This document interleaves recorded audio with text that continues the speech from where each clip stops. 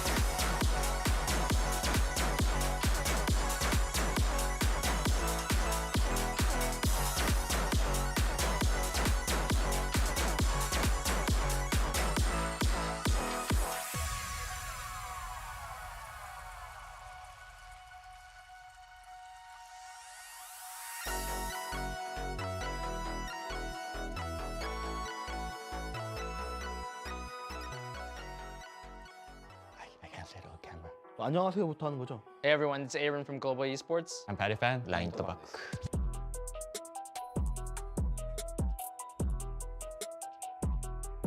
Last round against PaperX on map 2. If I get the kill on Davai, I think we get through the overtime and maybe we can qualify to the playoff. Gen.GE during the early half of the season. If we won against Gen.GE at that point, things would have been different for the whole season. 어센트에서 헤븐에 있는 카르페 선수한테 셰리프로 1대3 져가지고 이코스틸 당한 라운드. Not quite sure if he's. Oh my God, Carpe! 다시 한다면 와이드 피킹에서 죽이고 싶네요, 그 선수. プレーオフの T1 戦の3マップ目フラクチャーの相手がカルペ選手でプロと僕が生きてたんですけど、本当にわずかなコミュニケーションエラーでカルペ選手にすんごい強いプレーを出されて、なので結構試合が決まっちゃったかなって感じだったんで、あれはもう一度やりたい感じですね。リーグ通して少人数戦を通してしまう機会がすごい多かったので、割と全部やり直したいですね。トップシークレットですね。 Resetting mentally. You know, a little bit of crying helps. Hugged each other a little bit and then went straight back to talking about how we were going to win. If you're happy outside game, you'll be happy inside game. Our discipline, our communication. The coach has been telling us this since like 2 months ago. We've been focusing on just staying calm. We talk about the mistakes that happens against Gen.GE. Playing together more, playing off each other. Be more creative in the game. Adapt how they're playing and we can try to counter as soon as possible. 具体的にちょっとどこが変わったっていうのは難しいですけど、結構試合を見ればすぐ分かるのかなと思います。I think RRQ because we lost to them. RRQ or Gen.GE? Gen.GE. Gen.GE because we still haven't had our revenge. We just want our revenge. Secret? Secret. Team secret, because they got lucky. 타론. TLN. 탈론 안 나와서 이기고 싶긴 하네요. タロンと戦いたいです。 Zeta because it was really a close game. It's only one player that popping off and then he win the game for the team. I think we could have beat them. Secret Envy. I think EJ. I will wreck him in LCQ. 크루즈 선수. 다 이기고 싶죠. 솔직히 하면 뭐 한 명 뭐 꼽을 그게 없고. Jesse Vash?メテオ。 Zeta 10. Zeta 10. When he play against us, he really pop off and I really hope we can beat him in this LCQ. タロンのパティパン。 I personally got stomped by Petafan, so I want revenge. ゼータディビジョンの黒ピストルの 1v3 がやられたな。No one really. Everyone's kind of bad. Now we have a special surprise for everyone at home. Now, just like in-game, we have our very own night market. We're gonna have our chance to form our own very little vs.GE Pacific team with a selection of players. Now, obviously, the night market doesn't have every single skin that you've missed, so just like that, it's not gonna have every single player, so maybe your favorite might not be there, but let's find out. We're gonna go through role by role. All right, okay. I'm ready. Okay. Oh, boy. Okay. I wish I was first. You're first, but you gotta go for your boomer bros, man. I mean, but I can't pass up on Munyet. I mean, it's just you could, but you absolutely can't. I gotta go with Munyet. I'm taking Munyet first. Oh, so boring. Sorry. What's the joy of night market if not for surprises? Come on. I mean, normally I do go for the bad skins at night market. I think I'm gonna go with Cruz. I think that Cruz has had some really strong performances. The way that he was able to pop off over at Lock-In, we were able to see some of that form as TLN got into their group. I think that given the time that they've had and some of the IGLing off the shoulder, I think that he's gonna be in a really good position coming into the LCQ. So I'm gonna go with Cruz. All right, I'm gonna be boring too. I'm just gonna go with Sugar Zero. Keep it standard, right? Okay. Controller, I just want someone that's reliable, right? And then the rest of the team, I'll try to spice it up a little bit, right? Try to get a trophy-winning team here. Dang, initiators are stacked. Yeah, initiators are stacked, actually. Oh man. I'm gonna go with what I was originally hoping for though, okay? I was hoping that Flips would be here for the initiators. I wanted an IGL. We've also had times where he can frag out. He's pretty flexible as well across different maps. So I'm gonna stick with Flipstratter and hope that he brings a little bit of that, friendship magic from RQ into my team. Okay. I'm gonna go with Goddad because I think that he was one of, if not the most consistent players for Gen.GE. Their lost moments, especially in the playoffs, because we've seen what he's been able to do with Meteor when they are firing all cylinders, when they are on the same page. And I think that regardless of who I end up with a duelist, he'll be able to find that same synergy. So I'm gonna go with God Dead. So I guess you guys left me Envy. I'm gonna take Envy. I don't know how I can't. Envy's just been so consistent throughout the year. I mean, it's not just his fragging ability, it's his ability to be like the guy with his utility as well. So he's like the complete package. Pat? Oh, Pat's a massive flex player. Yeah, I mean, aside from RB, he's the biggest one. Yeah. Here, I'm gonna go with Aaron. I think Aaron's just really brilliant on both sides of the coin now. You know, it used to be, it was kind of, he was just a defender side at IGL. Now he's really, really good, I think, as well, the attacker side. So I'm definitely going with Aaron. I am getting my RP player. Oh, dang it, I was hoping to get the dream team back together. I cannot allow you to have Flips and Xero. It's not happening. I'm claiming him. I need that high impact frag. I need that flexibility. So I'm going to be going for Xero. I'm a little torn between two, actually, on the board here. One would be Pat just because of the Asian pool that he's shown. But then on the other side, I mean, 10 as well. Like, he's also really reliable. So I think I still got to go with Pat. Right. Okay. I already have a controller that's kind of safe and sound, and Sugar Zero, I want someone with that high impact, right? I've been kind of building up a pretty reliable core so far, so I want someone who maybe goes off the wall a little bit sometimes, but he can do it with any type of agent he wants, because regardless of utility, his fragging power is always good. It gives you a harbor player, and also now your team can go for a double duelist setup. Yeah, there you go. Yeah, double controller or double duelist. I can do whatever I want.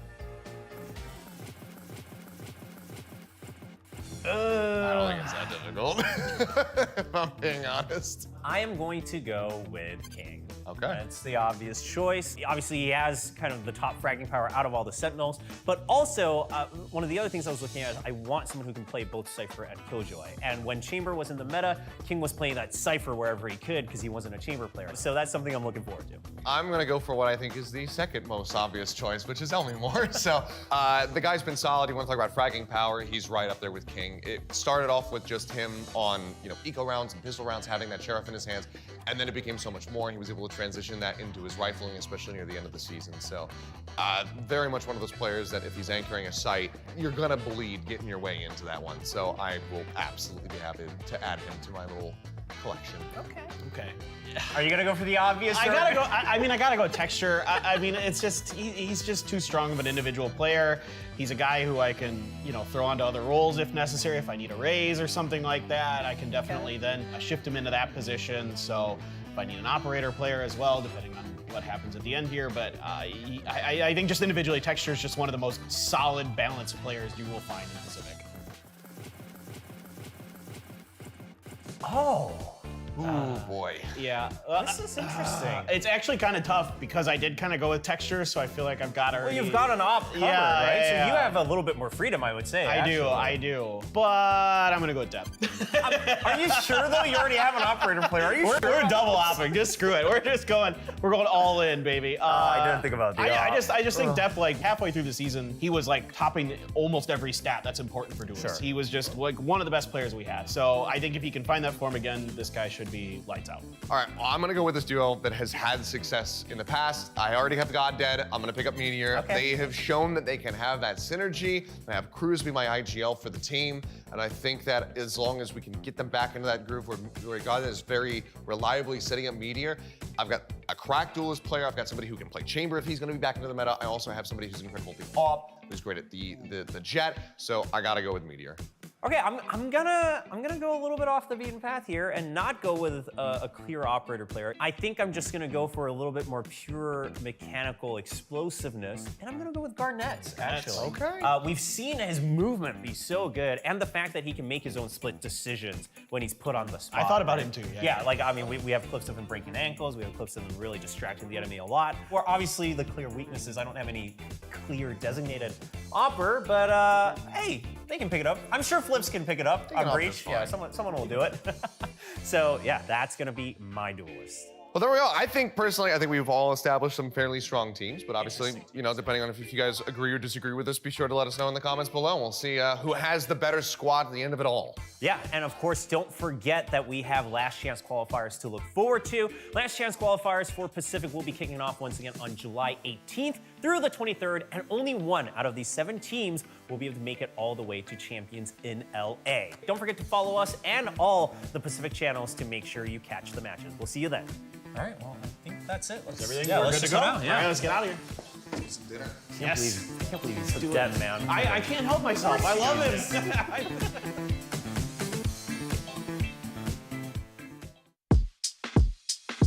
It's been a long, hard road talking setback after setback. It took me way too many years just to get back what I lost.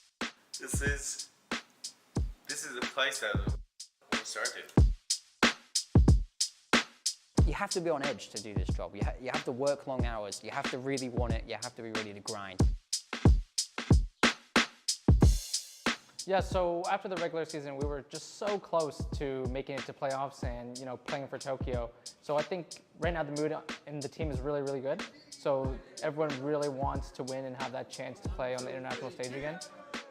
So we're very excited. And I think personally, I'm more confident now than I was earlier in the year, which for me is a really important feeling. First of all, we are going to workshop. So most of the things are the coaching staffs are always talking each other and making some plan for the players. So it's not just me. All of the coaching staffs are making some decisions. Everybody wanna know, I know. I think it's just everybody's efforts in the team, regardless of whatever happening or whatever happens. It's just the constant efforts, both from the players, coaches, from the management side, and everybody are just working towards one goal. So I think that is one of the biggest strengths. 일단 저희 팀은 다른 팀들도 그럴지 모르겠지만 가족 같은 분위기를 넘어선 것 같고요. 나쁜 거는 좀 친해지다 보니까 한 번씩 선을 넘는 경우도 있는 것 같습니다. So for us, the first thing, the mental thing is we are doing some performance coaches things, and also we are caring about their sleep patterns, and we're talking individually for the players and make some team meeting with them, and we're not hiding to the players about what is the plan like that. So we can just exactly giving them some purpose, and we make them to participating in the team, as a team like that. And then physical thing is most of the thing is depends on the player. Honestly, it's for players things, but we are preparing for them to feedback about really principal things or really really basic things that we can touching a little bit more, and about strategic things or whatever. We are just preparing for all of the things that we can, if we can win the LCQ, yeah. अभी जाऊंगा, I don't want to do more push-ups, तो top rank करूंगा, ठीक है? मिलते हैं.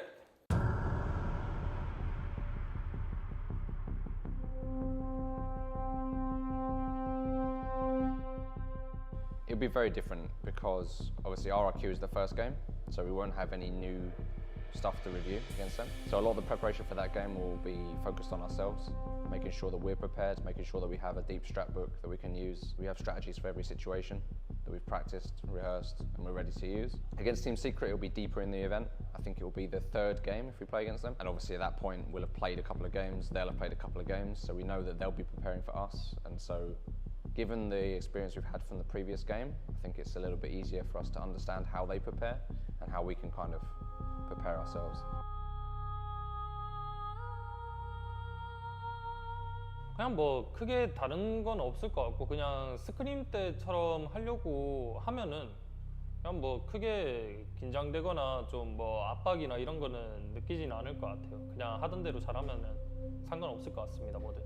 For me, it's no one is perfect or no one is the best at anything they do. Every given day, every moment in our life, we have something new to learn.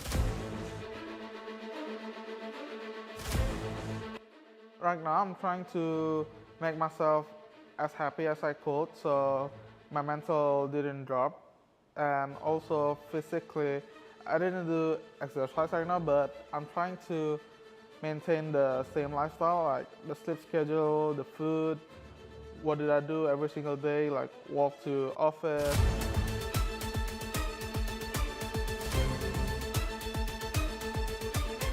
The last thing you want to do in such a diverse team like this is for me to come in and go, this is the European way we play Valorant. Across the pond, this is how we do it. And it will be so different to what they're used to, and then they're uncomfortable, and then it will take long to adjust. So we want to bring together the best bits of all of those different approaches to Valorant. We tried really hard to understand what makes each player so strong, what can make each region so strong, and really try and bring the best bits of that together.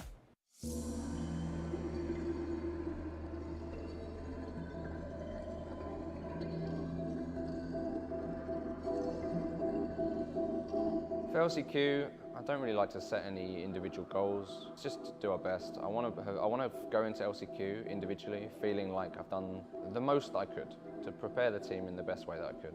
For the team, obviously, it'd be great as a goal for us to win LCQ and qualify to champions. That's obviously the goal. That's obviously what we're all looking for, what the fans want, the management want, the players want, and of course, what we want. Well, I think the fans should care about almost every tournament, and I think this tournament is even more hype and more important to so many teams than previously before. So only one team gets to make it out of every region. I think EU gets 2 because Fnatic won, but it's, you know, Champions is the biggest tournament of the year. It's the last big VCT event, and the storylines that lead up to this are very interesting.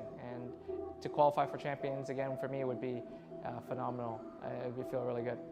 So as you all know, LCQ is finally here, and we're gonna play there, play our hearts out, try to get into Champions by winning the LCQ. Come and watch our games and support us.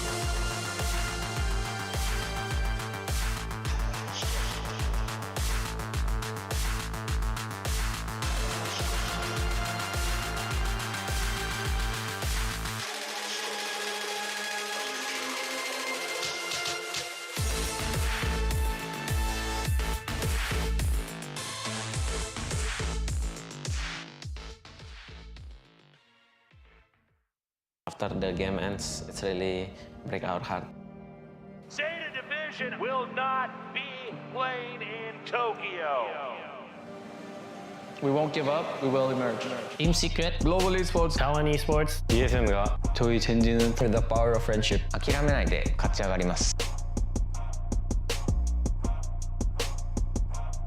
もう一度チャンスがある大会なのかなと思います。 Welcome back, everyone. We are live with day 2 of the VCT Last Chance Qualifier Pacific 2023. My name is Will Cho. I will be your host for the day. And joining me on the desk is going to be Quack and Paper Thin. How are you, gentlemen?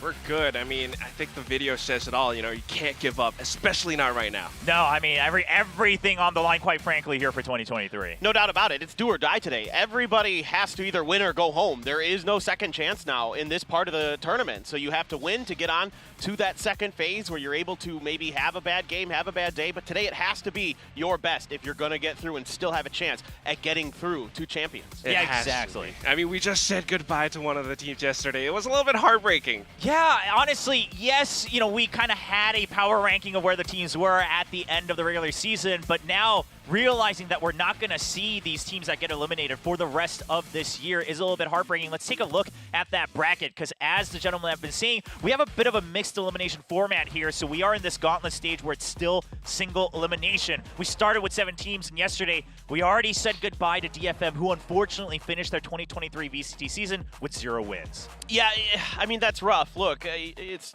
not something you want to see from any team. It is the way it is, and you know, even Crew on the other side of the world is able to kind of flip the script, but DFM was not able to do so themselves. It wasn't even kind of the performance I wanted to see from them. A couple 13-8s, right? It just wasn't what you wanted from them yesterday. I will say, though, it's nice to see that Anthem was stepping up, but that said, it is goodbye to DFM, and that's also what we have today, because Talon still is at risk of getting sent home. Yeah, so of course, Talon yesterday, there was only that one best of 3 as they were the bottom 2 seeds from the regular season of VCT Pacific 2023. Talon comes out with a clean 2-0 score-wise, but the play itself maybe not as clean as people had hoped after the break. Yeah, there were definitely a few mistakes in there yesterday from them. I mean, overall, I was fairly impressed with what they put together, but, you know, there were a couple wild rounds where you thought, well, this, you know, could have gone either way for either team, but a couple huge, you know, multi-kill moments from Anthem and Suggest and others, you know, kept DFM alive. But, you know, once Talon kind of got their foot underneath them, some good timeouts that really kind of changed the landscape of this match for Talon. So, look, they have some things to work on for sure, but yesterday was a good start. Yeah, I think I'm just going to chalk it up to, like, the new adjustments, right? Because first of all, you have Patty Fan coming back, and then just kind of swapping roles around with Cruz, the IGL, who used to play controller, now back to initiator. And it's a little bit different when you play these different roles at times, and maybe they need to adjust to it, but you can see that they have those ideas in place. You can see that they really know what they're doing sometimes, especially when it comes to certain clutch situations or some coordinated plays, like, for example, with the one time where Patapan actually teleported towards the backside of B on Ascent, and that was smart. Yeah, I'm glad you brought up Patapan, because they used to play with this guy named Pat. Didn't quite work out during the regular season. New guy. And now, you know, the legend Patapan is back here for Talon. For those who don't know, of course, just a name switch for him. But we take a look at the stats, and you know, you can just see, I mean, converting those first kills to wins, that's the most surefire way to get to that victory of each map, and we're seeing that's exactly what why Talon crossed the finish line. Yeah, and it's kind of, in a way, what you'd expect. I think Talon has just a little bit more firepower, a little bit more individual talent across the board on their team. So, particularly yesterday with the duelists, you know, we were seeing Zenfree and Soldom. Neither of them were super impactful on that role, and that really hurt DFM in the long run. They weren't able to get those opening bloods, get those opening trades, and Talon was often kind of catching them off guard. Even though, you know, DFM would set up these cute trap plays, they would try these neat ideas, and they would work a lot of the time, but their playbook just wasn't deep enough to kind of keep Talon off balance. Definitely not, and especially when Talon gets such a good read on them after some of these timeouts, especially with Boy as the stage coach coming in. You could see that based off the statistics, DFM still is a very structured team. They go for those objective plays instead, but without the kills, without that fragging power, Talon takes the lead. Yeah, and this is something that we started to see at the end of Pacific 2023, but then also obviously into Masters Tokyo as well, where it's like, okay, now every team, every region has upgraded so much. You have to be able to adapt mid-round. Mid-rounding has been the name of the game in Valorant this year. It's not just about, okay, do you have some cheeky plays and strat books? I mean, everyone's figured those out, and Talon simply seemed to be a bit more adaptable, a bit more flexible yesterday. Yeah, I agree. I mean, I think Cruz had a couple good mid-rounds himself. There were some changes that he didn't need a timeout for, but when the timeouts did come as well, Boy was able to, dig into the playbook, open it up, find some new strategies, find some new ideas to counter what DFM wanted to do, to dial up some really unique strategies like you're talking about with the Patty Plan, Omen stuff, really kept DFM off balance. So stuff like that was baked into their ideas, their plan for yesterday, really came to fruition.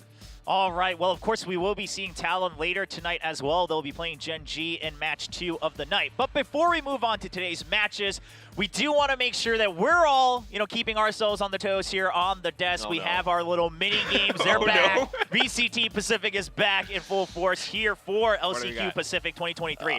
Today's mini game. Why is he so bummed out? No, I'm happy. I'm ready. Let's go. Are you not a gamer? I am. It depends on the game. Let's see. Wait. Okay. All right. So we've got a neat little game today where it's not only going to test your knowledge of Valorant and VCT, but also your searching skills. So we've got a little word puzzle. Oh, okay. Wait, I'm actually good at these. Okay. Oh, you're good at these. Okay. Well, I hope so. All right. Well, I'm an idiot either way, so good luck to me. All right. For those of you at home who don't know, obviously there's going to be a jumble of letters on screen. It is going to be in English, and then we have to find the designated term, and we'll see if these two gentlemen are able to find it as fast as they can. I believe we have a couple lined up. For those of you watching, you should try this at home as well. So let's bring up the first one on the screen and see if our two analysts are good at finding words on the page. All right, it's right in the corner of the screen.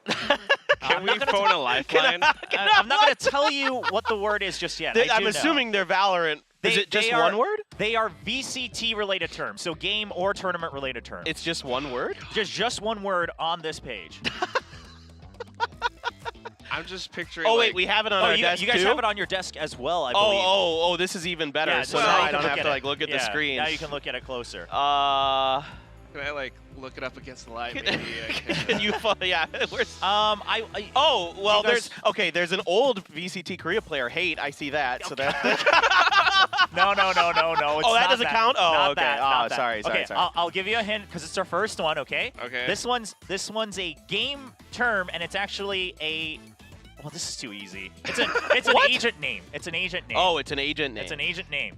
Oh. There's not too many agents in Valorant, all right? That narrows it down to quite a few. How's chat doing with this? Yeah, I'm curious actually how chat's doing. Because here's the thing, chat. It can go either horizontal, vertical, or diagonal. There's a direction. Oh, I see a lot of words that aren't Valorant related. All right, it's a controller. It's a controller. It's a controller? Yeah, so we've got what controllers do we have? We've got Harbor, Omen, we've got Brimstone, Astra. Omen, Astra. Oh, it's Astra. I see it. Oh, do you see it? It's right down the middle. Yeah, the A in the middle, down to the Yeah, A in the middle, diagonal down. Hopefully you guys all got it in chat as well. There it is. I found East before I found Astra. I found it's actually funny how many words part you of found. that. Yeah. All right. Okay, we've got a couple more. So now that we know how this works, all right, let's go to number 2. Let's bring that up on screen. Come on. All right. This one's a little trickier. This one's a little trickier? This one's actually a little trickier. I don't know if anyone in chat's gonna get this one. I will say we're most likely. I can't guarantee it, but we're most likely gonna see this term today on broadcast. Oh, what? Is it a map? And it can't be backwards, right? It cannot be backwards. It has to be either left to right, top to bottom, or diagonal left to right. Okay. How am I so bad at this? Ugh. Yeah, Are you finding any words at all? No. I'm like, no words at all. I find words, but they're not. I'm blind right now. Okay. You want me to narrow it down? Yes, sure. please. Narrow it down. It's a player. Oh, it's a player. So it's a From player today. name, which starts to mean that it's probably not an actual word. I'm like, don't we have? we've got names like we've got some crazy names today, right? Yeah. Yeah. Names on our Q, Global Esports, Talon, and Gen.G. I said we're probably gonna see them today. So the word probably means that it's probably a player that might be subbed in or out. I'm trying. It's usually Eco? playing. Ooh, where'd you find him? Somewhere down the middle towards the left side. Are you sure you found this? Yeah, he's just making it up. No, you can see it. It's left to right, right? Horizontal. Yeah. Horizontal. Left Do you side. see it? Bottom to top. It's the fourth. Oh, I row. found it. Yeah, Eco. All Yeah. right, let's highlight it on the We got screen it. for everyone at home Yay! as well. There's Eco, of course, plays on Gen G. We'll see if he's going to show up on the starting roster All right, today. one more. See how he does. Yes, last one to see how our analysts do. Oh, Quack's already. Wait, what? Flashed in by accident.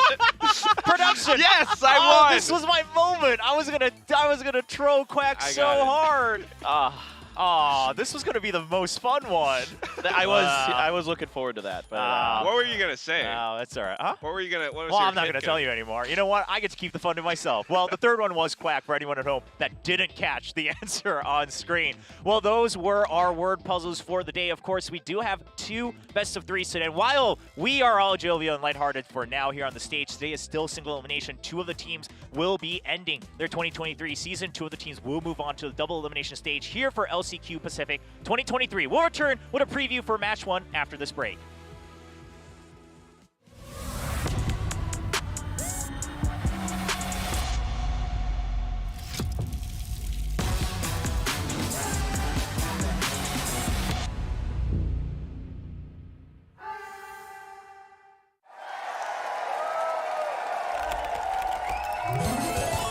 Red Bull gives you wings.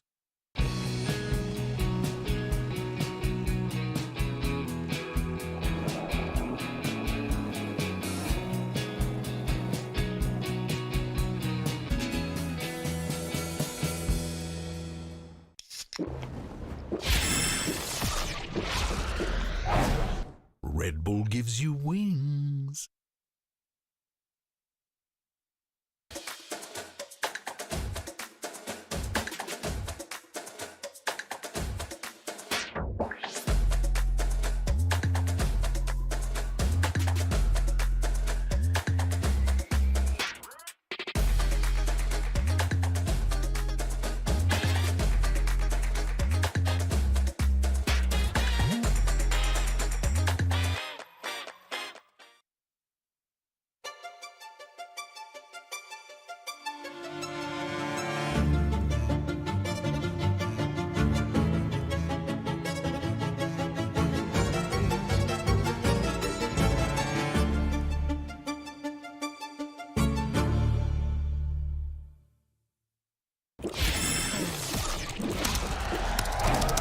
Red Bull gives you wings.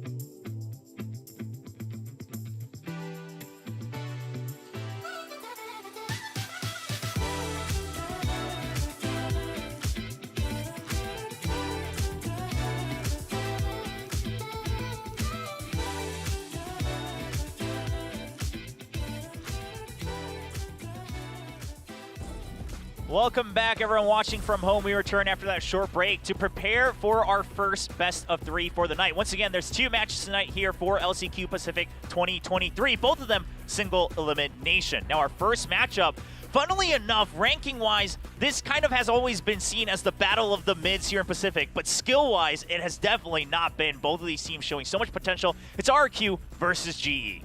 Yeah, I'm really excited for this match. I think these are 2 teams that a lot of people think can actually win this whole thing, can actually make their way to champions in LA in August. So this is a really heartbreaking match in a way, because both RRQ and GE showed improvement throughout the season. They showed new ideas, you know, with different problems that they had to face, different adversities they had to overcome with GE, like getting the players here, getting their visas approved and those kind of things. RRQ changing languages, you know, trying to just get everybody on the same page throughout the rest of the season. And but there was improvement on both sides, so I could see this going either way. Yeah, of course. We're taking a look at the starting lineup here for RRQ. We've got Xfero, Elmimore, Flipstarter, EJ, and Emin will be playing first. Now, we have seen Emin and 2GE kind of being swapped in and out, but it does look like at least for map 1 today, RRQ fielding Emin on that roster. Yeah, I mean, these are teams that really have shown a lot of improvement. They have a lot of star players, and yes, Emin, 2GE, sometimes they swap them in and out depending on the map, whether it's the initiator role, the harbor at times for 2GE,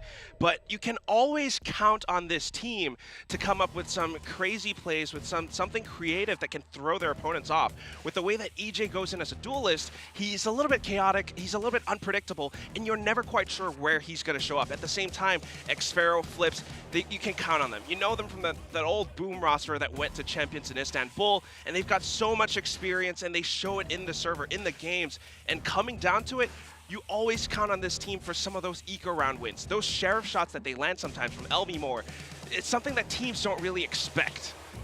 Yeah, and I think this is a team that pushed a lot of our best teams in the league to the limit. And so this is like, they were so close so many times, you know, talking to Ewok behind the scenes, he's like, we're just so many few small mistakes away from being one of the best teams in Pacific. We just need to clean those up, and we can definitely make our way into champions. So I'm looking forward to them. This team as well. A very similar story, to be honest. Absolutely. I mean, again, we talked about it before, but taking a look at the global esports roster, the starting lineup is going to be Texture, SK Rossi starting on that 5, Aaron as IGL, then we've got Batsi and Magnet, and both of these teams, two teams that had to overcome the whole language barrier, right, in their comms, figure that out, bring together different regions, or different countries rather, into one team. And global esports maybe had a bit of a slower start than RRQ, but they started to really shine towards the end of the season. I mean, a little bit so, because at the start of the season, they didn't really have SK Rossi and Lightning Fast joining them, but then they did, and that's where we saw that sudden surge of confidence and how they managed to give a boost to their fragging power. Again, this is one of those teams that's really interesting because it kind of starts out as this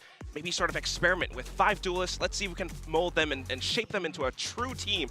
And they actually start to show signs of that. There's so much potential in how they can frag out. But that said, despite a lot of pistol round wins, a lot of first round kill wins, they can't really always convert them into full round or perhaps even map wins. And that's something that you have to worry about, because sometimes it's a bit of a mental game. Sometimes they don't have all their bases covered. Yeah, I mean, with this team, Paper, then I want to ask you, because obviously in terms of pure fragging power, they've all kind of shown their moments, and Aaron has been shining more and more as an IGL, but where is it that they're missing that 2% or maybe even 5%? A little bit of coordination, and so I had the opportunity to sit down with Spin during the offseason, have a dinner with him, and really kind of pick his brain about what they thought they could work on. And it's just little things. It's just getting on the same page, you know, getting everybody thinking the same way, because when they had to wait for, you know, SK Rossi and Lightning Fast to make their way to Korea, there was some confusion about who would be playing what roles. And even when they got here, there was still some confusion about, would you be playing Texture on the Duelist or would it be SK Rossi, things like that. So now that they're able to be set in their ways, now you can see SK Rossi, you know, calling for plays, working with the other players to kind of get himself set up better, hopefully, to be more impactful, you know, be that superstar jet that we know he can be, or duelist, whatever role he's going to be playing.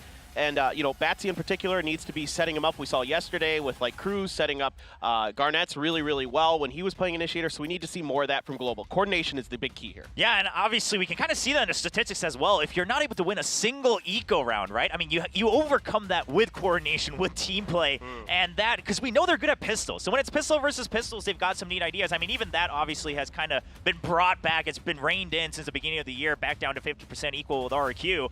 But if you can't overcome the pistol against full buys, then you're never really able to recover from the back foot. And that's something that you have to worry about, something you have to think about too, because now that this is 7.0, yes, we don't have Deadlock yet, but there is that Frenzy change. We always herald Aaron as this Frenzy god, right? But the Aaron nerf. It's just a tiny little bit. You could still be able to, you know, come up huge with the Frenzy if you're at close range, but that's something actually you have to think about. How do you set your players up for that pistol round win now? And then how do you convert that into even more momentum, even more round wins?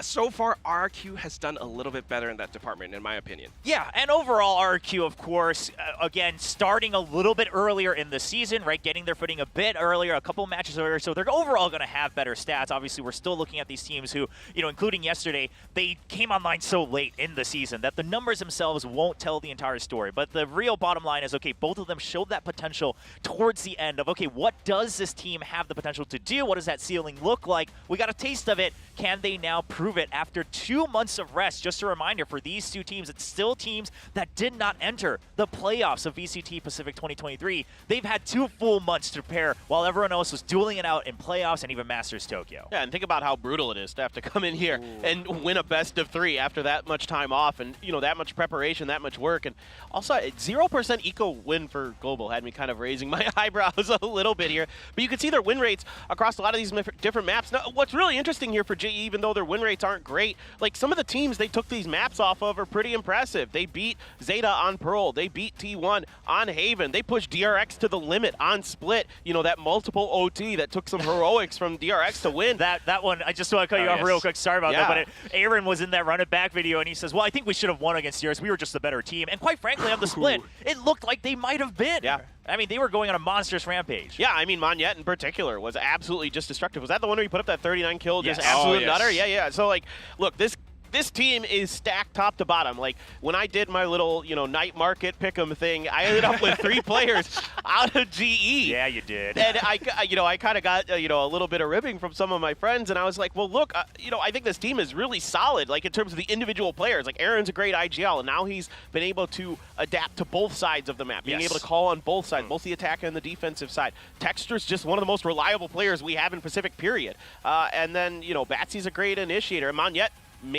I think he's the best controller here we have at LCQ, and you can now, we'll see how this all goes, but who knows, maybe he might be up there with Mako in terms of the players you're talking about as like the best controllers in Pacific, period. I mean, absolutely. He's definitely proved himself individually on why there was so much hype behind him, and even with the role swap here to the main controller of the team, he's really been holding down that line for Global Esports. I mean, that's the guy that we always talk about. It's not Monday, but Monyet Mondays were a thing that we coined because of how crazy he is, especially on certain maps with a lot of tight corners, and he knows how to hide on them with shotguns, and sometimes, teams don't really expect that. But I think a team like RQ, on the other hand, though, if they can get the head start, if they can get the jump on Global Esports with some of these plays, with EJ going into some crazy spots, Global is going to have a tough time adjusting. Let's talk about EJ a little bit, right? And let's talk about the comparison here between these two teams, because we have 2 duelists that we've always put the spotlight on during the regular season as well. EJ versus SK Rossi, and of course this puts a lot of pressure on them,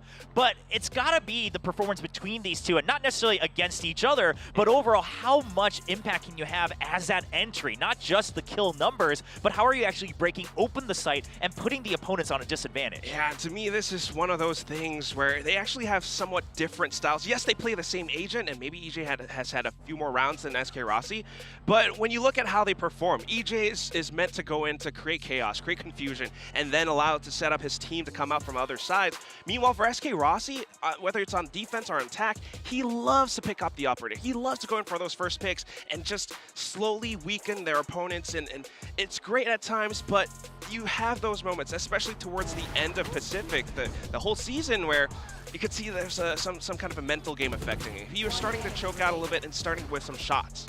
And I really like that we're highlighting both these players, and what you're talking about to build off of that, Quack, is that there was some shakiness between these 2 players on both of their respective rosters. These weren't the superstars on their teams, on either of their respective teams. So they need to step up. They need to be a big part of the, the reemergence or the resurgence of these 2 teams if they're going to get through and beat either, whoever they have to face next, whether it be Team Secret, Zeta, etc. down the line to get to champions. These 2 players have to be huge. Like, they got to start, like you're talking about, opening up the site. They've got to be playing with their team, so I need to see better coordination, especially from SK Rossi, working with Batsy, working with those setup plays, calling for the plays himself to make sure he's got some bailout if things don't go his way, and he's got to be cleaner with the ops. Sometimes even individually too, I think, because you could see SK Rossi going off on his own sometimes to find some first picks, and that's the thing. Don't get me wrong. I love SK Rossi. I love Global Esports, and when he is on a roll, he finds those wins for Global Esports. They win off of his back. He needs to be able to put himself in that mindset to come out huge today. But if you can't, then, you know, that's where RRQ, you know, they look a little bit more stable in that respect. Yeah, and of course, I think the other big question for me is meta-wise, we've seen a lot of teams across the world starting to experiment with Double Duelist on more maps, right? But neither of these teams really used to that. We did see Manya pick up that raise towards the end of the season, but neither of them really relying on that format as much either. So how can they really deal with just having that singular jet across most of these maps? You really have to set them up for success. This is what we're talking about here on the analyst desk. Well, we've broken down, okay, what we think the strengths are, the weaknesses are, but how do we think these teams will actually face up against each other? Let's take a look at the predictions from all of our talents here at VCT Pacific. And I believe most of us were on the same page. Yeah, I mean, this was a really tough choice, though. This was not an easy one for me to predict, and I had to go that I think right now RRQ is just a little bit deeper, a little bit more coordinated. You know, behind EJ, they've got, you know, X-Barrel, Flips, so many good players, Elmi Moore as well. So, like, when the Duelist falls, I think RRQ is has a little bit more recovery potential. Yeah, I mean, just listening to that voice of reason, right, guys? Based off what we have seen from Pacific, RRQ does look a little bit more stable. Global, they have choked a little bit, but that's the thing. We don't know how much they've improved since the off-season. I actually do think it is a big toss-up, like what Paperthin's talking about. RRQ, maybe on paper, they seem a little bit better, and they have thrifty round wins. They can be really strong. But you never know. Maybe Global has really gone back to the drawing board. They fixed their mistakes. Yeah, I mean, that's the thing about these two teams is that we all believe that the potential actually might be similar for both, right? In terms of the absolute highest ceiling that each can reach. They've shown glimpses of it. It's just that during the regular season, we've seen a bit more of it from RRQ. And I do want to note, we're looking at the, I guess, waiting room here for the players, and Texture does have to put his jersey on at some point if he wants to play on stage. Nah, just wear the Bumblebee shirt, you know? but those are RQ colors. He's a spy. Oh, no! Oh, no! But in all seriousness, the thing is, the imposter. The thing is if either of them play out their potential and the other doesn't, then it's going to go either way, right? Exactly. I mean, there's a very real possibility where maybe it's Global Esports and they just absolutely smash through RQ, and maybe the same for RQ as well. However, if they both play at full potential, then we go to map 3 and maybe it's a toss-up. Yeah, it's so hard for me to like decide because I don't know who's going to be coming in here and just feeling better today and who's going to be maybe calling a better game. Is Flips going to be more dialed in? Is Aaron going to be so well prepared that he's just going to call the game of his life here today because they've had so much time to prepare? They're great with prep, both of these teams. I'm truly befuddled as to who to pick. I mean, for me, it was like 51% versus 49% with my RRQ versus GE prediction here today. I'm the same way, honestly, because that's the thing. There's so much potential for these two teams. You love to see them. I want to see them at Champions LA. Yeah. But you're never quite sure, and that's why I think you can be really prepared, but sometimes it does come down to that bit of a mental game. With these two guys, you know, the one who's a little bit more mentally strong, mentally prepared, that's the one who's going to come out on top. And in the past, it has been RQ, but for Global Esports, if they can do that today, you know, it is one shot, one elimination. If they don't let that get to them, they could come out on top. And this is so brutal here for the beginning stages of LCQ Pacific, right? We've got these 2 rounds of single elimination, and we keep talking about, okay, well, we've seen the potential. Who knows what they've been cooking for 2 months? But if you lose in that first best of 3, we don't get a chance to see it until next year. I mean, we talked about this yesterday on the cast, right? It's completely brutal the way that this is set up, but that's the nature of competition. Eventually, you're going to run into a do or die, no matter where you go. It is a bit awkward to come from, you know, basically 2 months off to this moment where you play a best of 3 and it's either win or you're done for the rest of the year. So, look, you got to bring your A game here. GE, they've shown that under a little bit of pressure when they had to win or, you know, go out, they were able to pull something out of their, you know, play a, you know, pretty good game. But I'm just, I'm truly lost with who I think can win today. Yes. It was such a difficult prediction. Yes, no, I totally agree. I mean, even for me, I would say maybe I lean a bit more towards RRQ, but I also just seem to like their style a bit more. I always have, even during the regular season, and there's stylistic differences. But then the more I thought about it, and quite frankly, the more I watched some of these like pre-LCQ interviews from Aaron and some of the other players and their own team content as well. I know Aaron's obviously just trying to buff himself up, but at the same time, I'm like, oh, actually, this team is really good. Global Esports is a really strong team. Yes, I mean, Aaron has been talking about how he's going to feed off the hate and all that. That just shows how strong he is, how mentally prepared he is. but my favorite's going to be SK Rossi. I mean, this is such a lovable guy. If he can really shut off all that mental noise and come up huge today, I really think Global, if they make it past this first hurdle, the rest of LCQ is going to be a breeze. I mean, now that you've put that, I want to ask you, do you think either of the teams that win in this first match, they have the potential to go all the way to the end?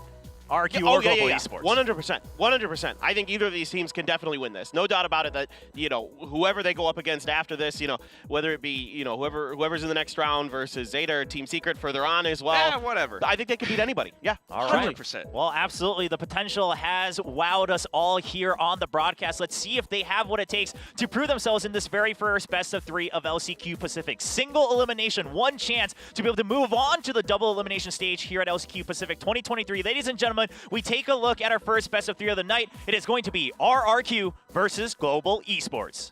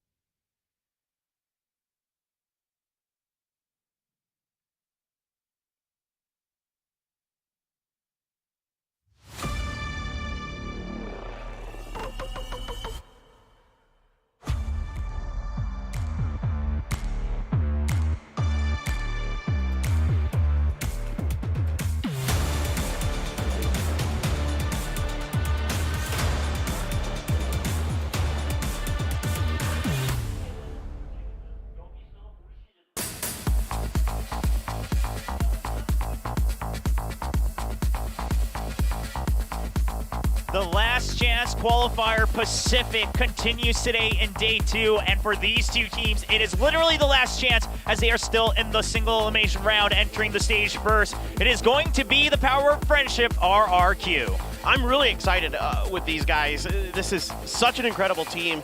Top to bottom, just really, really talented players. These guys were so close to beating so many good teams. We talked about the DRX one, but a ton of other teams along the way. The last time they played GE was insanely close, 13-10, 13-11 across the 2 maps. So, look, this is going to be awesome. It's just who's going to come in here and step up today? Who's going to be bigger? And I'm really curious if EJ can bring his A game. Yeah, we'll have to wait to find out. They do look ready to play on stage, and their opponents looking just as menacing, if not more. It is going to be Global Esports. Definitely a little bit more, and SK Rossi's got his pajama pants buff on. I mean, it's already shaping up to be a good day, and yeah, Paper Thing was right. I mean, thinking about these two guys, they have faced off before, not once. I mean, just in Pacific, sure, but also in Apex Stage 2 last year, so there is a bit of a rivalry, and in recent times, it has been RQ coming out on top. Can Global really fix their mistakes and come up huge today? Yeah, Global Esports and RQ, both of them, they had some very strong showings, but also glaring weaknesses. And the question is, who's basically brushed it off a bit better in the past 2 months? And of course, heading that entire process are going to be the coaches. We've got Ewok and Eraser from RQ and Global Esports. Yeah, 2 great coaches. Eraser with a long history here in Korea with Damwon and others, giving each other a hug. You love to see it. You gotta give it as well, because again, this is going to be, well, first of all, it's the last time they're going to face off against each other in VCT 2023, right? You win, you move on, but the other one's gone from the season, from the year. So obviously a heartbreaking match for these 2 teams as well, but once you go into the match, everything's on the line. But does that hug give the RRQ power of friendship up over to RRQ? Oh, no! Paper Thin's onto something. Okay. The friendship. Who's it really for? No, but it's kind of nice. It goes full circle because they met somewhat halfway or towards the end of Pacific, and then now coming into this, their fates are in each other's hands. Yeah, absolutely. And both of these teams, I mean, they were kind of teetering on the edge of maybe making it to playoffs. And RRQ, they technically still had their own fate in their hands up to that very last match against Paper X. But both of them, they always had to wait for the other match results. But today, it's just do or die. If you win, you move on. You still can control your own destiny to get to LA, to get to Champions, where it's going to matter most, where you can leave your mark for 2023. But if not, you will be forgotten as one of those teams that did not ever enter an international tournament of Masters or Champions in 2023. Exactly. It's impossible to understand or describe the pressure that these players are under unless you've been in that situation. So there's tons of veteran presence on both of these teams. It's not like any of these teams or players are strangers to these kind of moments. You know, with the Boom Esports players or the old, Damwon Kia, Botsy's been all over the place with Crazy Raccoon and other teams, on Slayers last year.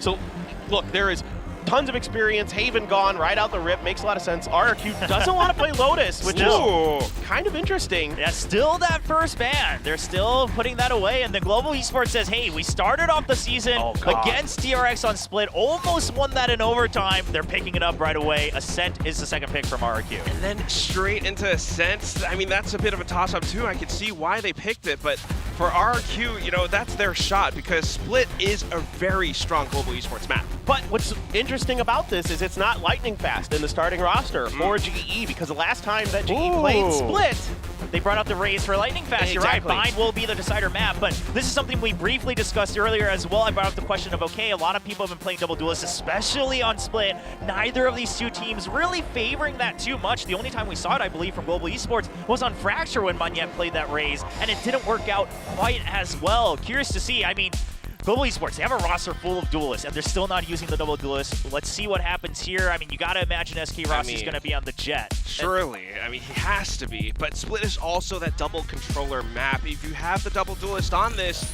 can you really show us that firepower and give us what you've got? I'm saying Texture's on the Raze. Yep. Texture back on the Raze, all right, back on the duelist, and we're actually seeing Emin on the Raze as well. Wow. Who needs Sentinels? It's a mirror. Is it, or is there an Omen instead of an Astra? I will have to double check. I do believe it was still double controller, but this is actually quite crazy because we were talking about the potential double duelist, okay, you can kind of see it coming from Global Esports, but Emin jumping over to that Raze. It is the Omen for Xpero, so he has a little bit more autonomous movement than he can make, be able to play a bit more aggressive with that paranoia, so they have a bit more trap play, setup play potential here for their duelist. But at the end of the day, all eyes on EJ versus SK Rossi, and then of course Emin versus Texture. I'm still a little bit worried. I mean, yes, Emin, Texture, you can see the strength that these duelists have, but Texture has shown to be a little bit better before. And then you also have to think about Magnet on that Astra, how sneaky he can get with his Nebulas. We'll have to find out. This is the map where Magnet put up the monsters, 39 kills. Can he do it again today against the opponents of RRQ in the single elimination best of 3? We find out in map 1 of Split with our casters, Achilles and Baseless. I could not be more excited to go into this match. Obviously, we saw many of the casters voting for RRQ here, but it was not an easy choice. I think this is going to be super close. I think we're going to be going to map 3. Yeah. It should be epic. I mean, that would be very much in keeping with the last time that these guys played against each other, as the desk was kind of highlighting. It was very close the whole way throughout. No one getting an easy win. But having this split right off the rip, RRQ, they have to anticipate that Global were going to lunge at this map pick if it was left open. They still don't want to play on Lotus. We haven't seen that from them. They've been banning it in every single series, basically since around week 3. Splits and RQ need to show us something good here because we know how strong Global can be on this map. They were able to take TRX into a double overtime, 17-15, maybe that's a triple. I'm not trying to do math right now. Either way, it was a damn close map, and that was at the beginning of the season, and they have only gotten stronger since then. We haven't seen either of these teams in quite some time. Narrowly missed out on the playoffs here, Tasteless, so how much improvement has there been in the downtime? And we've got to mention here, there is so much at stake. This is truly do or die for the whole year. So, I mean, whatever the best strats these guys have, they're not pocketing them for later. They're going to be bringing them out right here, right now, as everything is on the line. RQ first here on the attack, as the disc was also kind of touching on. No Sentinels on either side. Typically for Elmimore here on the side of RQ, we would see him running things like the Cypher, like the Killjoy, which we saw from him the last time that they did play this map. Monyetno getting the spot, tucks around the corner. Flashing in hand, but the Frenzy will be able to take it. Emin coming up with that elimination as the paint shells goes flying. Monyet already dropped over here, so they're going to try to come in here and pierce into B. It looks like it should be an easy spike setup. Avery comes around the corner, taking out E-Man. Dash back from Rossi. Little bit of damage down. Cloudburst sent. Spike still not planted, but time to play with here. They do have that man advantage. A little bit of damage in, and had the trade happened, maybe it would have been possible, but it's going to be RQ taking the first pistol for themselves. Beautiful double teaming there at the very end. RQ getting that first round win, and we're going to see how much momentum they can carry with that, or if Global Esports is going to be able to fight back and start to maintain tempo. One of the things that has been, I think, the most surprising given the compositions that we're seeing, because this is basically the same comp that we've seen the entire time from the side of Global Esports, but it's the difference in who's playing what. We have Bazzi coming out here on the Viper, something that we do not typically see from him. Normally, he is the one playing Sky in this situation, and Aaron is going to be running that Viper, so definitely some changes. Textures well going back over to this Raze. It's been quite some time since we've seen it, because normally we would have him on the stage as well.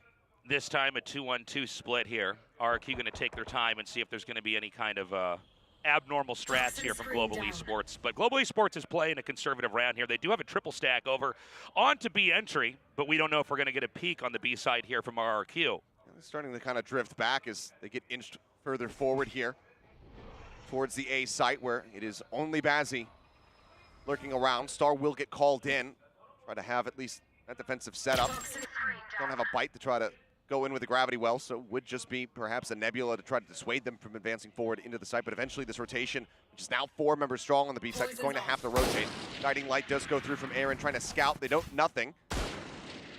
And it looks like we've got Bazzi going to pull away here, just go a little bit further back. And it's going to be Global Esports here trying to set up for a retake, or at least an interruption here at the spike planting. See what they opt to do. I expect that even if they do just make the call to try to go for the 5-man, death to the spike, that they probably aren't going to be able to get away with that one. As Emin looks like he wants to get up into their faces, swaps over, hands the Phantom over to Xpero. In case that he does die, doesn't want to be able to pass that rifle over. Jump out of the smoke spray, but Monyet going to be able to come away with one. Xpero, however, looking to hold down the site, also going to fall. That could be a weapon recovered now. Yeah, bit of a trade out there. Now it's a 3v3. Good cover, Texture unable to find value, and the spike is planted for Heaven, so positioning still going to be very good here for the side of RQ. They lose one of these rifles to make sure they don't lose anything else. Bazzi now going to be taken down. It's all on Aaron. He can just stay tucked here into the back, make sure that he cannot carry this Phantom forward into the next round, deal that economic damage, go down to the spike. Yeah, not a terrible round there for Global Esports. You try to get done what you can get done. They do get 2 kills.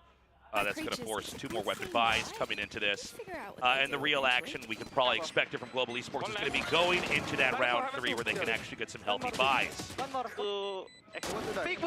Let's see if this is going to be the time when they can really turn the pace around here, pick up a win going into this bonus, or if that conversion can come through from the side of RQ. We see Xfero potentially going with this Judge on the attack. Curious. As it's going to be double Judge, actually. I was going to say, yeah, normally you'd see Emin, having that raise, being able to just flash back forward, be the one that has it, and he's just completely full flash. Rossi up over the top, finds one, but will get taken down before he can exit safely back into Heaven. That's going to be the man advantage now here for the side of RQ. RQ with a beautiful execution here over onto A. The spike is going to go down by Pillar, and things are looking pretty dire right now for Global Esports here. It's not impossible, but they're going to have to get that first pick and try to get some kind of an entry. That Judge is still here, though. Holding this corner, so very deadly. How do you really try to breach this position? And of all people, when you got EJ on that too, he's so clutch in these moments. Back away, Xfero dodging out on that Nebulous. Not going to be able to get the stun across. Shots flying from Elmimore, normally very clean with the Sheriff. A little bit whippier this time around. Gets cut down. Now it's all on Xfero. It's all on the Judge to confirm his position. Trying to flush him out. He eats so much damage. He's so low. Down to 7. Vulnerable as well, but still could very well come away with this one. Bazzi spotted and Xfero gets it. A triple kill to get the clutch and bring RQ to 3. That was nuts. Perfectly done. Something like 7 HP back there, but he gets those connects, gets the kills, and we're starting to see these wins snowball. It's going to be a very, very tough round 4 coming forward here for Global Esports, but take a look back at this moment. I mean, one shot to the pinky toe of Xfero and he's dead, but he manages to clutch it. Xfero's been in those narrow clutch scenarios so many times. I mean, the one that denied them access to the playoffs was him remaining with just his opponent having 13 HP. This time he's got 7, and he's able to come up with the goods to get the round win. Vi still in though for the side of Global, so still plenty of firepower, but the cash is not being built up, so they need this to be a fairly clean round, and that's a great start as Money Yet will find Emin on the entry. Yeah, they haven't actually managed to breach his position yet. They do have Rossi doing a wraparound, but it looks like they may end up, RQ may end up actually seesawing back over here towards mid. They get the days confirming that Xfero's still going to be in there. Of course, you don't want to push it because you know he has that judge. You know, they could slip right into A if they wanted to, but it seems like instead they may end up pushing up. Oh, there it is. EJ gets that kill on Bazzi. Whippy playing off the rope. Bazzi unable to come away with it. Ends up getting taken down. Gives them a bit more wiggle room here, but the spike still not in a committed position. Still dropped outside of Ramen, but this wraparound from SK Rossi all the way through the attacking spawn could prove to be very dangerous here for the side of RQ. Yeah, if Rossi could spot this, it's going to be huge. Here's the footsteps. He's got it. All right, yeah, we missed it, but Rossi got it. And then that's going to be a bit of a trade out. 3 versus 3 right now. 30 seconds left on the clock. Spike being brought forward. One in backside, one in the alley. Just around the corner here is Aaron, but will he be ready for Elmimore to be up top? Yeah, we got Monyet back here. If he can get the drop, he could really curb the progress here onto the taking of the A site, or B site. Not getting the sense that there could be somebody above him, and Elmimore manages to flush them out. 10 seconds 10 seconds remaining. The plant coming down. Texture not in a position to try to interrupt this. Doesn't have the paint shells either. Texture needs this so badly. Oh! He's not going to get it. Elmimore, a triple of his own as RQ will move up to 4, and that certainly breaks the economy here for Global just a bit more. Yeah, RQ is running away with the first half here. Global Esports, unsurprisingly, pumping the brakes and calling for that timeout. And they need to really figure out what exactly is going wrong. How are they going to recalibrate? Is it a matter of their strategies? Is it a lack of communication? Is everybody truly moving in lockstep with each other? Well, right now, it's just RQ having all of the answers, just a little bit more clutch when it comes down to these moments, and we're just not seeing them be able to get over the line on the side of Global. We'll see what Spin is going to be able to say to them, but of course Ewok as well. I'm sure some praises to be sung, but also some criticism to give. Make sure that they're, not allowing for somebody to just lurk their way all the way through that attacker spawn and camp the spike. They were able to deal with Rossi with relative ease after the initial kill. It's important to note here, we've had actually several very interesting rounds, and that it really could have gone either way. It wasn't these one-sided, purely strategic victories. A lot of it was clutch tactical moments here from RQ, and so that's got to be a little intimidating here for Global Esports. A lot of times when you have two teams that are this close, maybe 3 or 4 rounds in an entire series will come down to, okay, who really handled it better in the 1 versus 1, the 1 versus 2. But so far, RQ is clearly showing more confidence with that, so I'm hoping to see Global Esports pull it together here and try to play a little bit of a better half. See if we can start with a thrifty victory. Would definitely be a good way to get some momentum going, get some wind in their sails. Rossi, it would be nice if he could get some picks, but unfortunately he's on the wrong side of the map, and so this is going to come down to some pretty inferior weaponry to try to hold the A site here as RQ is going to press forward. We've seen how much damage rather you can deal with these sheriffs. Most bought pistol back over at Masters Tokyo for a reason, and that's kind of showing why a bit. Spazzy is able to find one. EJ quick to trade it back though. Yeah, he's not quite able to line him up, but Texture's going to be good for one. Up over the top of the box, and Texture finds a second. Yeah, Texture making up for Romania had failed. Aaron's caught going for the jiggle peek, but now they know that Elmimore is going to be looked forward here onto the site, and they have the spike. So it's all about where is Xfero. Oh man, Xfero. He's got the gun. My God. Just going to be pulling back away. Oh, the timing on this. Spike now snatched up. He's going to wrap around. He's ready for it. Finds one. Showstopper now. Being set, but SK Rossi is right there ready for him. Catches him, and that is the thrifty coming through with Rossi as the last man standing. A massive round here for Global. I was talking at the start of that round about the fact that Rossi's on the wrong side of the map, and maybe he won't be able to get it, but it ends with him actually getting that first round win. A much-needed one, a thrifty victory. as things are starting to get a little bit more spicy in map 1. One enemy remaining. Last. And of course, the global cheer squad always here to support the team and get the crowd going. Something at last for them to actually root for here. It's going to be 3-3 regarding these ults so far. Walk up there coming through as Showstopper is pulled from M and just gets completely caught within the gravity well. Elmimore, however, will find Bazzi, shutting him down, dropping that pit. Elmimore going to be traded back. All right, we've got a potential drop down here onto B. Rossi checking garage. There's nobody there. Whips the shot. Not going to be able to find that flick, and Emmons right up on top of him with the judge in hand. Gets the spot on the shoulder there of Texture as well, so knows that he's pulled back into garage. That brings us now into parity with a 3v3. Emmons as well just saying, well, I'll take that, operator. Right, Global Esports definitely taking their time here. And again, we talked, on that break, it's going to come down to these clutch moments. It could go either way. Is this going to be a moment where they can pull that off? Beautiful escape there from Xferos. He's going to disappear. Shroud stepping away. Still does get dazed up just a little bit there. Looks to play anti-flash, but as he turns back around, Texture's just staring at him. Puts that gun through, and that's going to be a leg shot on the Texture. Not finding the kill, and he's just has his attention drawn, spotting just the shoulder, pushing through that barrier. The cleanup comes in, Op is going to be recovered. That's 3 members still standing here as Global will be able to string together a second round. Yeah, the comeback is real here. Global Esports is stabilizing. They are getting those clutch moments off here. And, a huge win there. This is that momentum. This is what they need. Building up as many as you possibly can, and not allowing for that 4-0, or that 0-4 start, I should say, to really work against you mentally, but there's still so much more work to be done here, given that they are on this defending side. Typically, even though, yes, with the changes, we have seen some teams be able to come away with some really strong attacking halves, you still kind of expect that defensive side should have a little bit of an edge.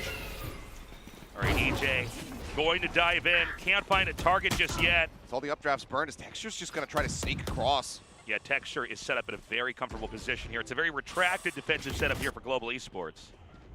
And they're going to be kind of ready for a very good surround. This is going to proc the Viper's pit.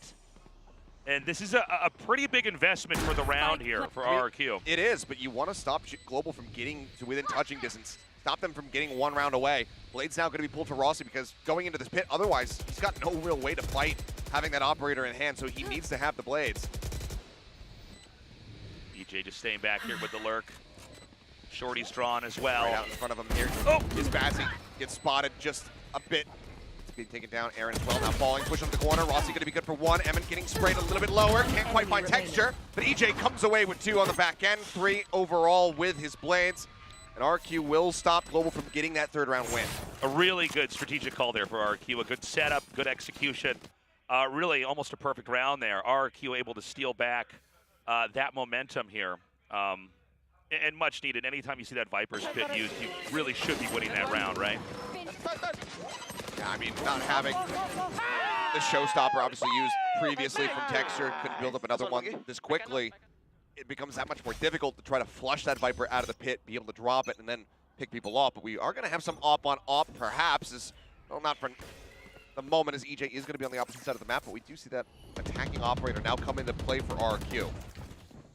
All right, a little bit of probing over here into A heaven, but not a committal. The spike is still right now down in sewers. Oh, what a shot from Elmimore.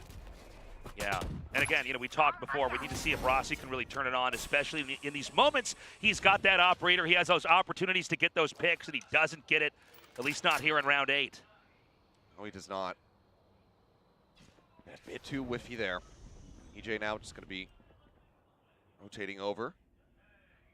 He'll join in here with Flipshider swap over so he can play entry.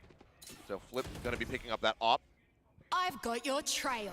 EJ now Vandal in hand. Seeker's going to be sent out here by Flipshider as they go for the Gravity Well Paint Shell combo to try and dissuade anybody pushing forward through main, but nobody is. Texture in the meantime now, op in hand, and this is going to be the mid-event pivot actually, cutting across now towards the B site.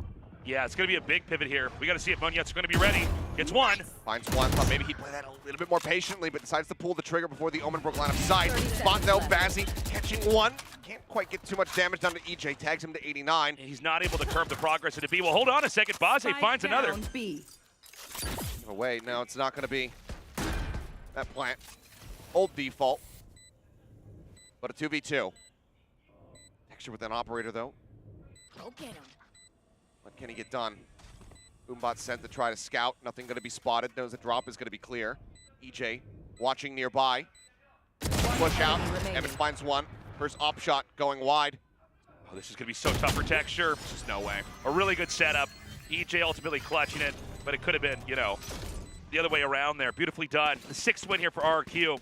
6th win, and it's another economic break. I mean, you can get a the same thing. a half armor, full rifle buy here for the side of Global, but it's not going to be nearly as comfortable, and it's not going to be involving an operator like we had for the last couple rounds. Cash has been broken down just a bit too much to be able to get that big, heavy sniper in. It is so hype seeing these crowds around the world, man, watching. It could not be sicker, man. Again, RQ clutching this so far, looking very, very organized. Their executions are so good. This round looks like they have Global Esports maybe going to do a push. As they wrap around, this may be the moment that RQ is going to be evacuating. Oh, they're trying to. Monyet on the opposite side of the map does manage to find one. Rossi gets Elmi more before getting taken down by EJ, but that's still going to be a big trade up. Monyet spotting him, snaps in to get Xfero's head as well. That was with a bit of a delayed reaction, too. Very unconventional round here, but Global Esports looks like they could close this out. But sometimes that's exactly what you need. Do something that the enemy is not conditioned to expect from you. Go for that triple push out of main. Come away with those picks. Operator now on the floor. Push up here into alley, swing out. Boombot does reveal, but not fast enough as EJ to try to pivot and get Monyet. Only going to be good for one. That leaves Emin now 8 health, having to pull off his own clutch. Yeah, it's hard to imagine. Good closer there by Texture. Well, Global Esports is now halfway to catch up here to RQ. But again, I like the strats. I like the plays there from Global Esports, trying to poke out there. Onto the A side, we've seen that there's been a lot of activity in so many of these rounds here from RQ where they try to fish for information there. Instead, we see Global Esports come out and kind of punch him in the nose, so to speak, really causing a total disruption there, making it for an easy closer there on the behalf. Still more work to do, though. See several people low on cash here for the side of RQ. If Global could get this win in, that would allow them to stabilize a little bit more and force a bit of a half-buy scenario for the side of RQ. As Showstopper to open, Emin goes rushing forward. Showstopper not going to connect, though. Rossi able to dash back. He gets the headshot actually on the EJ, who comes dashing into the site. Not even the initial target that he was looking for. Now Bazzi looks to try to hold things down. I believe he might have just spotted the leg of Xfero, but Xfero, no, he didn't realize where he was. Oh my God. He sends himself right into death. Maybe the shortest round we've had so far here. Beautifully done. RQ, of course, trying to explode there onto the A site. But, I mean, with such clutch moments there from Bazzi, absolutely and entirely shut down. That was just so unfortunate for EJ. I'd love to see it back here in the replay because it looks like we will miss out on it. But he dashed in to try to just join in alongside Emin, who's being targeted by Rossi. And he just happens to dash straight into that stray bullet coming out of Rossi's Phantom. Gets domed, goes down. Get out of my way. And that leaves just an already damaged Raze set on the site as Texture, speaking of Razes, finds an opening kill. EJ looking to up the tempo. Grab over the top. The op shot not going to connect, but EJ still so very low, ends up falling in the end. EJ ultimately too bruised to make anything work there on the entry. And so the spike is going to quietly dip away from Garage. They have to deal with the Seekers first and then try to figure out where is the right direction to try to get this thing planted. I mean, the Seekers tell all. They knew that there was presence still in the Garage. They now know that there's one in mid. We've got a double stack over here just by mail. Oh, the creep up. Good for one, but Monyet swinging through will be able to find that kill. A bit of a trade out here. And now Flip and Elmi Moore going to have to try to make something work. A site is covered by Rossi, which could be where this ends up. Although he's really suspicious about where they could be.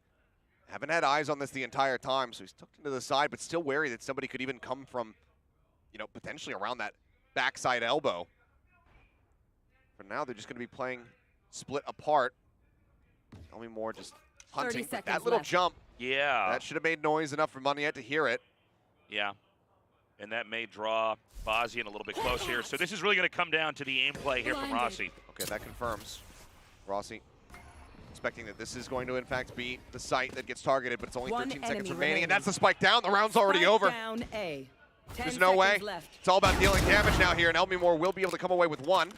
Oh! He cannot hold on to the weapon.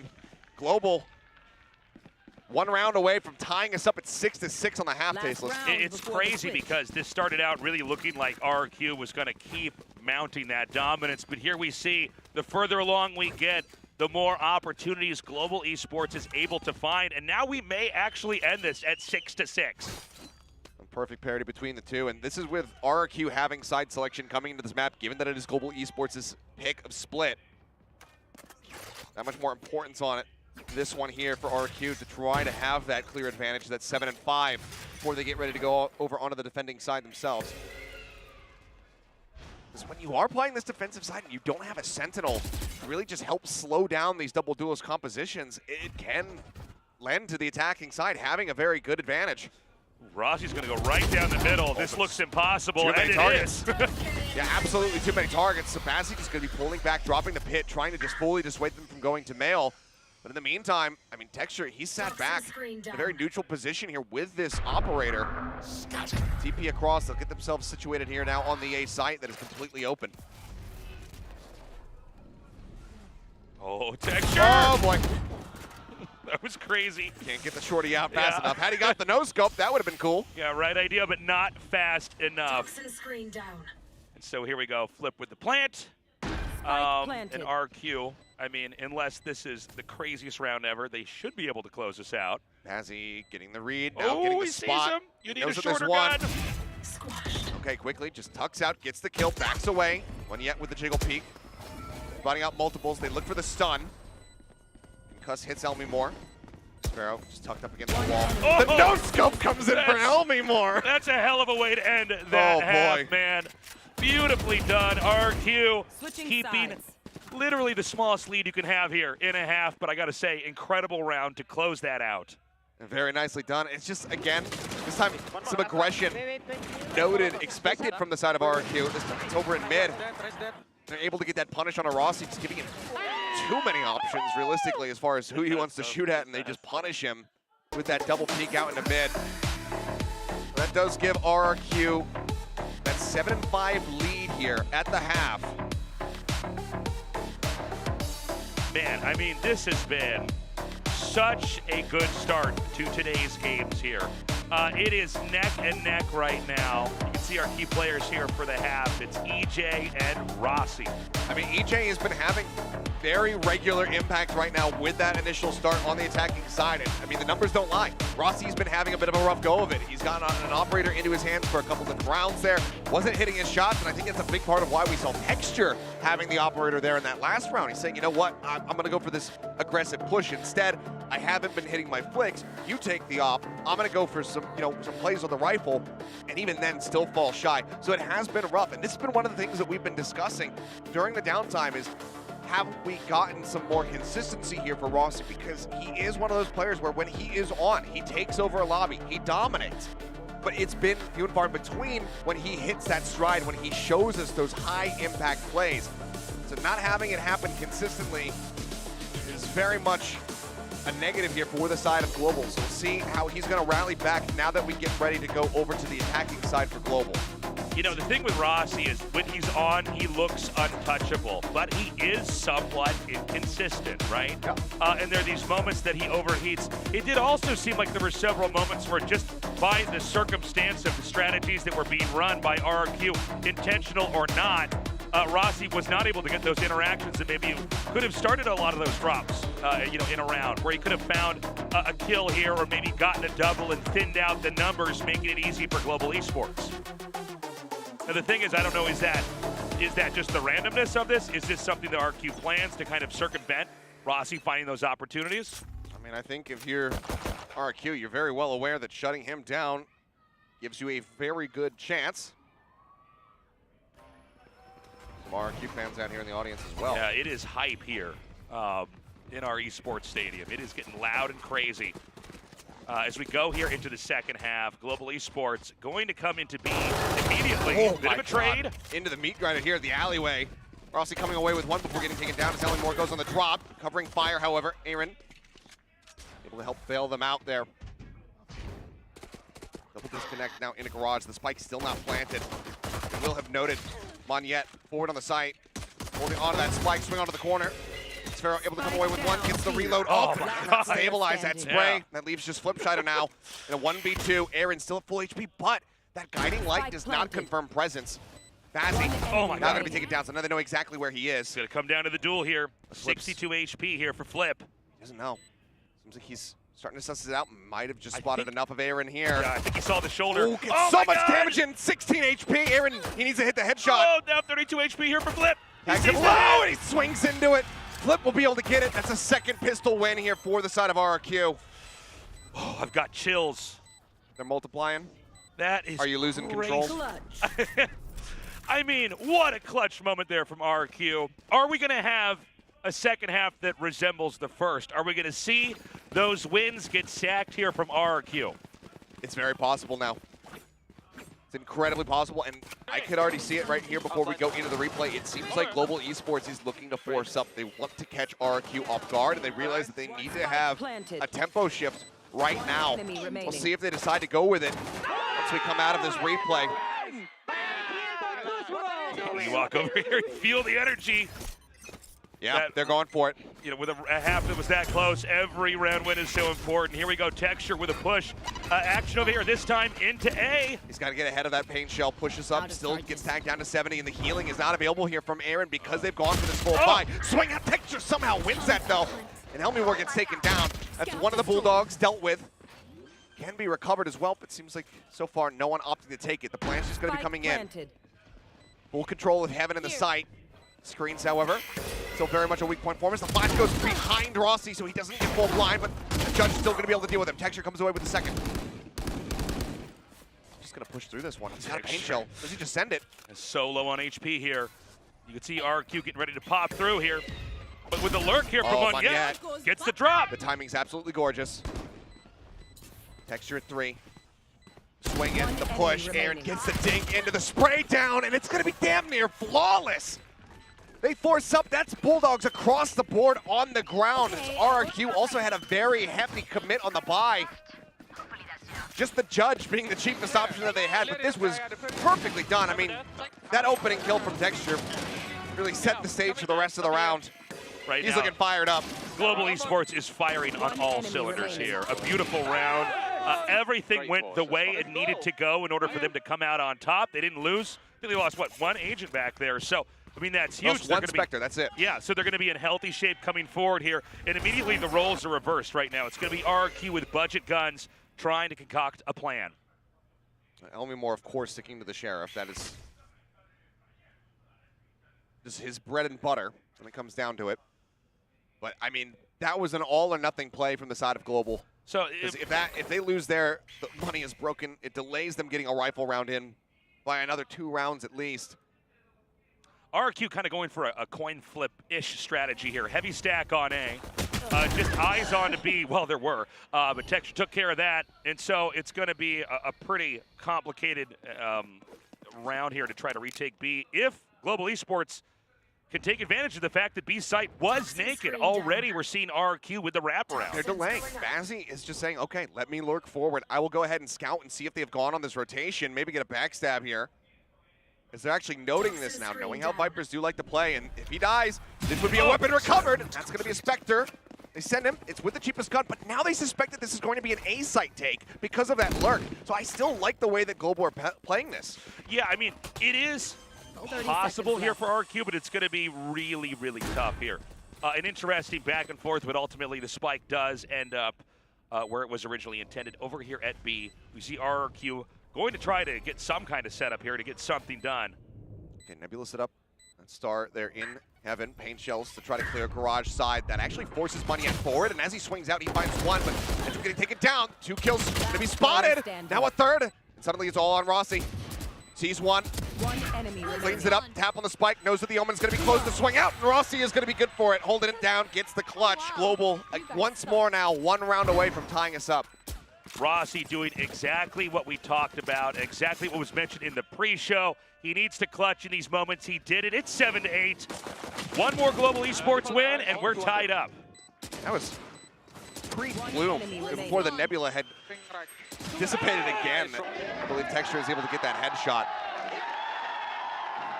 But while you can see each kill there from the perspective of the audience. I love that. Satchel out. Well, it's a very good round victory. Still a hell of a lot closer than you would hope, as Texture can go ahead and relay that Elmimore is lurking close, which does go sending him all the way back into elbow. Showstopper at the ready. Emin guns him down. Texture not finding the damn thing, and Rossi trying to interrupt it. Take him out. This covering fire provided by EJ. 5 HP here for Elmimore. If he can get 1 or even 2, it would be huge, but he gets neither. Monyet, too quick, too fast. Poison orb emitting. I've got And your this spike trail. is going to get planted, tucked behind pillar here. Aaron will send the Seekers. Omen TP just join in alongside as Monyet tries to go for the swing off the Seekers, but it's just cut down. Paranoia. Yep, Emin. He turns around. Flipsider will find the final headshot. Again, just shoving them back, not allowing them to tie this up. RQ maintaining that 2-round lead. You know, since we had the first few rounds, it's really been a game of catch-up here for Global Esports, where they've never quite managed to really get their heads above water. RRQ, you know, they're not doing it every round, but they're managing to just stay a little bit ahead as we're getting closer and closer to the end of this race. And one of the biggest things that's helping them do just that is stopping the Pistol Kings in both of these pistol rounds. Global have been so consistent in their pistol rounds this entire year, but not getting either here on split is certainly harming them.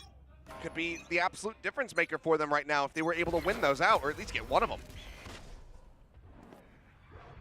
Okay, this time, a push up into B. X-Pharaoh. Take on the TP. Yep. Wants to make them think, am I on that top left box? Am I going to be watching that angle as you come pushing through the garage? A very quiet round to start this off, and they're going to just burst in immediately, though. Rossi is shot down. Return to check, and yep, just gets shot from behind. Pharaoh perfectly positioned to get that punishment. Pazzi going to be taken down as well. It's continuing to lurk, but it's somewhat aggressive push from EJ. The numbers slowly thinning out here for Global Esports. A very fractured position right now. It doesn't look like they're going to get any kind of headway anytime soon. Uh-oh. Texture does manage to clear that before the boombot pops into his face. Push in. Monyet finding a great timing for Elmimore can get that weapon drawn out once more to find a kill. They could get pinched here. No, never mind. No movement here towards Vents. So as Global Esports advances up into male.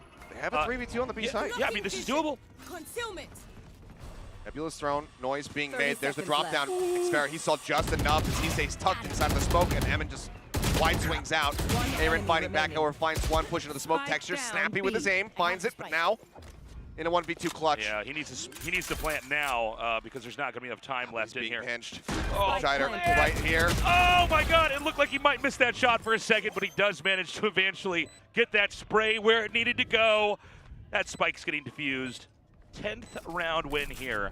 Global Esports, they're showing they can compete, they can hang with RQ, but right now, they don't have that many more rounds left. No, they don't. Double digits here for the side of RQ, and that's going to force the second timeout now from Global Esports. We have not had a timeout yet for RQ, is that right? No, they yeah, haven't no had to use timeout one. yet. Well, I guess they don't need to, right? So far, everything's kind of working. Yeah, I mean, there's been some instability. I thought maybe after the force buy loss came through from RQ in the second round of the half that maybe they would look to pump the brakes, and Ewok would have some stuff to say, but he's kind of just trusting in the team to get themselves back on track, and widely they have by being able to maintain and reestablish this now 3-round lead. So just 3 more to go is what they need to take this map. Global still have so much work to do to try to catch up. Yeah, in this moment here, I got to say, RRQ, when we go back, you know, before when we first saw RRQ, they didn't seem to calibrate that well to the stage, to the environment, to the pressure. And then we really got to see them blossom. They really were able to flow and enjoy the competitive experience and pull off their executes. And we're seeing it here again today. A very well-organized, a very confident RRQ. I really don't see any obvious weaknesses with these guys right now. They've been looking quite strong across the board. Being able to get this win here on Global's map pick. Because while yes, both teams are 1 and 2, overall this year in Pacific when it comes down to playing on this map. So, it's not like one of them has been super dominant, but Global certainly have shown stronger performances. Their losses include teams like DRX, who they're able to take into overtime, PaperX, but then also besting Talon 13-6, which is one of the teams that RQ lost to, and that was a 13-3 loss. So Global should feel right at home on this map. So the fact that RQ are really pushing them here shows how much homework they've been doing in the downtime to really improve their play. We're looking at Rossi right now. We saw one dagger thrown, did not connect. In a round like this, it's going to be essential that he can start to get these picks and accumulate those kills. Right now, though, RQ steadily staying back here. Looks like Vents is going to be smoked out. As the spike now goes through sewers here, Global Esports probably going to come on to A. We've got EJ ready along with Xpharaoh to intercept. Texture's gotten himself all the way up here into midden. They're going to be suspicious about this, which is why Xpharaoh has it smoked, why he's watching that angle. They realize that they have fully conceded this mid presence. Smoke comes down to try to cut off main. Up over the top, EJ, knives exchange, but it's going to be Xpharaoh who finds Rossi. A third party arrives, and he's just going to spray through to find a second kill. Beautifully done. EJ now 19 HP, going to wrap behind Pillar and wait for reinforcements. But, I mean, so far, Global Esports not really making a dent in the A position. Spike down A. On to Bazzi. Bazzi could do this. I mean, surely he doesn't 10 send the seconds hit. left. Tap on the spike. He wants to try to draw this forward. Does manage to get one, but now he's got to stick to this one. He is going to stick to it, so the spike is going to go down. He's got 2 bullets in the gun, though. So it would have to be an instant headshot for him, and he doesn't see the gun barrel. The swing out flip will be able to get him. 11 rounds now set up here for RRQ. Cash broken on the side of Global. Dude, such a tough round, too. 2 bullets in the chamber. Yeah, I mean, you really need a miracle in that moment, but obviously not safe enough to ever reload. RRQ, they can almost taste the victory here. Good sacrifice there by Xpharaoh as well. Blowing him down. And Rossi, if he could come away with that elimination before Xpharaoh takes him out, might be that much more wiggle room for him, but wasn't expecting the backstab whatsoever. Now an operator in the hands here for EJ. As Texture again, just looking to gain some information, take some space. Scale up here into the site. That Trailblazer not going to know anything when it comes down to EJ's position. Okay, B site seems to be where they want to start to build pressure up. But I mean, we do have Flip perched on the box, Xpharaoh here as well. RQ are getting a decent sense of this, though. They're saying, okay, EJ can likely just hold things down with this operator. He's got presence from Elmimore as well. Looks like EJ does get tagged low. But now they confirm that there's presence here in this garage. Yeah, they're setting Texture in, try to make that site audible, and maybe fish back some more RRQ members. But he gets all the way into A, and so they decide to just do a full-on wraparound. Still just holding their angles, keeping Flip nice and close, tucked up here alongside the garage. The rest of the team now going to start rotating. Okay, this is a round that is very doable right now here for Global Esports. Cosmic Divide is sent. Up the side, Paint Shell's going to be used. Now the pit can be coming through as well. 2 ults invested. Drop down into the back of the site. Texture notes that Elmimore going to be eliminated. Paranoia sent across. Don't believe it connects onto anybody. But now Bazzi going to be taken out. That's going to be the pit drop. As Evan finds a second. Rossi dead. Texture saying touch. But oh my God. Flipsider pushes out over the top of him, finds him. And Monyet has been spotted. They're already defusing this one. They don't get the half. They actually interrupt it. I mean, but this round is over, and we got to go back to the economics of that round loss. I mean, it's so brutal. Really needed to win with that round. That was expensive. 2 ultis being used there, and ultimately they couldn't get anything. I mean, I would imagine the entire comeback strategy was sort of hinged on that round working and then building momentum from there. Evan just last pack swings around the back of elbow and just blind sprays into the pit and finds Bazzi. It's just unfortunate there for him, but a great game sense from Emin, just getting idea. Yes, somebody's likely going to be positioned right here on the edge of this thing. This pit now going to be used to just look to cut off all of A site. As Showstopper being sent through, not finding anything. Texture holding close, finds one. Showstopper in, gets himself a second one. Monyet was lost. The Trailblazer spotting Sparrow, swing in, looking for it. The spray it gets a lot of damage in, but it's not the kills. EJ still peeking on the corner, finds one. Full flash into his face. It's Global now.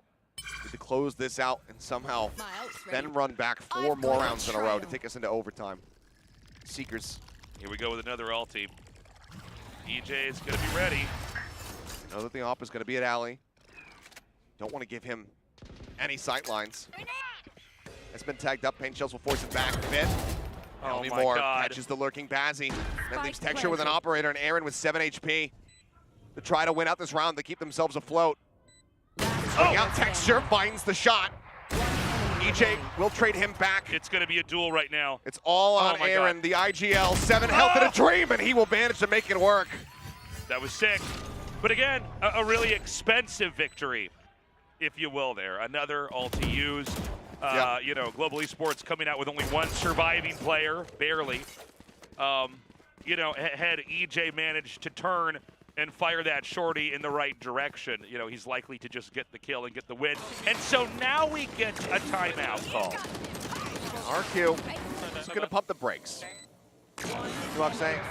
Because you see it so many times. You'll see it in pro play. You'll see it in your own games, playing at home. You get to 12, you start feeling comfortable. You're like, yeah, we just need 1 more round. We've got this.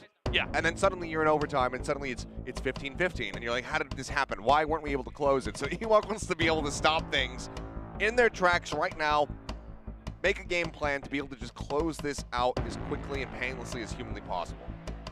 I don't always pretend that I can know what they're saying in the booth there for the coaches, but it did seem like he was talking about going back and forth and back and forth. The fact that probably here from Global Esports, there was a lot of information probing on either side, and they were basically trying to look for that opening. And maybe we're going to have some kind of setup to sell some false positioning, or I don't know. I'm very curious to see what kind of strategic alterations are going to happen here from RQ. Well, they still have that operator in hand.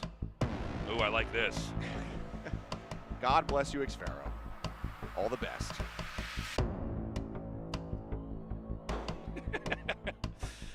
All right, well, this timeout's almost done. We're going to go back into this. It is a situation where if RRQ can win just 1 more round, it's going to be a map victory. For Global Esports, they need to string the perfect game of Valorant together from here on out to even get into overtime. Yeah. Which would be semi-familiar territory for them, if they can get there. Still pressure and economy is very much working against them. As if Monyet will help out. That Guardian to use is okay. Looks like EJ going to be noted by the Trailblazer, and Aaron just swinging on the corner, finds Flipshider. That's from one IGL to the other. Poison orb emitting. Over here on the A side, got to see what Elmimore can do first. In the back is EJ here, operator in hand.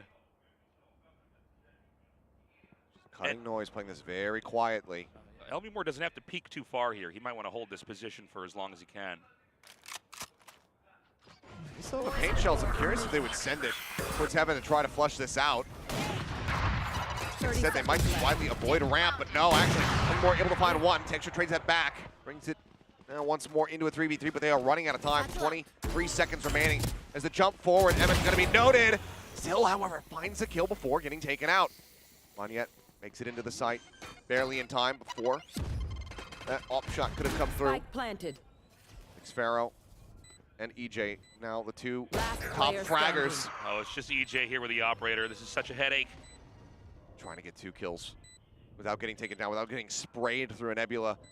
It seems so impossible unless they were to stack up, but Global aren't looking to do that. They might have identified where he is. Yeah, behind the pillar. Under the corner. Not the cleanest kill, but a kill nonetheless. 9-12 is where we're at here. The victories are there, but they are oh so close. It's 3 rounds to go. They've been struggling to catch up to RQ this entire time, and if they could do it after such a massive deficit to then go to overtime, that would be huge here for the side of Global. Aaron with a quick glimpse, getting that opening kill. Yeah, this was a pretty incredible round. Good instinct there to identify that EJ had already pulled through the back a pillar. And so they start it. Can they finish it? We have some feuding in the crowd. The chants are going back and forth across the yeah, I know. the different sides. It's pretty hype. Now, again, we got to point out these are expensive victories here for Global Esports. They're having to buy back heavy into each of these rounds. They get to carry the operator, which is the biggest burden that they have. That they want to be able to play with, so they at least keep that for themselves. EJ looks like he's thinking about going for it. Just dancing around a bit. Turns from the flash, but no one pushing up onto him. EJ not peeking yet. Texture going to try to lurk a little bit further in. Here's sent from Flipshider. EJ sending on that Cloudburst. They know that he's going to be playing on this left side. And he's going to make his exit, but they actually managed to flush him out. The spray, the vulnerable from the fight, the paint shell damage, it all culminates, I believe, to find that kill. And that's a monstrous one to get rid of. Ellen Moore at the same time, though, tucked into the corner. He's got that shotgun. He's ready. Tries to shift over to the Sheriff, but not able to nail it. Right now, RQ starting to spray the seeds here. Rossi finding a second. The off shot from Texture taking down Emin. Now it's all on Xfero. And with no cash, might just have to sit back. I mean, does realize as well that doing some extra damage here to Global would be nice, but trying to play this into a 1v4 is definitely not going to happen. Here. So this is going to be that 10th round win here for Global Esports. After that, they just need 2 more. You got to imagine here for RRQ, they're thinking they will do anything to just shut this down and move on to map 2.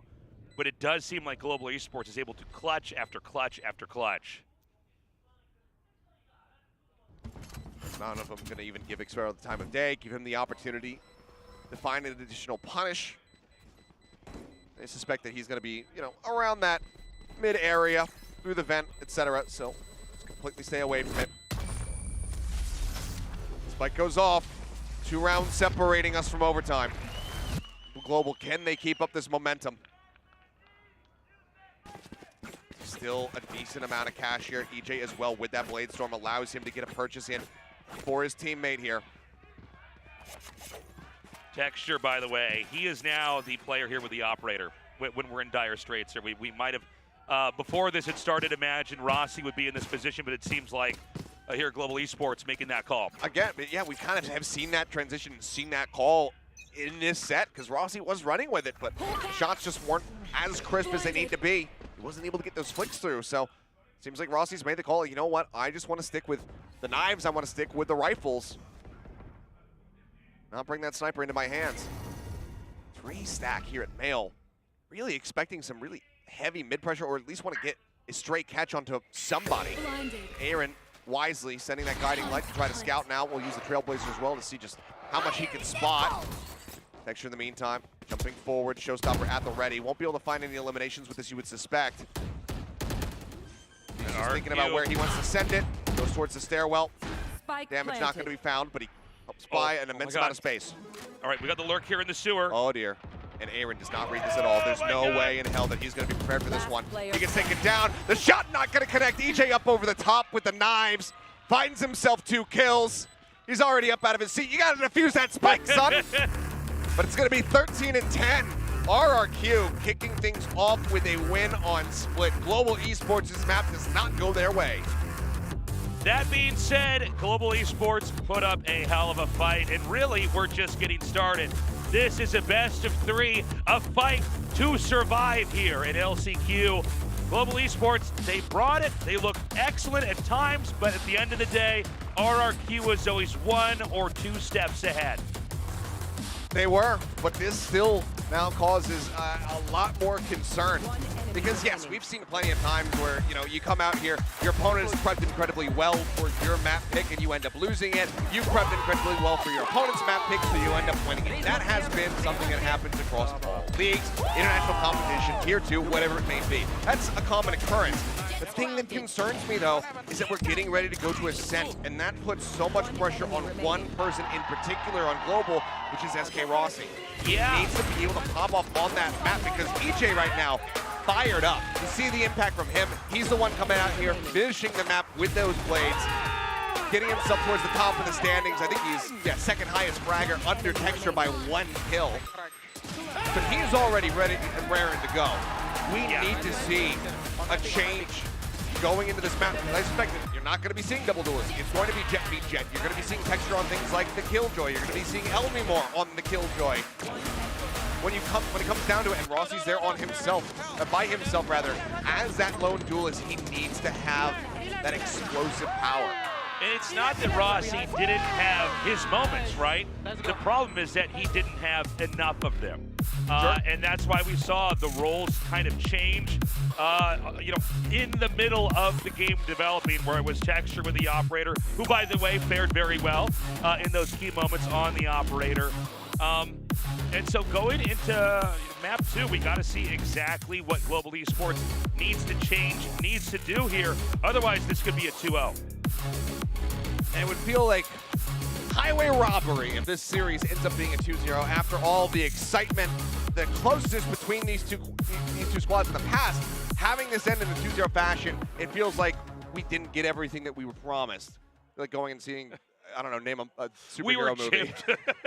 This is wrong. It was supposed to be so much better. I want my money back. Yeah, but it would. I agree completely. Coming into this, I was sure this should be probably the closest, probably the longest match we're going to have today. Easily in overtime, easily a game 3. But so far, not that it's not been close, but it does look like RRQ is clearly more dominant.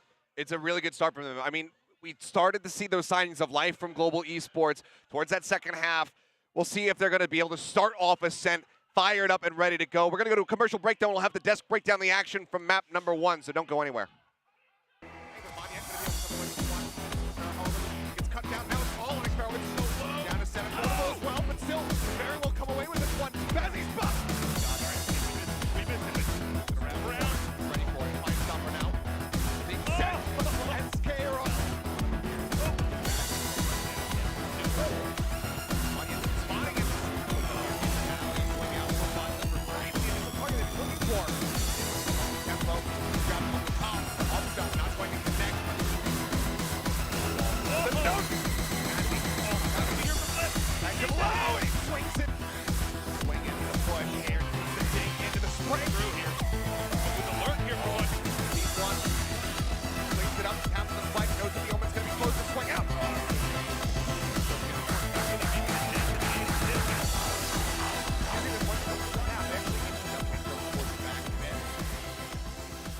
RRQ. Do a double peek. Oh, he gets a ball. Philippines #1 Sky, Emon. Gets the 4th kill. The best sheriff in the Pacific, Elmamore. EJ for 2. The flashy duelist, EJ. Oh my God. It's insane. The sneaky controller, 2G. Get down. 10 seconds. Sparrow gets the 4K. The all-rounder, Xpharaoh. Good for 2 more, and he gets 4. The Eggman himself. What? Flipsider. You saw them in VCT Pacific, but they aren't done yet. Witness RRQ at Champions in Los Angeles. Wait, what are you talking about? We haven't qualified for Champions yet. What? Oh, so what are we doing here? Wait, what? How can you don't know? We need to play one more tournament, which is LCQ. Oh, and if you win? Then after that, we go to Champions in LA. Ah, got it. Witness RRQ in the last chance qualifier as they fight for their spot at VCT Champions in LA.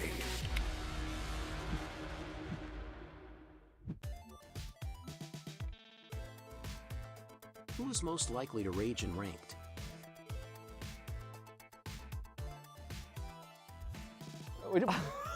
Bro. Oh, Erin. Yeah, 100%. When I'm playing with him, I throw to see his reaction. And it's funny. I got aim in, Erin. What are you doing? Man, save me. Why are you saving? Where the f are you going? Who can eat more? Well, me. I mean, you can tell by the looks, bro. He ate chicken shack and then 6 pieces of chicken and then fries with chocolate milkshake. Oh, it's too heavy. Who's always late for practice? Bolo. Me. Always late for practice. I think me. Yeah, I think him. Wow. Do you agree? Yeah. Who's a better dancer?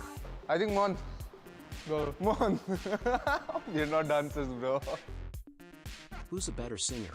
I think me. Mon.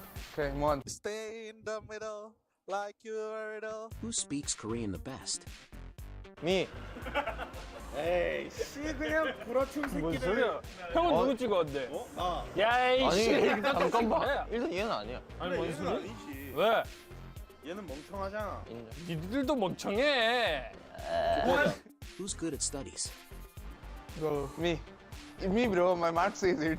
Who has more riz? We don't really go out. Yeah, I never seen. We just sit in. The, I think like to based think, on stories, I think. I think Rossi.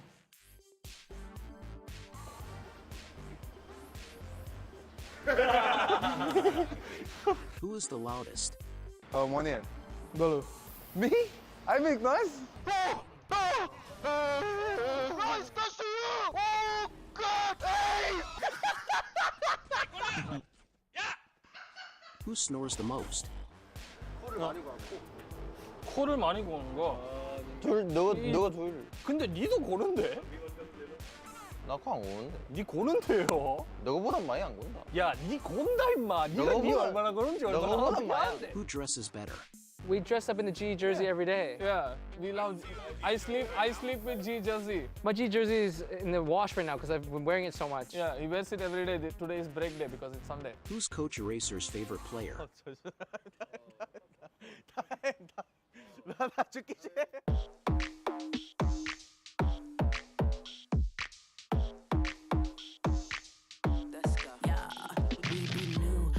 Scene. We be young, rich, living that dream. Little bit of bougie, yeah, that's me. Little bit of old school, but unique.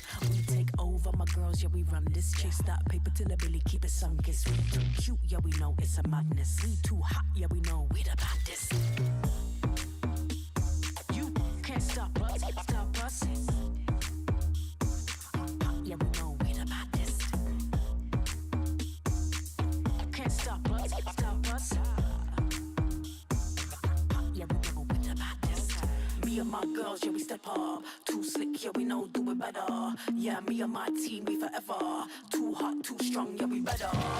Me and my girls, yeah, we step up. Too slick, yeah, we know do it better. Yeah, me and my team, we forever. Too hot, too strong, yeah, we better.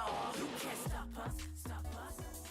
We return for the VCT Last Chance Qualifier Pacific. Welcome back, everyone watching from home, all Valorant fans. We are in the middle of this single elimination best of 3 between RRQ and Global Esports. And currently, RRQ is leading 1-0 on Global Esports' pick of Split. Yeah, this is definitely kind of a shaky map here for GE, despite it being their pick. They went for that double duelist, and yeah, texture looked pretty good on the Raze, but once again, it was kind of the faltering SK Rossi on the Jet. It just wasn't quite enough, compared to what you saw on the other side of the coin for RRQ. Man, it's just it feels bad, man. You see that he really wants to go in for some of these opening picks, but it just doesn't quite go his way because he's doing it alone or he's not properly set up. And although there was a bit of a comeback coming in from this lovely Global Esports team, by the end of it, RQ had such a strong lead. They already had match point secured, right? So all it took was one more round. Yeah, and of course, RQ, we can see on the scoreboard, they started off strong as well. And in terms of just pure points, I mean, the raises from both teams putting up the highest numbers. But of course, we saw just throughout the game, EJ putting up a lot of those impactful kills on the Jet for RQ when they started on the attacking side. Meanwhile, SK Rossi wasn't able to find as much success. And then down the line from RQ, I mean, everyone having kind of those clutch moments, the 1v2s, 1v3s, certain things like that. And the double duelist coming out strongly here for RQ. Something that even we on the desk did not quite expect here from this squad compared to Global Esports. Yeah, I mean, Global, it can make a lot more sense because of Texter's ability to swap over to a lot of the other duelists. He's very good with the op as well, so he can be reliable in that scenario. But yeah, you were kind of expecting, more of the double controller, maybe a Sentinel in here as well for RRQ. Instead, they go with the double duelist, and Eamon plays very, very solidly here with the Raze. Yeah, EJ probably was a little bit more flashy, but overall the consistency for Eamon was good enough. And that's the whole thing about RRQ, that we talked about in the pre-show, right? That they're just a little bit deeper, you know, behind that front line. And especially if EJ's playing to that high level, then don't forget it. GE's in trouble. A little bit adaptable as well for RRQ, I think. They really know how to mid-round a little bit more, and you can see a lot of clutch rounds coming out from them. But at the same time, another interesting thing to note about Global Esports is that swap up between Bassi and Aaron. You know, normally Aaron playing a little bit more Sentinel, but this time IGL, he swaps over to the Initiator, and Bassi's the one playing Viper. Well, yeah, that's the thing is that, sure, we've seen Aaron actually try to play some of the KO before as well, and we know that a lot of IGLs are trying to start to go to that Initiator role so they can be in the heat of things, especially in this kind of single Initiator meta that we've returned to. But it's so surprising that even with the Sky, that the Bazzi was so known for during the regular season, they made that switch. Bazzi goes over to the Viper, Aaron on the Sky, and at the end of the day, it didn't quite work out on Split. So let's take a look at a couple of these rounds that had the highest impact on this first map of the best of 3. We want to start things off with RRQ continuing to win through the bonus round in the first half. 100%. I mean, first of all, you got the pistol wins coming from RRQ, and I think that's a big reason why they won, but also how smart they were with their positioning and how they played post-plant, especially post-plant. Because watching these guys, it's a lot of individual firepower between both teams, and they are quite evenly matched at times, but RRQ has that sense. The way that they're positioned right now, just blocking off elbow, covering the spike, and then having flips to kind of lurk up around ramps.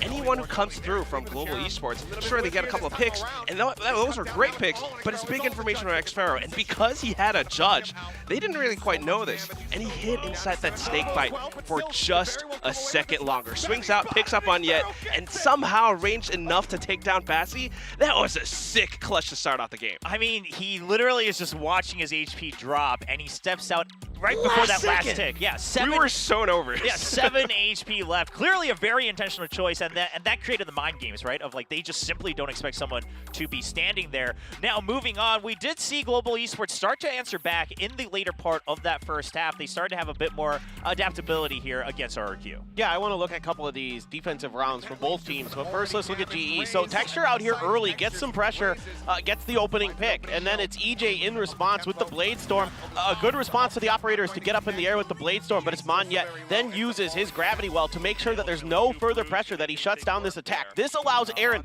to then release the Seekers to get the information, and they collapse in towards Ramen here. So now they're going to call to move up into Mail, to double stack this, to kind of counter this mid pressure that they could potentially be seeing from RRQ, to make sure they get this information, make sure they can get some more picks, and really shut this round down. Now, Aaron, this is kind of what we were talking about here a little bit, that he's a little bit shaky here as this, you know, kind of fragger potential, you know, initiator, excuse me, that you need, and he wasn't able to really deliver in some of those situations. So, but overall, this is good reads, good protocols, good responses from the side of GE. Yeah, just the immediate response to pop those Seekers and then reposition according to that. Now, going into the second half, we saw some similar things from RRQ. They had a great read in one of these rounds where they were to prepare for it and then the retake as well. Exactly, and so I wanted to highlight on a map that was pretty, you know, attacker heavy, some good defensive rounds here. So they hear the blast packs, they know the showstoppers got potential here, and then you've got Emin playing right around the corner, and he's able to knock Texture out of the picture. EJ able to step in,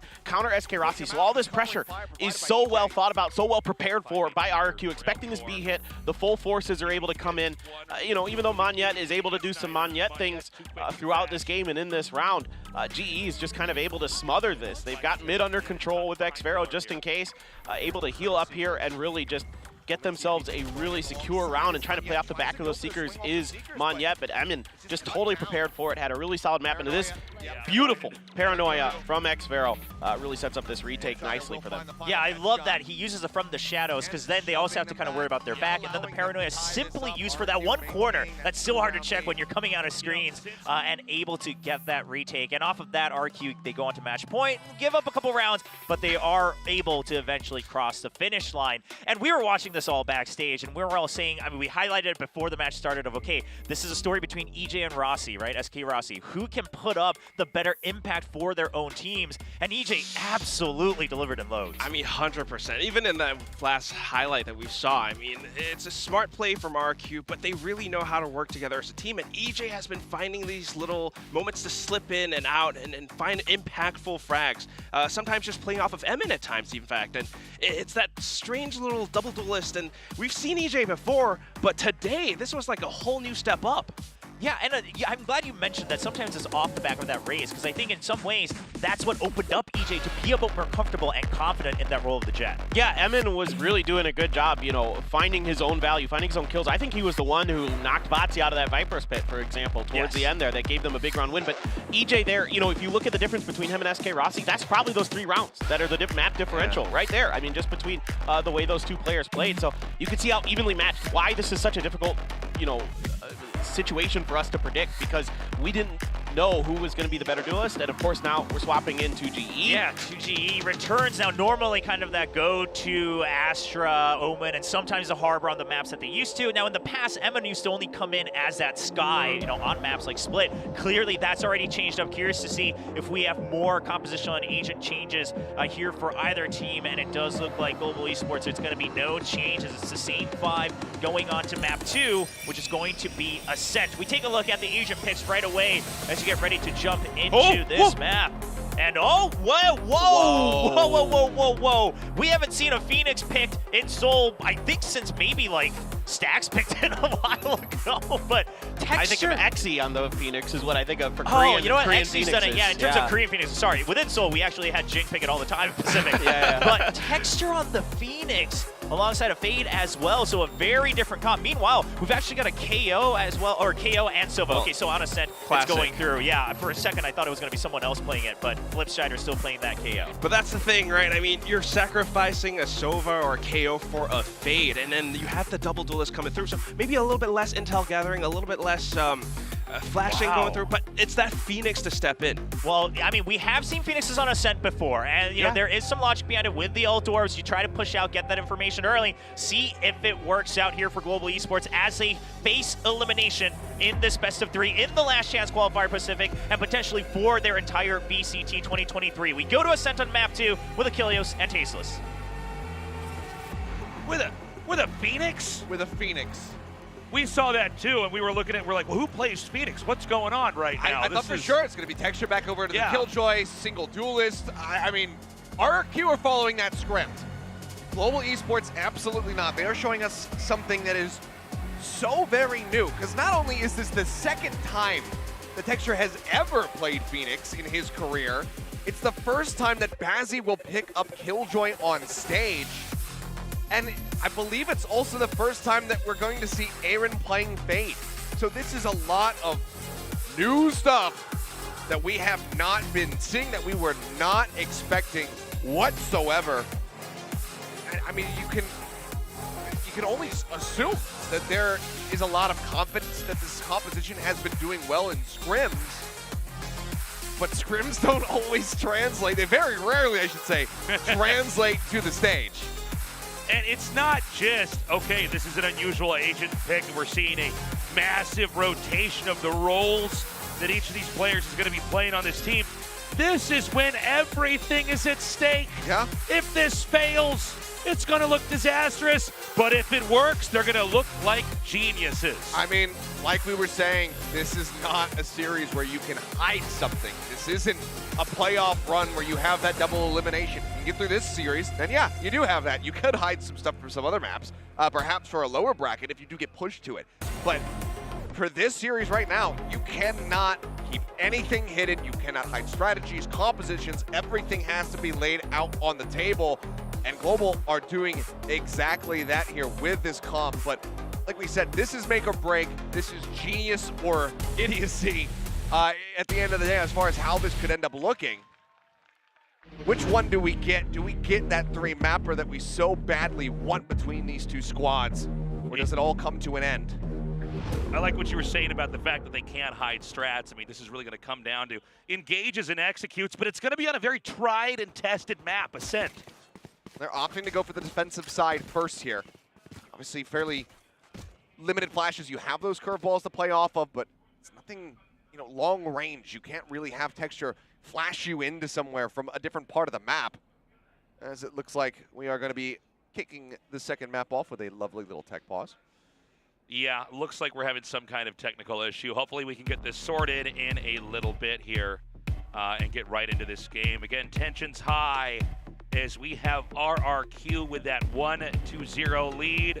in a map 1 where really Global Esports was nipping at the heels of RRQ. It was a victory that RRQ really had to put in some work, and now we go into map 2 here, Global Esports, with some radically different ideas on a map that we have had so many games already played on, a map that I think everybody is so familiar with.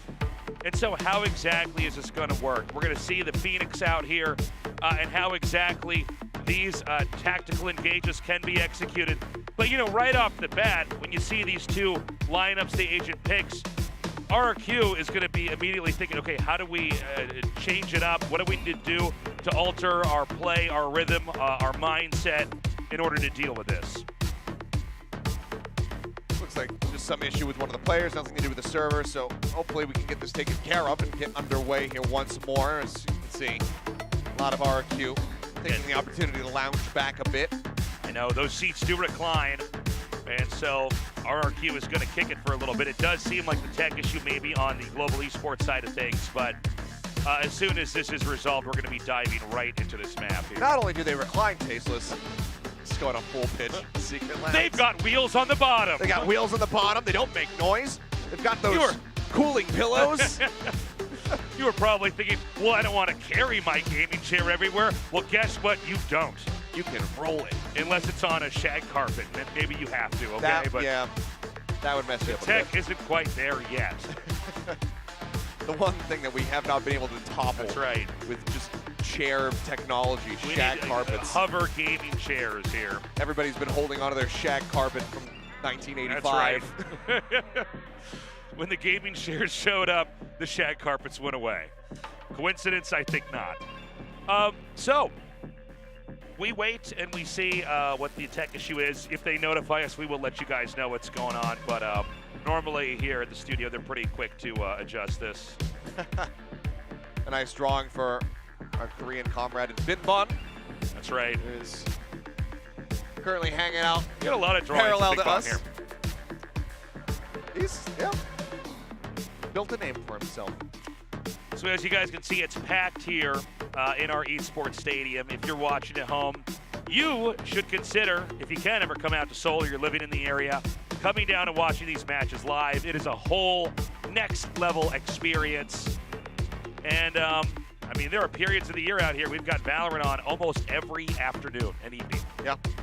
Looks like words coming in that we should be resuming here momentarily, so we should be able to get back into the game and finally see this opening round on Ascent. Where again, RRQ over on Split, able to take both of those pistol rounds for themselves. Global, right. Can they get back on the horse, get a pistol, something that they were so consistent about. One of the most consistent teams in closing out pistols during the regular season. That would give them a very nice beginning here to this map. For now, it's just going to be a push forward, a little drop of the turret from Elmingmore. But everybody currently stacked here inside of being named. Yeah. Side, he's a little bit of damage there from the turret. One does come down, that gets the reveal, and Rossi able to play off the back of it. Yeah, immediately downing EJ over here. That's that entry power, it's a solo duelist, so see a bit of a more aggressive position being taken here. Rossi able to find one, but Elmingmore cleans up two, and now they're just going to be swinging across through that defender spawn. Flash in, and he does get the take, but 2GE just holding down with a frenzy. I was about to say, I'm like, now we get to see that Phoenix, but already a rough start. That's Spike. Spike down A. Monyet sending the paranoia, the spike, still not grabbed. Xfero grabs it. Ping comes down. Monyet just tucking away on the short. And he just doesn't even see the cloak, I don't believe. Yeah, I think he just exactly missed that. So he Pulling could all still the way get into back. A here. He's going to swing around the main. Cover going out. This could be one of those moments where they perfectly all miss each other. I mean, looks like he's just going to be shifting back over to B, but here's the turret. Noting him very wisely placed by passing. He instantly gets the headshot. That was sick. And that is the Kings of the Pistols showing up at the beginning here of Ascent. Global take the first round. A much-needed victory here. We've got Global Esports chants here in the stadium. The atmosphere is electric. I mean, Elmingmore for a second there looked like he was going to pull through for the entire team, but... Great two taps. And honestly, that could have been so much better protection, but the curveball actually goes in behind 2GE. So he does not get full flash. He has vision. I thought maybe he had turned away from it, but it wasn't even necessary. Good on him to be able to find that punish, but otherwise that could have been very dangerous. As the Ares opened up, it's actually the turret that gets the final tap. But good amount of damage down. I mean, look at the HP bars right now here for RRQ.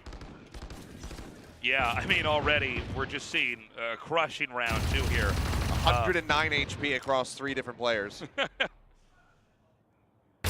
Shot in. Rossi delivering here Spike as down, well. mid. That spike is now stuck over here in the connector to mid. Drag it along the wall. For a bit more EJ. Up the pace here, but no. It's far too low. Yeah, this is an absolute shutdown. A very different looking global esports so far here. I know we're only in the second round, but they are absolutely delivering.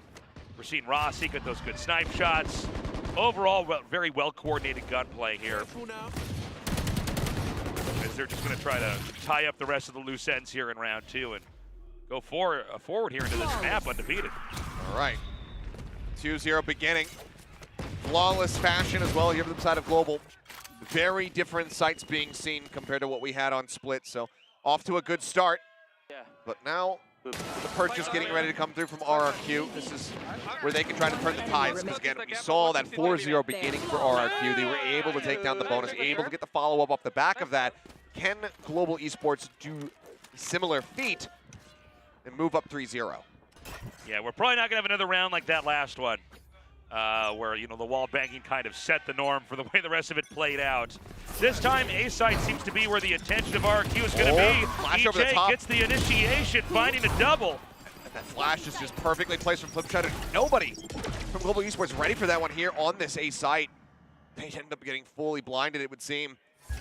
Means it's very quick and easy cleanup for EJ on that entry. Doors shut, 5 members strong. Rossi starting to back away. As Sparrow will lose out on the trade here. Aaron able to take him down, 13 HP though. Well, hand over the Bulldog, grabs the Phantom. And so, Global Esports, you know, a quiet response here. We do have Rossi wrapping around here. There is, oh, hold on a second. Bossy gets it started. Does. Shots across, he takes him low. Flips. And Elmimore both knocked a little bit weaker, but Flipshutter will be able to find the headshot in the end. It seems like Aaron is just opting to hold on to this Phantom, which is somewhat curious. I mean, this is already... That's huge. Overall great, I would say. That's the best round 3 loss you could ever ask for there from Global Esports. That was amazing by Rossi. I agree, but given the cash, I'm curious to see what happens, because, I mean, Rossi is able to buy and operate it for himself. He had so much money coming into this, given that he had 3 kills in the first round. He got another one in the second. They opt to save the Phantom so that they can maybe have back-to-back round wins in case they lose here. I'll have to take another look at the cash, but I feel like if Aaron was playing with them, they could have gotten to the side a little bit faster. And given how close this ended up being, perhaps they then managed to just win it out. But it seems like Aaron is just going to be looking to bank up as much as possible. So 3,700 for him does mean that he can pass over and up into the next round should they need it, where they also have a Blade Storm available, and we've got another tech pause. Okay. The tech pauses are not stopping here.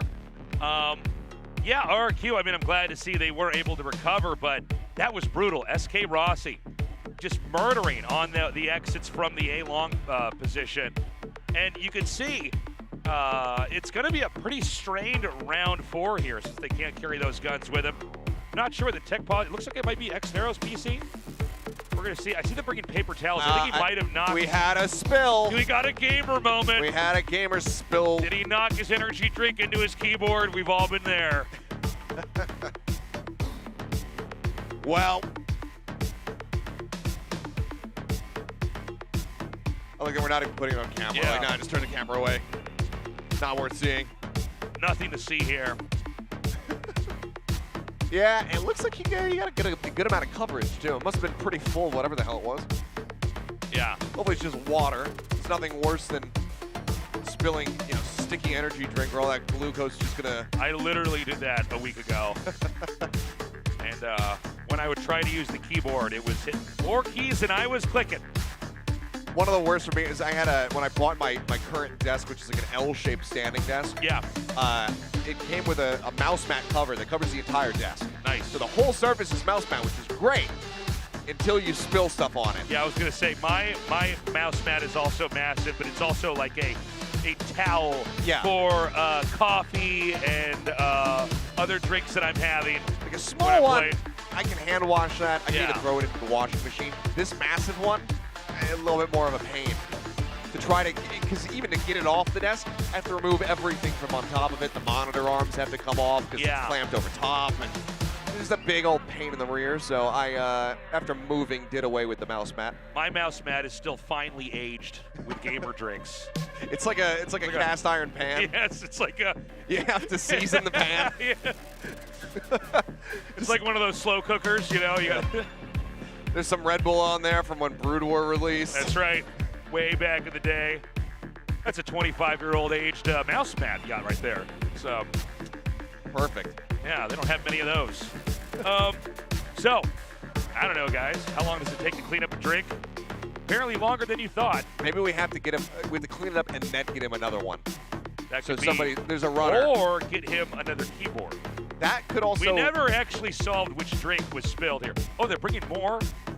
What do you call that? Paper towels over there to clean that up. Yeah. It seems like it is an ongoing issue. Okay, I think it's going to be nice and dry. We're going to have any more wipes? No. So we wait. So we wait.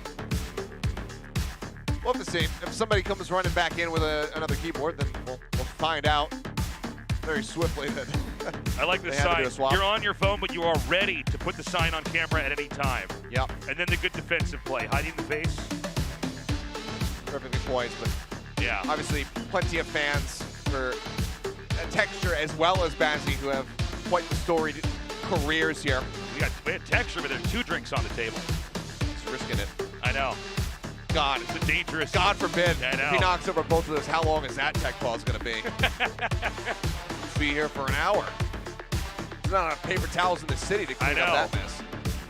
It looks like we've got a great Valorant tournament going on. The only problem is we didn't bring enough paper towels. Yep. To run some from my house. That's right. I've got so many. This is a customary housewarming thing in Korea to bring things like paper towels, toilet paper, etc. when you move into toothpaste, all that. Yeah. I remember the essentials. The first time I moved into my apartment in Seoul, I got a gift from one of my coworkers, and I opened it up, and it was a bunch of toothpaste. And I'm like, what is going on right now? What is the message you're trying to send to me? And then I found out that's just the norm out here. Yeah. So since we moved in, you know, my wife's parents each 30 rolls of toilet paper. Yeah. Her coworkers came over, more toilet paper, paper towels. I've got boxes on boxes. Thinking we could have used this before COVID, but here we are. Yeah. Oh, I'm ready for like 4 more pandemics. I'm ready for the next pandemic. I'm squared away. Yeah. I'm not going to have that rush to the supermarket. All right, so it looks like the drink was cleaned up. Headset back on Xfero. So hopefully underway, but it looks like players still lounging. See, he's got the lid on his drink. He's got the lid, and he's using a straw. Straw. Not taking any risks. That's a pro play there. Yeah. Excellently done. I will always use a straw if I have a drink and I'm playing a game. I've had those moments where I'm like, well, I have time for a quick drink, but I don't have the straw, and I end up, I'm like that guy that doesn't know how to drink water, where I just slam it into my face and sucking on the side of the cup. And that's right. And then that just spills down into my gamer mat. I always have to put mine quite far off to the side so that I don't accidentally, if I'm trying to like flick or do like a 180 or something like that, I've had that. drag my mouse across and just hit the glass. I've had that where the coffee mug happens to be on the right side and I'm right-handed. And I've got the operator out and I'm like, this is a dangerous man's game. If I have to flick this to the right, I may be burning my fingers. Very all or nothing. How about this pause music? There's Keep you jazzed a problem with our computers. Dun, dun, dun. All right, now we're going to show Xfero. No lid on the cup, by the way. That one. He's got another cup with a lid, though. Okay. Should be all right. Just takes one. Just saying. But ideally, should be able to get back into this here. There's 4 cups over there. Look at that. And is that, what, 3 over there? I've never actually looked at the cups until now. I'm sure you at home haven't done that either. I'm glad we're doing this together. Drawing everyone's attention. You may look at pro gamers differently forever after this. Who's hydrated, who's not?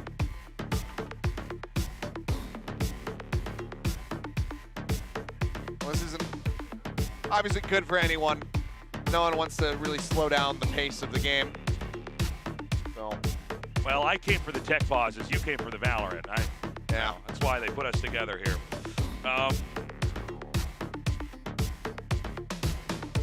That's a great drawing. That's so funny. I know exactly who's who too. Just enough detail to get that right. across. That is clearly EJ, by the way.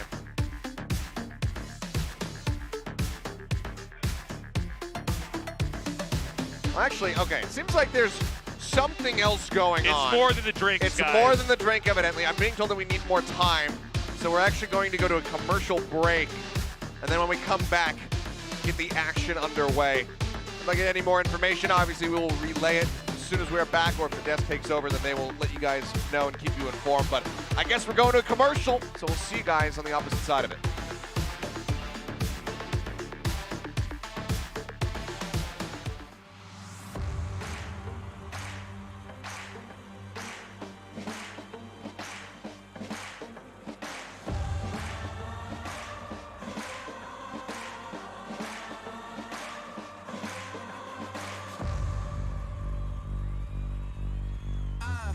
Don't even need to compete, I'm already him.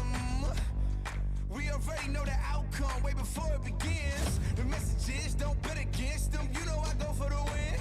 I'm limitless, I finish them, then revive them just to kill again. Who really want it now? Undefeated, my number get called again. I repeat it, I hustle, I'm motivated. Please believe it, the struggle just made me strong enough to beat it. To get my mama house, that's the reason I'm sleeping on the couch. For the dream that I know it's worth it if I put the work in. You know I deserve it, practice till I'm perfect.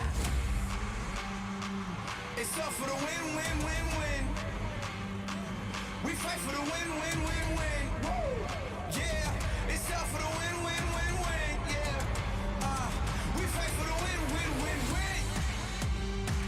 It's up for the win, win, win, win. Yeah, look, we fight till we win, win, win, win. Hey, look, it's up for the win, win, win, win. Yeah, look, we fight till we win, win, win, win. Continuous growth when I look at my numbers. I jump out the seat, increasing my hunger.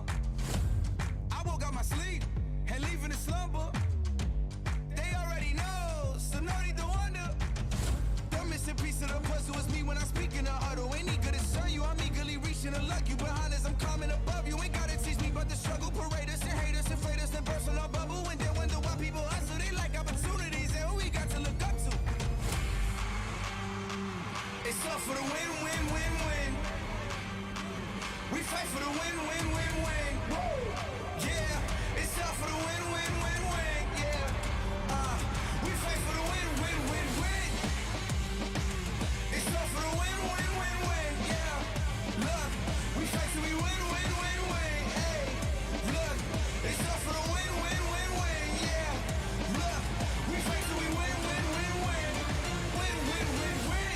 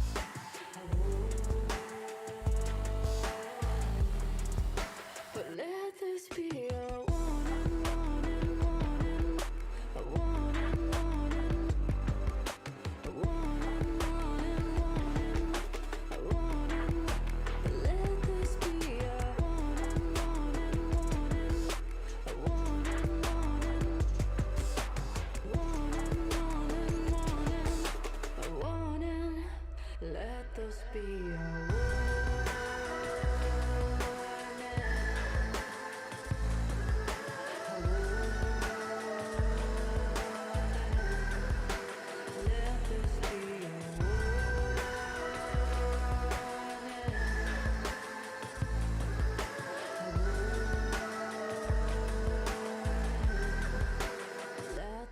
be a warning.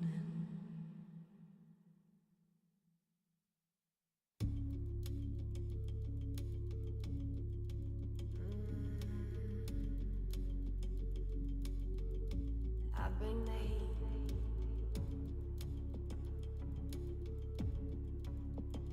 I bring the heat.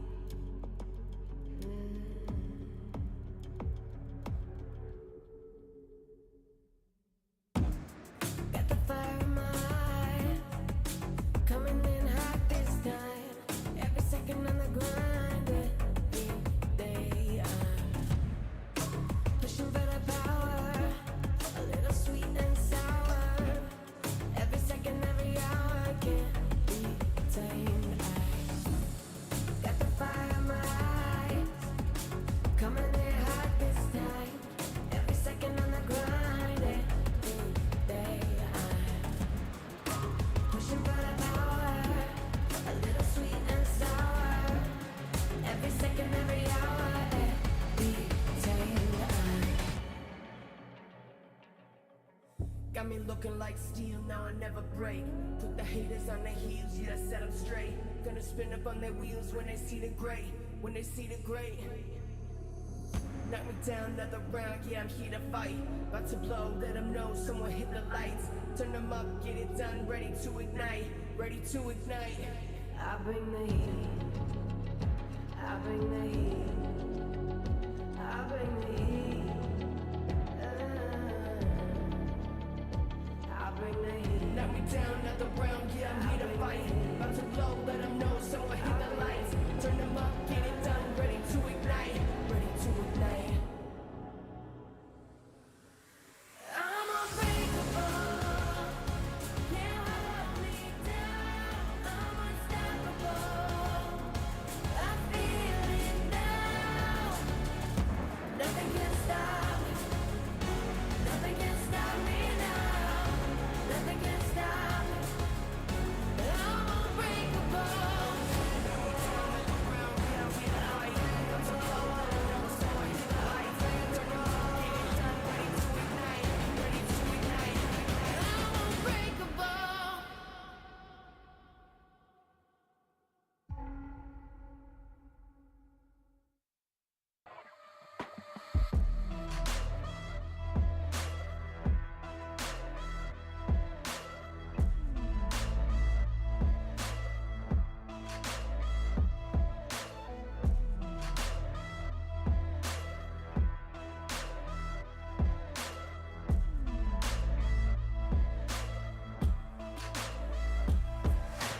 Darkness in my mind,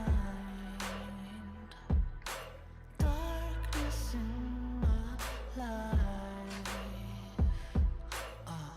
and now the dust has settled now. I'll take what's mine, I'll take what's mine.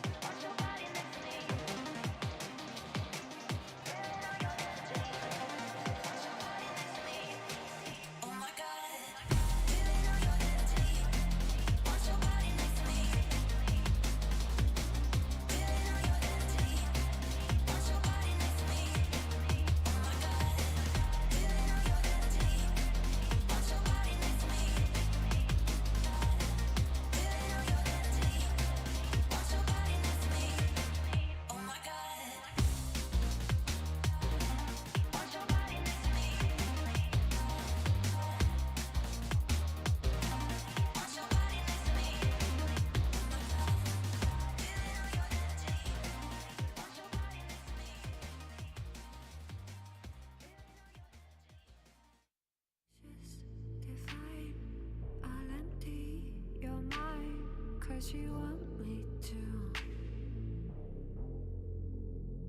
I'm so twisted, you're addicted.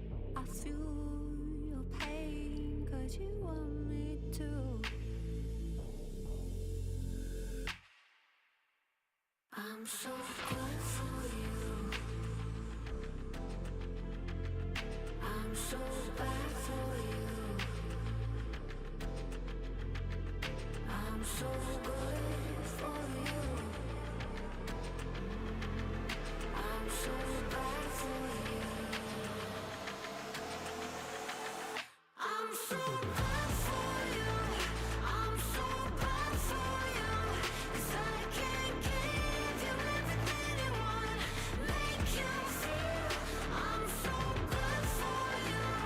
Love being bad for you. 'Cause I can't give everything you desire.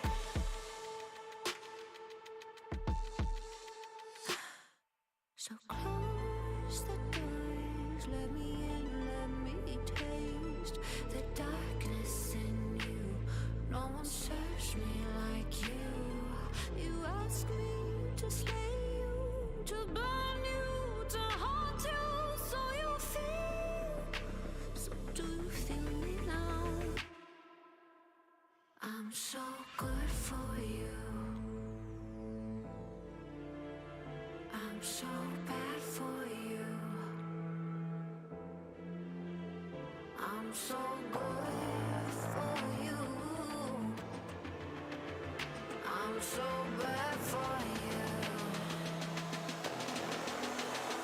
I'm so good for you. I'm so bad for you. 'Cause I can't give you everything you want. Make you feel I'm so good for you. Love being bad for you. 'Cause I can't give everything you desire. I'm so good for you. I'm so bad for you. I'm so bad for you. Love being bad for you. 'Cause I can't give everything you desire.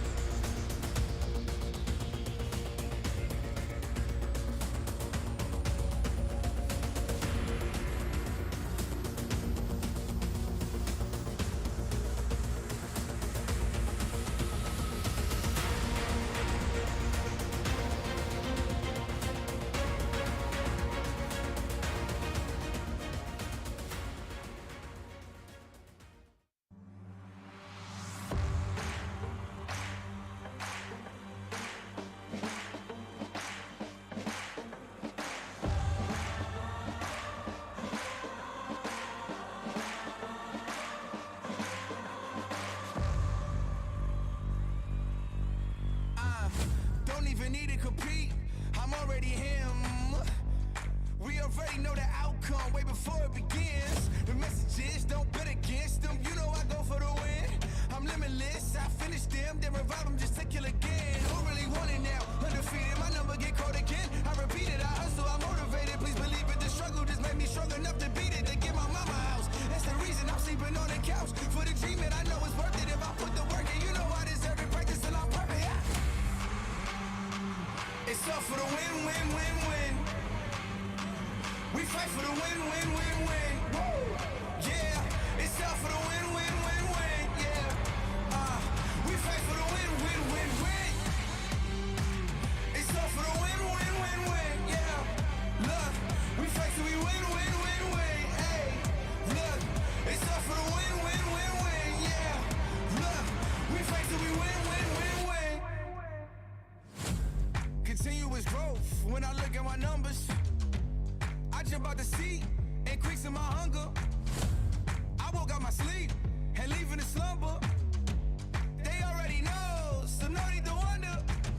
The missing piece of the puzzle is me when I speak in the huddle. Ain't eager to show you, I'm eagerly reaching to luck you. Behind us, I'm climbing above you. Ain't gotta teach me about the struggle. Parade us and hate us, inflate us in personal bubble. And then wonder why people hustle. They like opportunities and who we got to look up to. It's up for the win, win, win, win. We fight for the win, win, win, win. Woo! Yeah, it's up for the win, win, win, win. Yeah.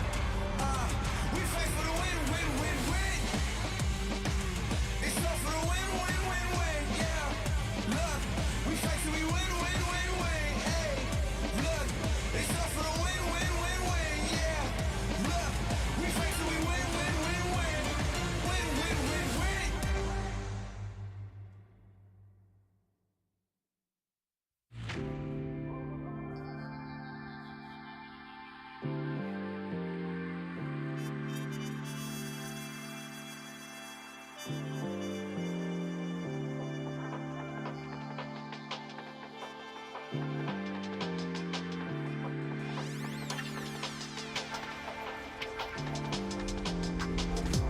I just wanna love. I just wanna love like this.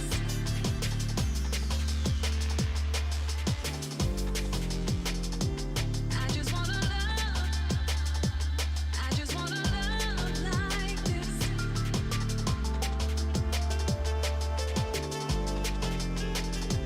I just wanna love. I just wanna love like this. I just wanna love. I just wanna love like this.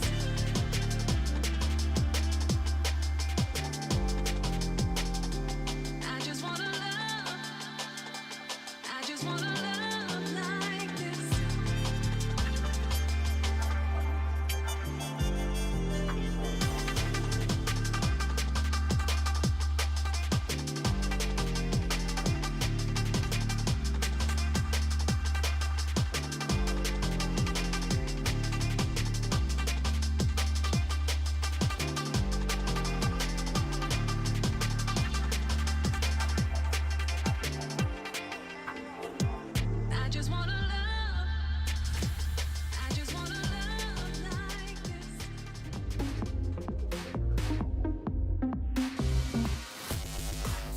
And we're back. All right. We have fixed it. Whatever it was. Whatever it was. It's all good. Been given the word that everything has been fixed, that we are ready to go. We can finally resume the second map here of this series. But we'll see how they fare moving forward from here. Because in case you joined late or you forgot what happened during the downtime, right now, Global Esports up 2-1 on RQ's map pick of Ascent, running their Phoenix Jet composition. We're able to take the first 2 rounds. Couldn't quite get that bonus round victory, but they still did an immense amount of damage. So 4 weapons were lost on the side of RRQ. Yeah, it was a narrow victory there for RRQ, and so they're going to be a bit strained here in this next round. We do have Operator and Odin in hand here for Global Esports. Yep, looks like Rossi wanting to have this Operator as often as possible, so we'll save the Blade Storm for a future round, should they get kicked back economically. And again, with Aaron's cash the way that it is, you can even buy him another one going into the next round should they lose it. Push now as everyone's drifting over towards him. The dash has already been burned, however. The drone likely to lead, and yep, hearing that, he's just going to have to back away. Pop flash in. Oh, looks for the shot. Up close and personal here is EJ. He's getting tagged down a bit. Blades now pulled. He's looking for him. Spots him. Headshot instantly comes across. Rossi spotting though. Shot goes wide. Just outnumbered massively there. It looks like they're going to crack into B. The question is going to be, can they get flip over there? They do. He does manage to cross over to the other side. And now Global Esports has their work cut out for them. 4v4 for the retake. Big quad stack in the back. Going up. No ults on either side. Texture for now just setting up the flame wall, trying to get himself over towards Switch. Just help escort them forward. Vazzy in the meantime, trying to see if he can catch any stray wallbang shots here. Did a little bit of damage to Elmore on the way in. And sees him for a brief little moment. Sees the shoe, fires the shot. Texture ready here with the flash. Try to flash them in. Pulls the trigger on it. Elmore going to be taken down. Everybody else now situated here in boats. Dimension to find some kills, but Moniette sprays through for 2. Texture gets the other. That was godlike by Moniette. Beautifully done with a great spray. Not a lot of time left on the clock, but they do get that defused. The third win on the board here for Global Esports. Continuing that momentum. Over here into this round. Yeah, it was a very, very... Oh, no, of course, he used the blades. Never mind. Hefty you buy around there, so... Right now, RRQ looking pretty broke, pretty busted here with Global Esports. I mean, looking great, at least so far here as we start the first half. I mean, it's a hero rifle for Elmore, knives for EJ. Still could do some damage, make this work. Prowler to check and see if there's anybody forward at bench. No one going to be noted. Texture in the meantime, just waiting. Does have that run it back available as he just stays chilling in market for the time being. Aaron with some covering fire. Paranoia goes across, dash forward. EJ finding the first. Aaron now revealing his position as well. Spraying down from window. Not able to find anything. Launch over the top. Doesn't get a reveal, but that's going to be another weapon recovered. So now 2 Vandals here in the hands of RRQ. We got to see how Munya can handle this. Can he drop a couple before they dive in? All the dart. Aaron was tagged. Munya able to find 1, but EJ, a very easy cleanup through that smoke as they go dropping down into the site. Now 3 rifles strong. This would be a huge win for them, and EJ with 3 makes it that much more possible, that much more likely. Yet with another TP to the opposite side, but it's noted. EJ will find a 4K to get a thrifty win. Keep RRQ within touching distance. Yeah, that was a beautiful round there from RRQ. And by the way, a much-needed one. Otherwise, there's a chance Global Esports runs away with the next couple of rounds here. With EJ, you know, whether he's on a rifle, on the operator, on his ulti with the knives, or even with a shorty, he is always so on point. He's always able to come in there, draw the crosshairs away or towards him, get the kills, and allow the rest of the team to spill in. So this is going to be a really hefty commit here. Once again, the Odin, but also the operator, and it's glass cannon for SK Rossi, so no armor to speak of. Coming into this round, needs to be that much more pinpoint with his shots. Meanwhile, it seems like Global Esports expecting this pressure to be coming up through mid, so they'd have Fazzy sat back. Little jump peek over the top. Ready to wallbang with this Odin in case anyone tries to push up the market. And for now, it's going to be a march up into B. They did push into mid decently. EJ's got a decent position, but he still has a jungle of Killjoy utility to try to navigate through. Flight. We got Texture over here ready to intercept onto B. And times it out to be able to get that Molly down on the ground. Time to try to intercept. Channel Storm as well. Use. Okay, Fragment comes in. Will force them back for the time being. More rushing for it. He's trying to get himself into the spot, but he goes right into the meat grinder. Yeah, cut in half there by the Odin. Blended down as can't quite stabilize that Guardian shot to find the second kill. 2GE does break open the site, but the 2v3. Yeah. This plant coming down. Bazzi has a lockdown. Should they feel the need to use it here? They've got EJ that can work a wide angle. Meanwhile, they're going to have 2GE push up right into that bubble. Oh, he's just ready for it. That's exactly how they're trying to play this one out, and now Moniette would love to have a different weapon. It all been hands TP forward. They're ready for him. You know, in these two maps, we've had a lot of moments where Omens are teleporting across and getting killed right when they arrive. Yeah. Just you know, from the front. Not quite getting a decent sense of where the opponents are going to be. Now it's going to be Global's turn to try to pull off their own little thrifty win here to reestablish a lead. Otherwise, RRQ be able to nab that away from themselves. Away from them, and they've got quite a bit of cash banked up as well. Okay, well, we're starting to have that reversal occur here. RRQ looking extremely strong. Global Esports here with a pretty heavy stack in the mid. That should leave A pretty open if RQ does decide to get in there and try to take that. All they'd have to do is get past Munyet Sheriff. Knife over the top, not gonna note anything over towards Wine. We'll be able to clear out that throne. Paranoia across, very nicely done. Top of the peak coming through in the haunt reveal. Doesn't matter too much because no one's in a position to actually punish him through a smoke. Munyet taken down, lockdown. Going to be invested here, so Elmimore and RRQ not looking to mess around, not looking to give them that chance, not even giving them a hope of being able to pull off a thrift. Yeah, it's interesting to see them actually go for that. I don't know if that is an overkill, an overspend, or maybe a really brilliant move. And overall, it's just not taking chances. They want this lead. They want to be able to try to run away with the map from here, so I don't mind them committing this into the round. They also have a Hunter's Fury available, something, you know, obviously a tool that Global Esports does not have since they are not running that Sova. They have the option to be able to clear out Bazzi's lockdown, so they're going to be using theirs a bit more proactively just to really keep it cautious. Shots through, minor damage. Texture will get a nice headshot onto GE. Aaron finding one as well, and suddenly, oh my God! Aaron versus Elmimore swinging in, and Aaron gets the shots, but there's no time remaining. I can't believe it. Maybe the lockdown was worth it. I don't know. That is unreal. The most disastrous victory you could ever ask for there for RRQ. Yeah, I mean, look, they still have a good amount of money, so they are going to be able to buy back up, and they still have enough for the next round.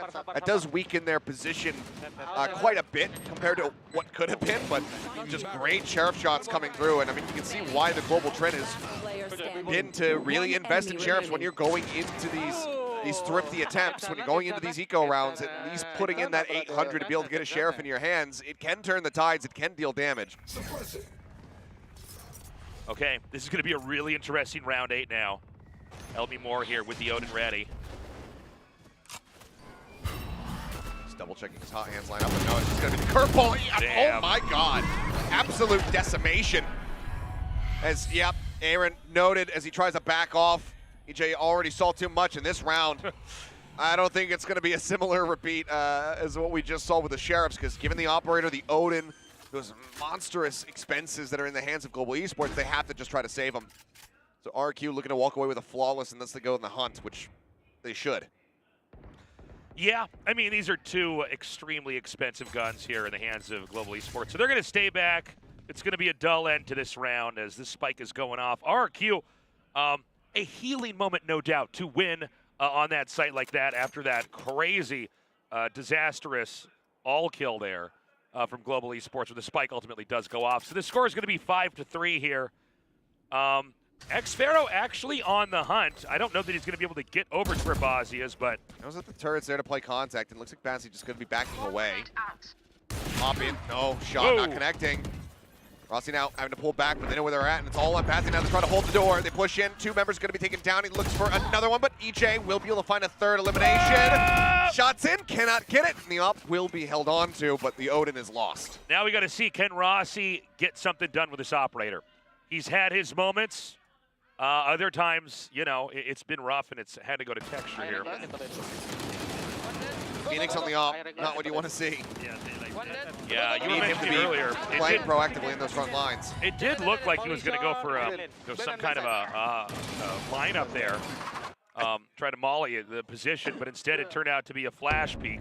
I think the call came in that they were already going to be so far forward that molly is usually to try to zone off when somebody's playing into the cubby, playing around that ult orb.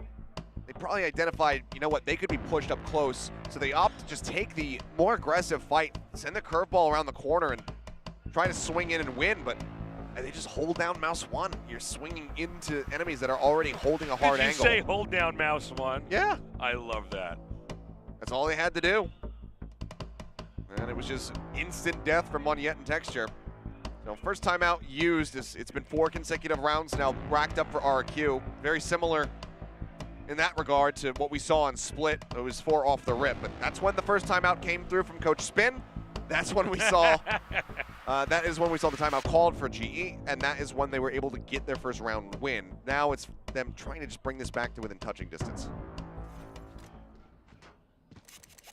They'll have all of the big weapons that they're looking for, but again, they need to find some form of stability. They need people to win these rounds. They need to have the majority of people surviving these rounds. As Rossi is going to be eating that full flash, and Elmore counter spams Bazzi with his own Odin. Shuts him down. Rossi as well. Tagged so low, he's got 24 health. You can see Elmore laughing over here.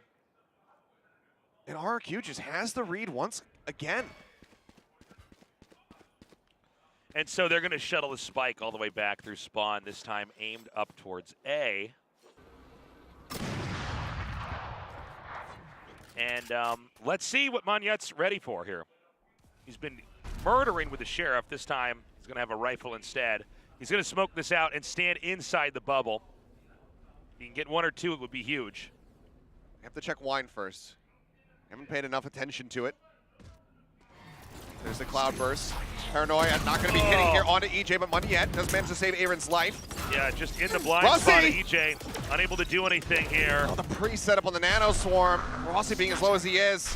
That's just the catch coming through. Swing out, Flipshider managing to find Aaron. Takes a bit of damage. 2GE stops the TP here from Monyet. Keeps him locked now onto this A site. And I mean, look, the spike is planted, but now they have him surrounded. They're just going to be hunting for the kill. Just Monyet here. Oh boy. The yeah. He's ready Sharks for it. are circling, but Monyet gets the first. Drop down, Flipshider will have noted this. Pushing up, and yeah, is able to take him down. Gonna say, Monyet, obviously a former Jet main, knows how to put an operator to use, so you do have to respect it to a certain extent, but it's still just another great read from RRQ. Knowing that Odin is going to continue to come into play on that B site. They counter spray it, and Elmore just shuts him out. Yeah, look at this. He just waits, he says, okay, that's the angle. Did you hear the laugh in the comms? I love it, the evil laugh. Yeah, I mean, it's just, it's maniacal. Don't take. Spraying people down on this map with an Odin is very much akin to Crashy's killing 5 people on a rope on Fracture. You just have to chuckle as you do it.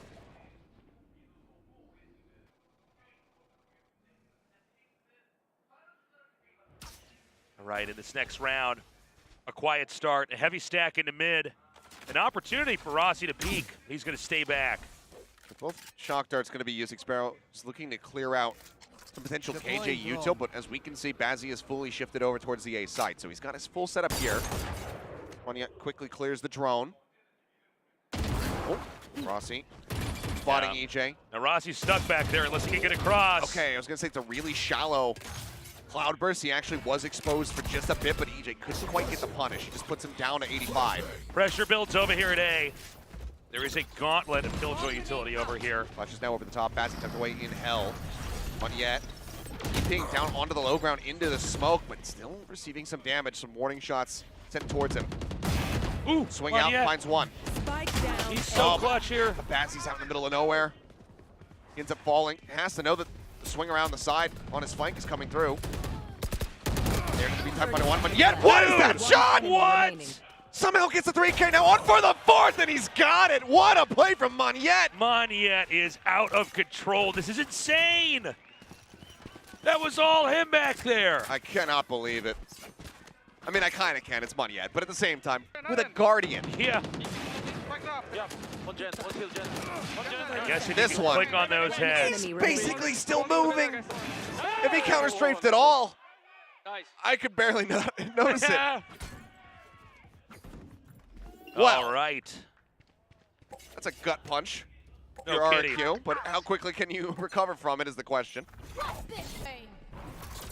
All right, some pretty quick movement here from RRQ.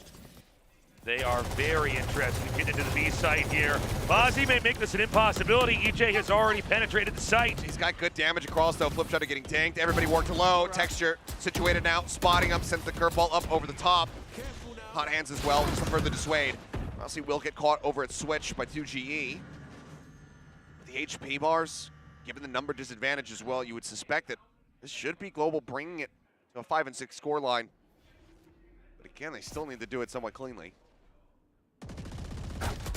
Bazzi just spraying across to find another. Flipshider return fire. Okay, Gets Flip him. is doing it, man. He's found 2.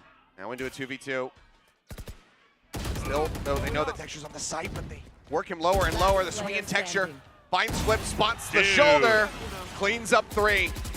Global bring it now 5 to Esports, 6. they are playing so well here. Last round in And I the do have half. to wonder, is RQ maybe overextending a little bit? Are they being too aggro? Are they giving away the round when they could be probing and fishing for information instead? One more second. Good on Flips to be able to find those kills. Do a little bit of extra damage, but the cash flow right now for Global Esports is still very strong, so should have their full purchases coming into this final round of the half. Yeah, I mean, opportunities are certainly still there. Monyet's going with a judge. Let's not forget, in the first map here, it was either going to be 6-6 or 7-5, so a lot of mirroring of the first map. Hey, no command, rolling. Oh my God, they're matrix dodging these bullets through the wall. Somehow no one really taking any damage there again. Decent little chip off the fragment. Does knock Bazzi down to 82. Meanwhile, Monyet, Jiggle peeking over here. Is actually swapped over, didn't notice, but did purchase a Vandal in the end. Spots 2. And that's the spike on this side. Paranoia connects, he knows it. Xpharaoh trying desperately to keep himself safe. Sends out the recon. Now he doesn't know where he is. Oh! Spotted, Monyet guns him down. Spike on the ground. A minute left to go in the round, and Monyet finds a third. He just keeps doing it. It's insane. All right, we've got... Well, it's just EJ with a stinger. Yeah, that's it. I mean, this is basically impossible. Let's see what he can do. He goes down. Global Esports ties it up 6-6. A great run back here on the back end of the half to make this even. It's definitely not what Global were after, though. As we go into the half, completely tied up. But it's definitely a great run back after allowing for RRQ to streak together 5 consecutive rounds. To make sure that they're fairly separated.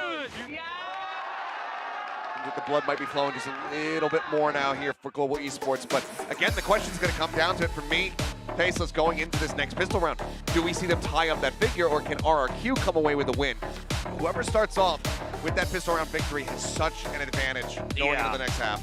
I mean, that it could really just come down to that. There was a period where it looked like RRQ was going to, you know, do exactly what happened in map 1. They might have had some shaky moments, but just kind of truck ahead. 3-3-3. Make a wish. Dude, Monyet played out of this world.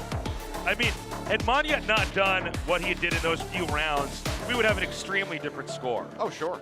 He was superhuman.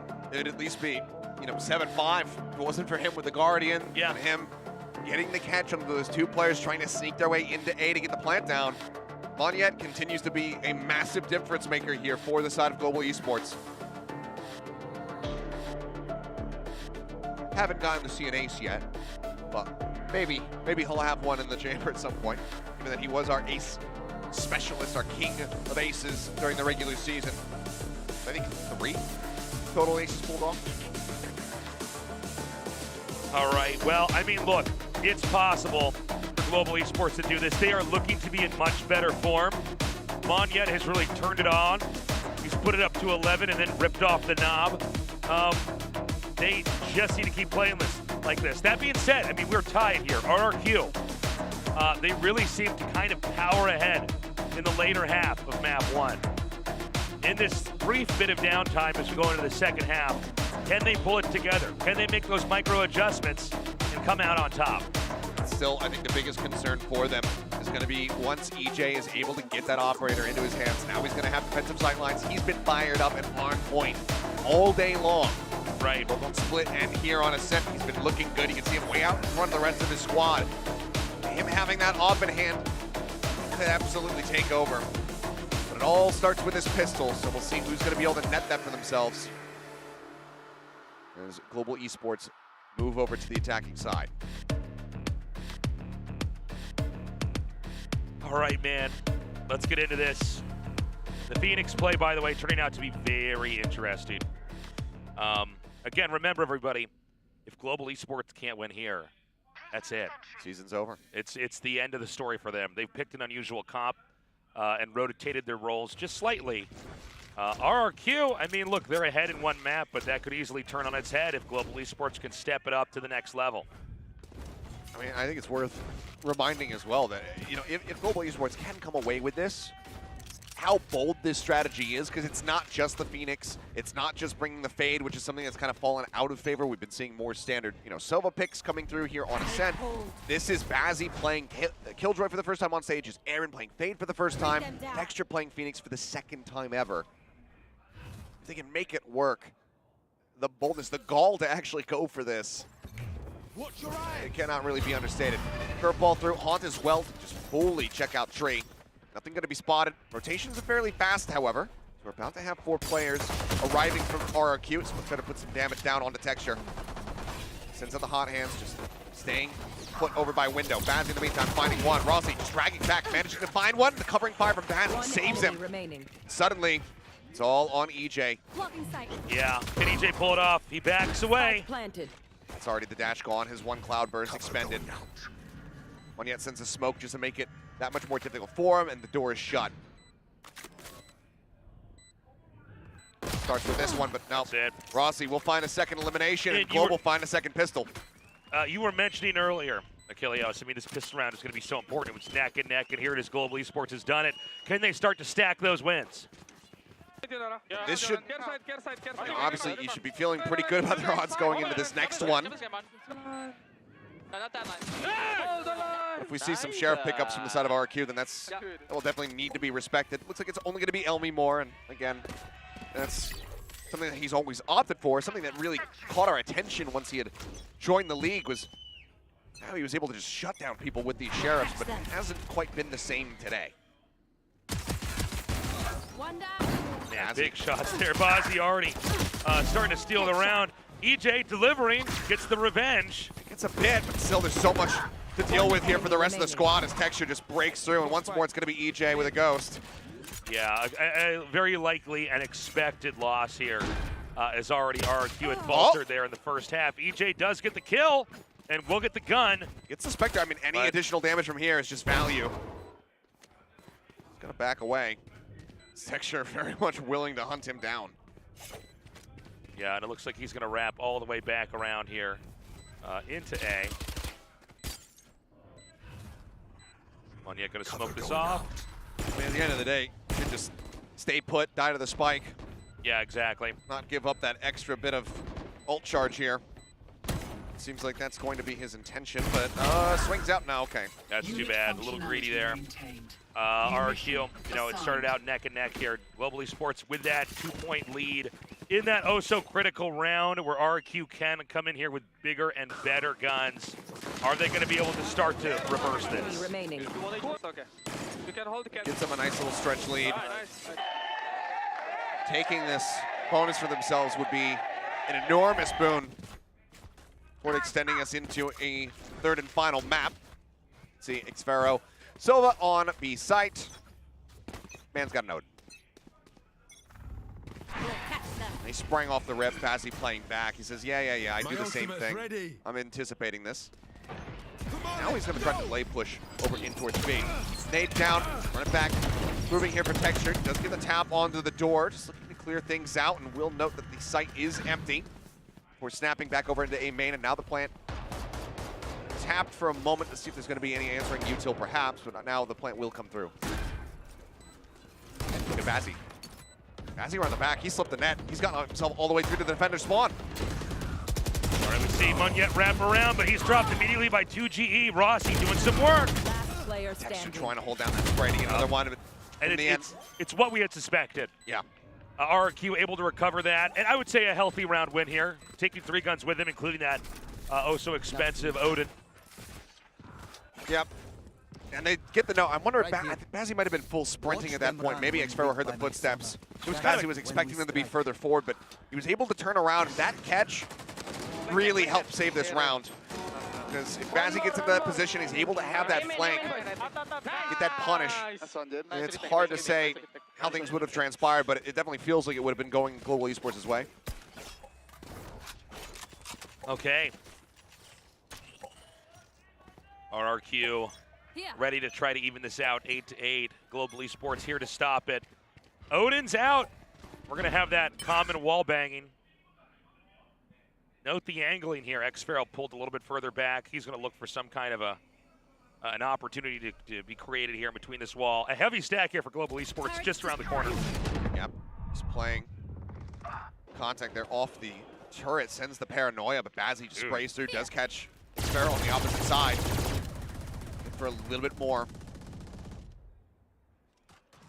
Yet in the meantime, about to clash with EJ and Flipshot on the opposite side of the map. Yeah, 2GE going to dip down into the lower side of B here in case they do actually try to pierce through.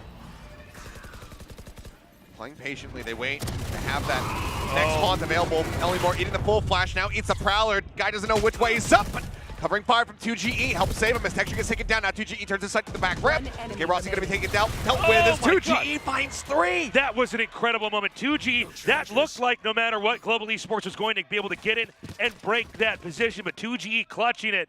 The Odin was like, what, 26 bullets remaining? Obviously, the longest reload time imaginable, but 2G covering it and creating those difficult positions where there was no way for them to get in there. I mean, just being able to take out Texture, has he been able to swing that corner maybe a little bit faster, they would have been able to get that punish and at least trade it back. But because he gets so delayed by the Odin spray itself, it whittles him low. He's not in that position to get the back ramp, and 2GE is just able to hold it down from there. So excellently done, RQ. They keep it neck and neck. They keep themselves very much in the driver's seat here for this series. All right, this round, Global Esports needs to create some opportunities. They've lost that momentum they had. We have double Odins here in the hands of RQ. No thin-walled areas are safe. No, they are not. Ellymore just creeping up. Looks like they're just going to back away, and this is going to start to be a drift towards the A site here for Global, but everybody is already very close by from RQ. Sparrow even pulling away from me for a brief little moment. Now Fragment down, great timing here. Flipshot looking to just slow them up. They do clear it, so he can't reveal how many people are going to be in that position. The Haunt connects, so he's got to pull back away. Starts to spray through once more. Cloudburst going to be dissipating 2GE, revealing his position, managing to find one, takes a TP out, Recon Dart, pings on the 2. Now Sparrow's up in heaven with the Odin in hand. 2GE gets another. Second kill. The Nightfall sent. Know that one's going to be in hell. He's going to be so very low because of the decay, the push in. Texture able to finish him there with the classic. Flipshot in heaven, making his presence known. Bazzi will be able to get the flank through. 3 players left standing. Global will be able to go ahead and take the lead once more, but it's still such slim margins for them. It is. We've got EJ here, ulti ready. That should be. We have the audience here with a Global Esports chant, timeout, and not a tech delay. Thank God. Yeah. RQ going to be using their first one here. Second of the series overall. Tell Ewok he does not want this to slip away from them. Yeah, all Global Esports has to do is keep that momentum going. 2GE, by the way, has had his incredible moments in these last 2 rounds here. I mean, he's really been on top of it. Although this does seem to be a map that is gelling so much more with Global Esports and what they're planning, what they're trying to execute. We see Ewok here now, talking to the rest of the players. They've got to figure out a way to circumnavigate the score just slightly and then squeak out those few wins. This may be centered around EJ here. Where can they send him to try to infiltrate a position, crack it open, and get some kills? See if it works, or if Spin and Aaron are going to be able to get a decent sense about what this defensive setup from RRQ is going to look like. We saw that as GE, they called their timeout before. And RRQ said, well, counter spray him with an Odin. They were able to shut it down. Pressure's on. EJ hopping up over the top, knives in hand. Joke's over. You're dead. As they run it back, going to be used by Texture, looking to clear things out. EJ arriving in mid, finds one. Monyet going to be dealt with, but then Rossi quick to trade it. Sparrow. Yeah, not into B site just yet. Rossi just slipped through mid. Way through, and okay. I wonder if Texture actually saw enough, or maybe the shot was coming through. Either way, Elmimore now with a second, now a third. Dude. Shuts it down. They get so close, 8 HP for him to be able to stay alive, but this B site just seems unassailable right now for Global Esports. RQ just continue to push them back at every twist and turn. I gotta say, very different victories here from RQ. It's these clutch wins, these wins that look like, positionally, I think Global Esports is better set up to kind of win the gunplay moment, but it's RRQ with better reflexes. Clutching these key moments, covering each other very well. It's 9-9. This couldn't be closer. It's a back and forth here in the audience, by the way, with the RRQ cheers and the GE cheers. It is hype. No one knows who's going to take this. This time, EJ's here with the operator, tucked right up, peering down into B. B's been a pretty action-packed sight so far. Looks like EJ's going to try to back up. No, he's going to stay down here and try to peek. Full flash, though, has to back away. The Prowler as well. Chasing through as Rossi can try to. Oh, he bumped his head. He bumped his head on the doorway. Bumped his head. The fragment was putting some damage down. Monyet now going to be dealt with there by the operator. EJ looking for the follow-up shot, and he's got him. Enemy remaining. And it's again just this B site cannot be taken. Global Esports try again, but it's failure after failure when they try to get themselves situated here. RRQ is just ready for it, and they have every measure in place to just shut them down on these pushes, and it looks like it might just be a back-to-back tech pause, or rather a back-to-back timeout. That's what I mean to say. Well, hold your breath. I mean, the way today's gone. It did appear, I wish I could have looked at that shot a little bit longer. It did appear that Rossi made a mistake on entry, jumping up only to bump his head on the door to fall back down, unable to create a moment where you already have the jet in the site, and the chaos can be created. Instead, it was a bit more of a positional bottleneck where the Odin could punish so easily. Well, now, the final timeout for Global Esports in this map, and perhaps in this season of Pacific, has been used as the lead slips away from them. RQ once again in control, up by a single round.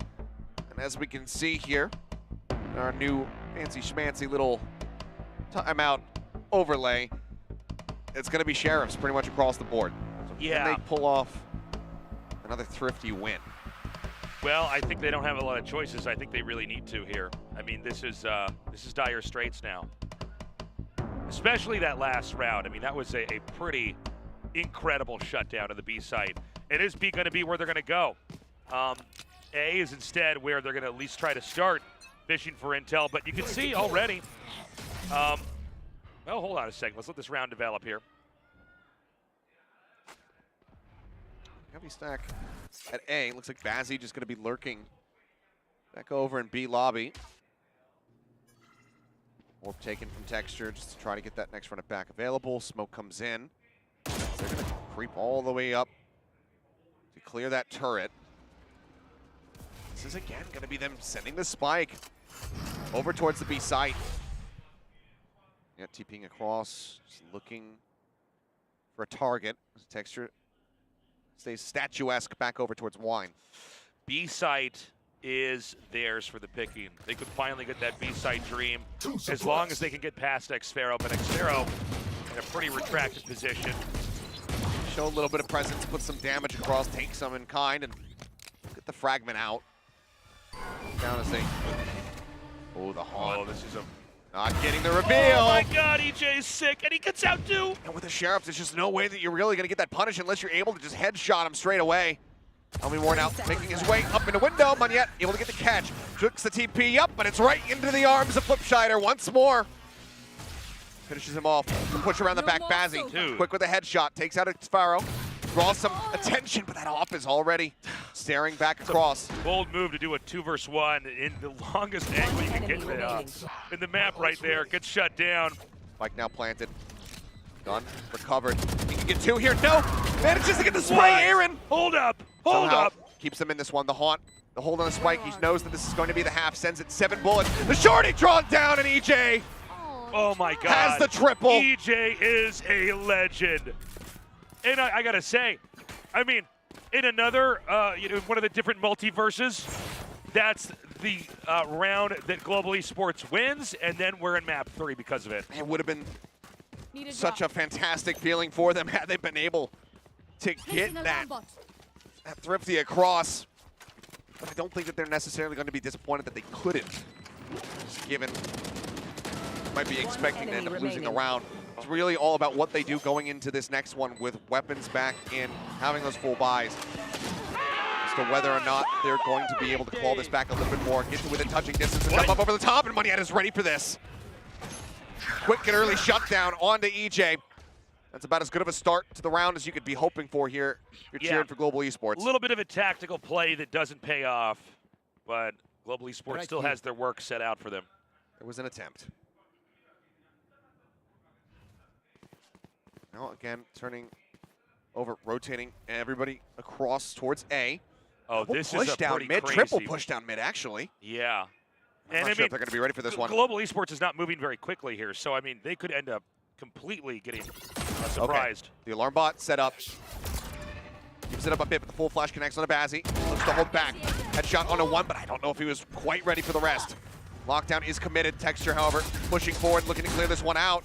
Needs to reload, needs to get something done if he wants to clear it, and eventually he's able to find it. Rossi set up at 1, gets 1, Moneyette gets the other. Dude, this is so sick. This is so close. Damn near flawless fashion, only lose out on Bazzi. 10-11. One more to tie it up.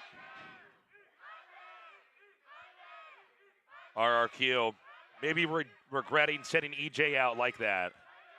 We have rival cheers here in the audience. It is so hyped down here. Yeah, EJ comes up, look at this, boom. I mean, the paranoia just doesn't hit Moneyette. He's jumping to get up over top of the box, so quick and easy kill. Remember, Global Esports loses here. They're out. It's over. It's the end of the year for them. And that's going to be the final timeout now burned from both squads, RQ. That's right.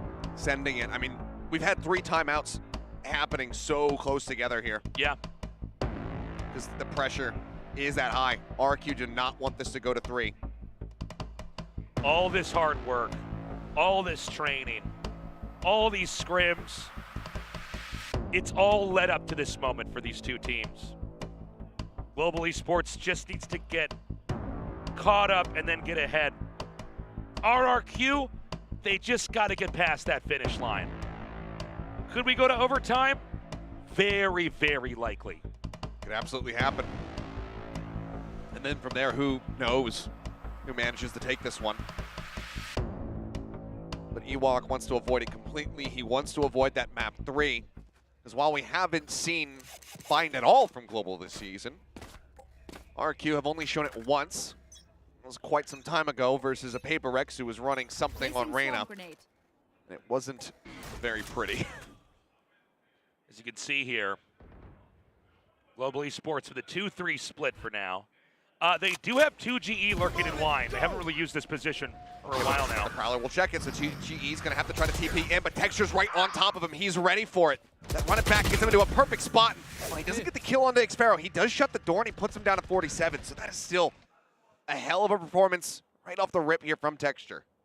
Got Flip poked way out into mid. They're going to smoke him out. And there might be a double peek over here in the mid here from RRQ. It does seem like A is still the target for the spike. Do they read that the operator's been shifted up onto Heaven?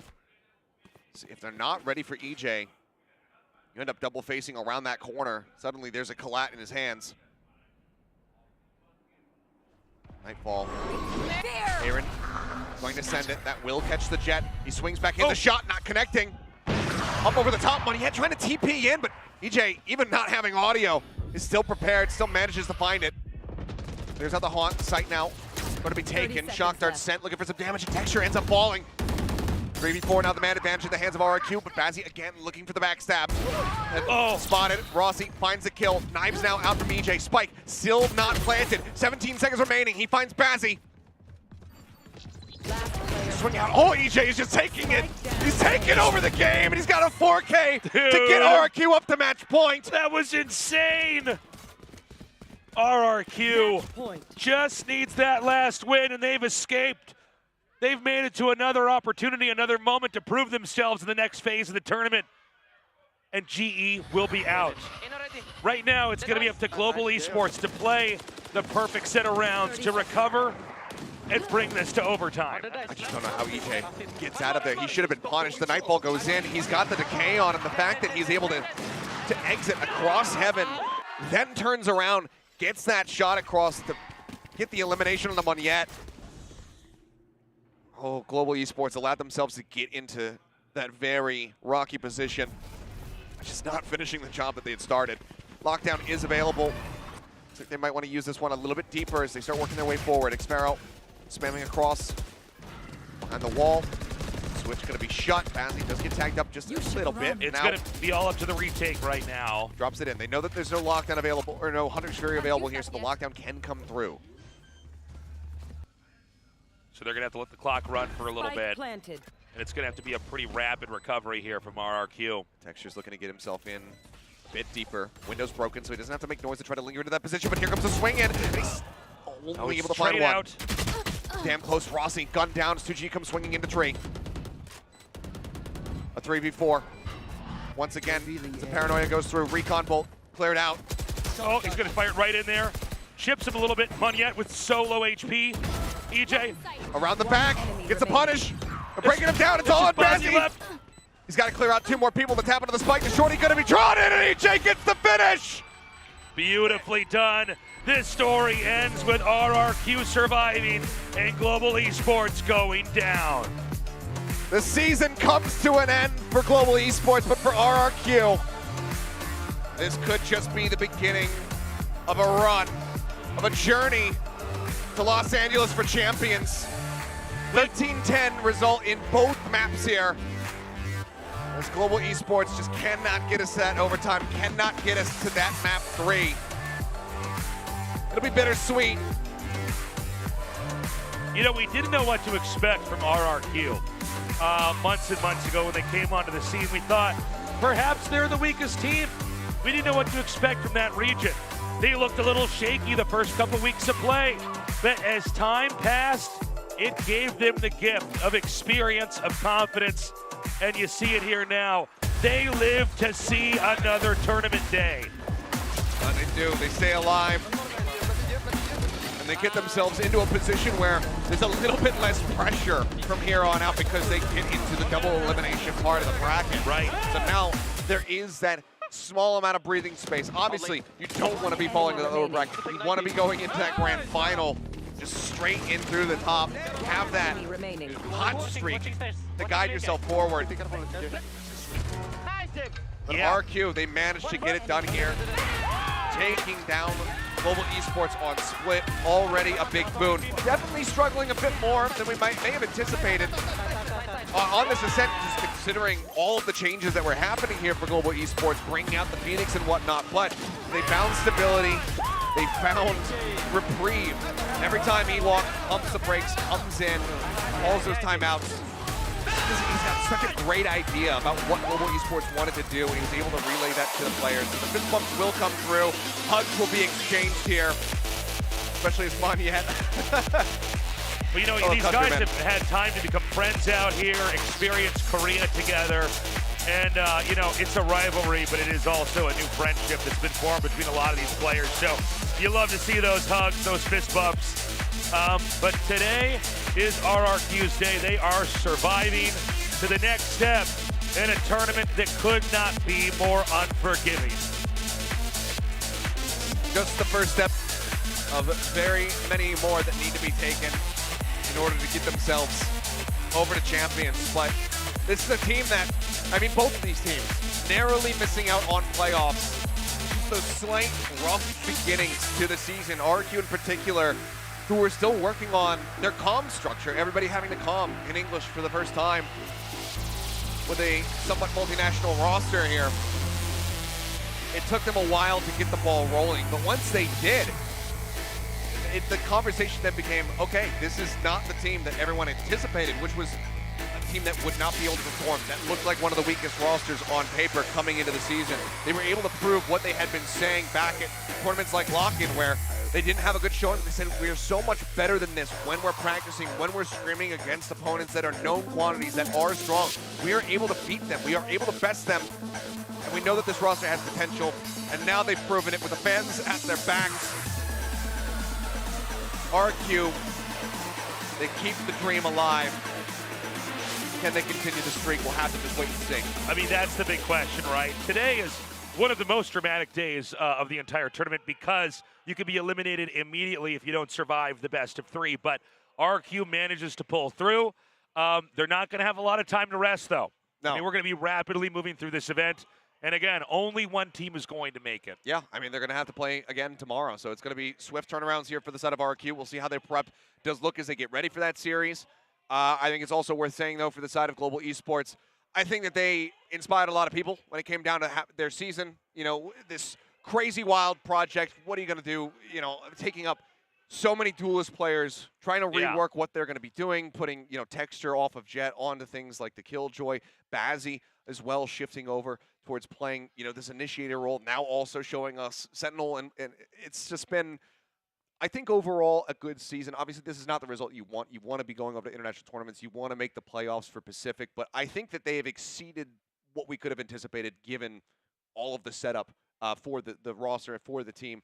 So I'm still damn impressed. Yeah, and look, this was a region where we had a lot of places coming in to compete in Valorant. We didn't really know how they were going to compare to these Korean teams or some of these other powerhouses, and it's been a real treat to see that both these teams have played so well. Global Esports also showing a real range of play, willing to take risks here on that map too with an unusual comp when everything was on the line, and making it extremely close.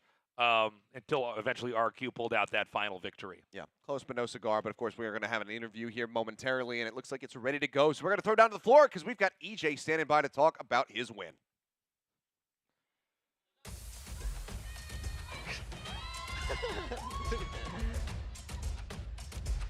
Yeah, so we are here with EJ of RQ. Congratulations! Thank you. Okay, so the first question is, you showed consistent and solid play today, so what do you think of your individual performance? I think it's I played really good today, and it's I think, my best performance so far. And I'm really happy that my teammates keep supporting me. Oh yeah, it was actually just 10 out of 10 performance. Yeah. Okay, and another question is, so during the 2 months of the preps, what was your team's main focus on? Our main focus was to create more strats, create more traps, and we were really preparing for this LCQ. And yeah, I think we just prepared a lot of strats and making new one. Oh, and a lot of teamwork. Yeah, working a lot of good teamwork as well. also. Yeah, so also on Ascent, we saw Texture playing Phoenix, which was quite a surprise. What was your team's reaction for it? Our reaction was, I think we got surprised that they played Phoenix. It's been a long time that I haven't seen Phoenix in Ascent. And yeah, we know that the traps that Phoenix can do and his utilities and how they play. And yeah, we just stick to our plan and play together. So are you a bit more relieved or excited for today's match? Which I one think is it? I'm very relieved that we survived the best of one. I mean, best there's no lower bracket, and we still have a chance in the next. And yeah. Yes, I can see. And also, tomorrow you're meeting Zeta for the match. So, any confidence or message to send them? We just play our own game, and yeah. You ready to take the revenge? Huh? Are you ready to take the revenge, win against Oh them? yeah, we're ready. Okay, I can see. And for the last question, there's a massive viewing party, all wishing the IRQ will win. So, what do you say to them? Thank you for supporting us, and we love you. I love you too, RQ. Okay, that was EJ of RQ, and I'll toss it back to the desk.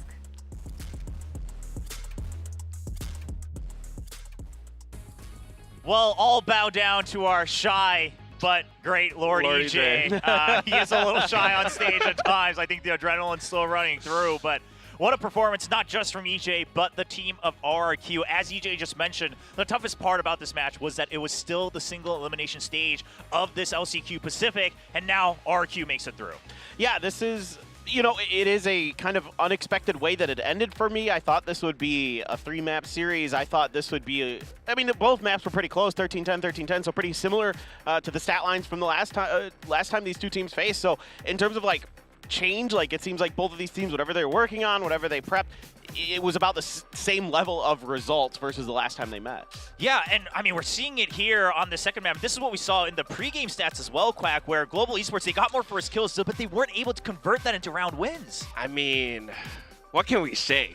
History repeats itself. I mean, Global Esports, again, they get a lot of first kills, but the conversion isn't quite there. Meanwhile, RRQ, a lot more coordination, and you could hear in the interview, EJ was talking about it, they had more strats, they had more traps, and the way that they maneuver around the map, they managed to take down a lot of GE's defenses, and sometimes even on the attack as well.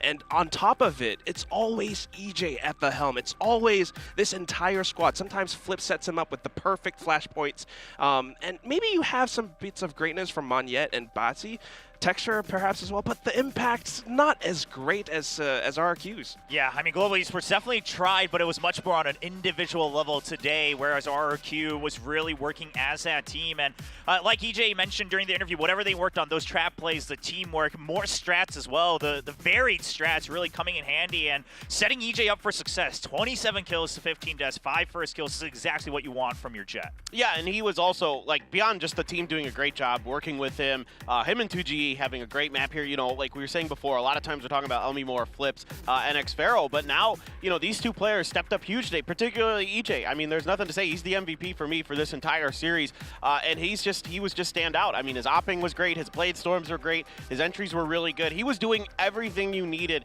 from a Jet player today, and this is maybe the best performance we've ever seen from him, period, and in the most high pressure, one of the most high pressure, high stakes moments that he's ever going to be put in. Yeah, without exactly. a doubt. I mean, he had like 9 multi-kills in total. That's like 2Ks, 3Ks. He had 2 4Ks throughout this whole map. It's big performance, and we can only expect higher, better performances tomorrow. Yeah, clearly a very upgraded version of EJ. And one thing I like that you mentioned, Paper Thin, is that we normally talk about these other players on RRQ, especially Zafero, as a consistency. When Zafero is bottom fragging and you're still able to win, this is a good sign of a team upgrade. You don't have to rely on that one player anymore. But speaking of EJ, we have a couple highlights from him as well, and he started off hot right in the beginning of this map. Surely. I mean, round 5, I think, is what we want to talk about. You can see SK Rossi trying to defend the map, and again, they don't have that much information. Sometimes Zafero tries to sell fakes with the shock darts, especially down middle, so they weren't expecting this. 2G actually set up EJ for this perfect short push with a paranoia from A main, and SK Rossi had no idea what hit him. Not only that, this was a thrifty round. The Blaze Storms, yes, they killed Rossi, and then EJ kind of holds around this spot for just a second longer, picks up the gun, and with the timing off of that tiny delay, Global Esports tried to hold back, but they weren't quite sure, and with the push up on top of Heaven, they managed to take down a couple more players. That's 3 players already gone. Yes, Monyet, he was trying to anchor the site, but how much more can you move in? Because you're already backside, you're already deep in hell, and EJ just comes up huge with the final 4K. Yeah, I mean, he's holding every angle until the right moment, right? Until the rest of the team can position themselves for the eventual site execute and the spike plant. Of course, they basically win the round right before it's planted. But a great start here from RRQ to start recovering some of those early rounds after losing the pistol. But, you know, towards the later part of that first half, G answers back. RRQ even throws a nice fake at them in the last round of the half, and G kind of gets a good call against it. Yeah, I really like this idea from both teams. I think RRQ here doing a really good job selling this fake, or at least attempting to. You know, that flash there to stall things up, the spray with the Odin again, we had seen that in the previous round. So the response here from RRQ makes it look like they're really trying to put pressure on this Odin to back this player off to get into the B site. You know, you've got the Jet, you got the KO there. That's oftentimes a pretty good sign that it's going to be an initiation onto that site, but instead it's actually a lurk over here. But who else? But the genius site anchor himself just finds the perfect time to clip Elmimore. A beautiful paranoia here to completely pin Xfero in, allow some time for the rest of his team, who had kind of been sold decently well in that B hit, to come on over and start bailing him out. He's still able to get 3 on his own.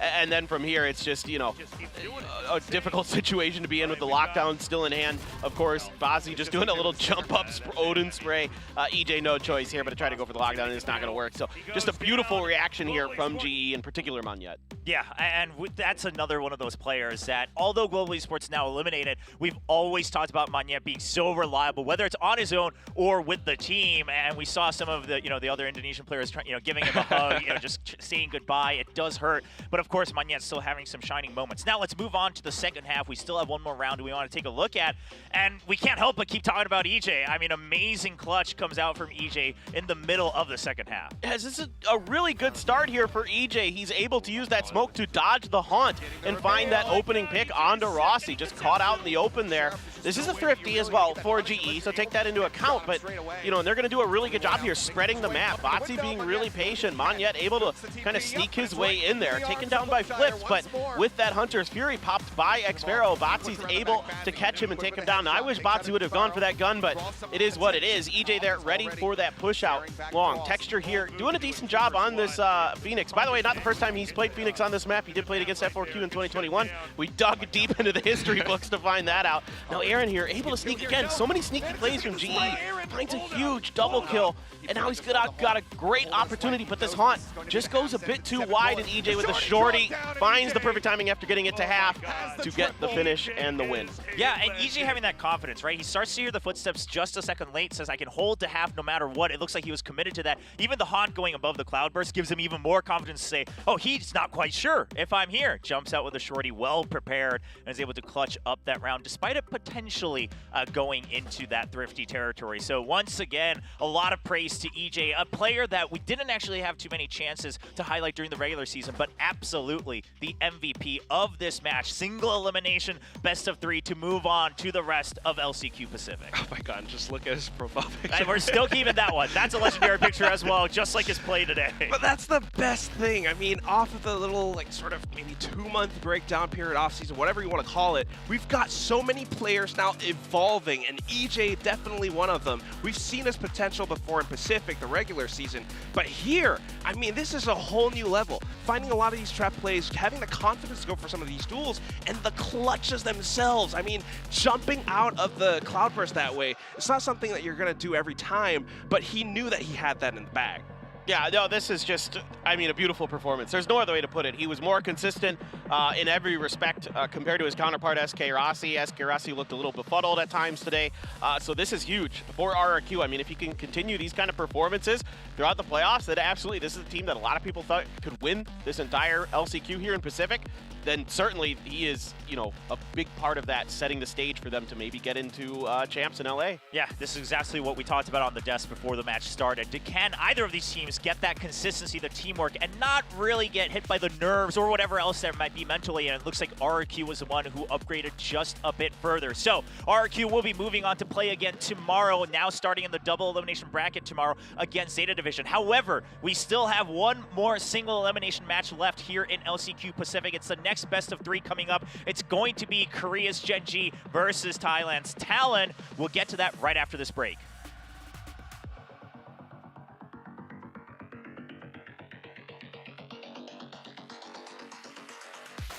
Already a rough start. The intention of RRQ is going to be EJ gets the initiation. What's curious here is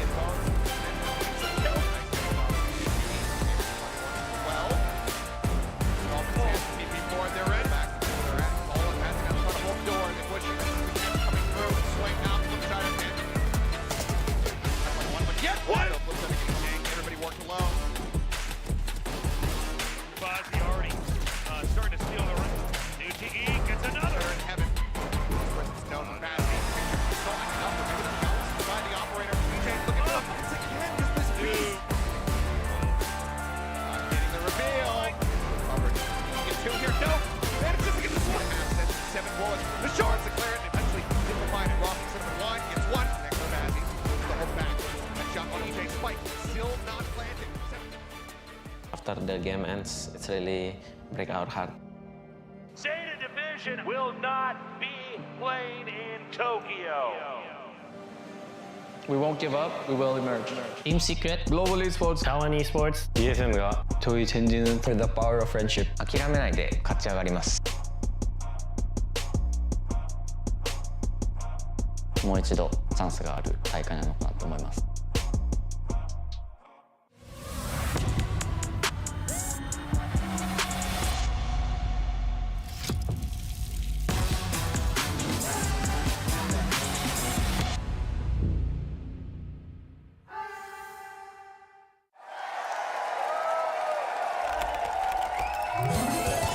Red Bull gives you wings.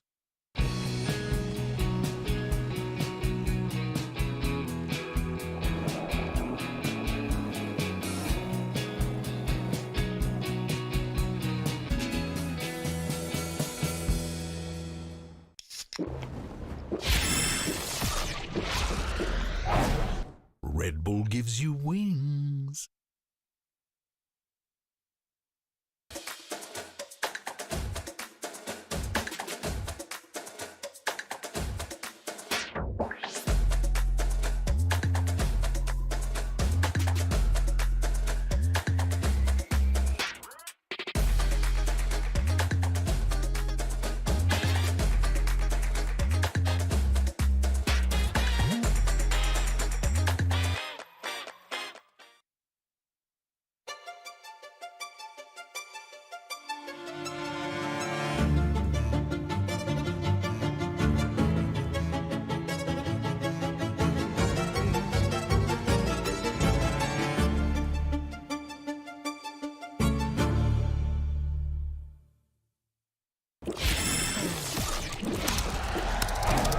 Red Bull gives you wings.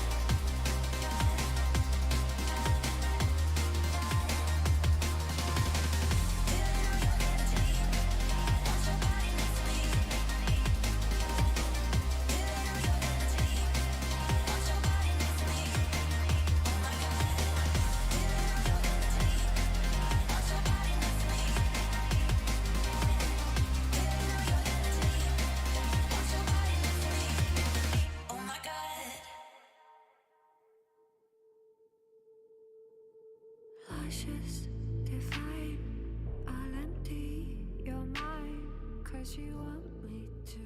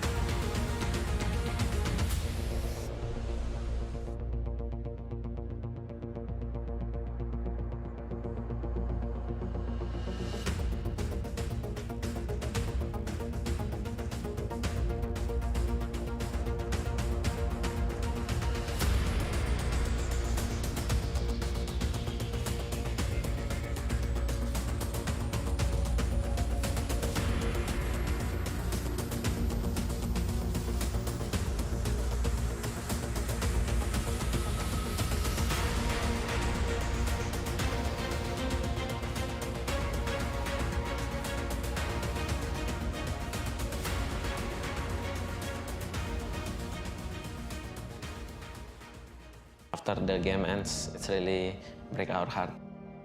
Zeta Division will not be playing in Tokyo. We won't give up, we will emerge. Team Secret, Global Esports, TLN Esports, DFM가 저희 젠지는 for the power of friendship. 諦めないで勝ち上がります。もう一度チャンスがある大会なのかなと思います。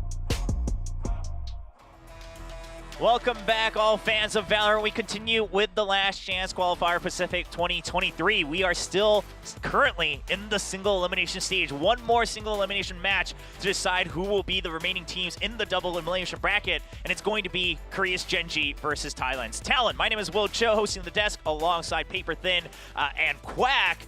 And we're starting with the Gen.G roster, and it does look like Sylvan will be on the starting five as we have Goddead, Meteor, TS, Sylvan, and King.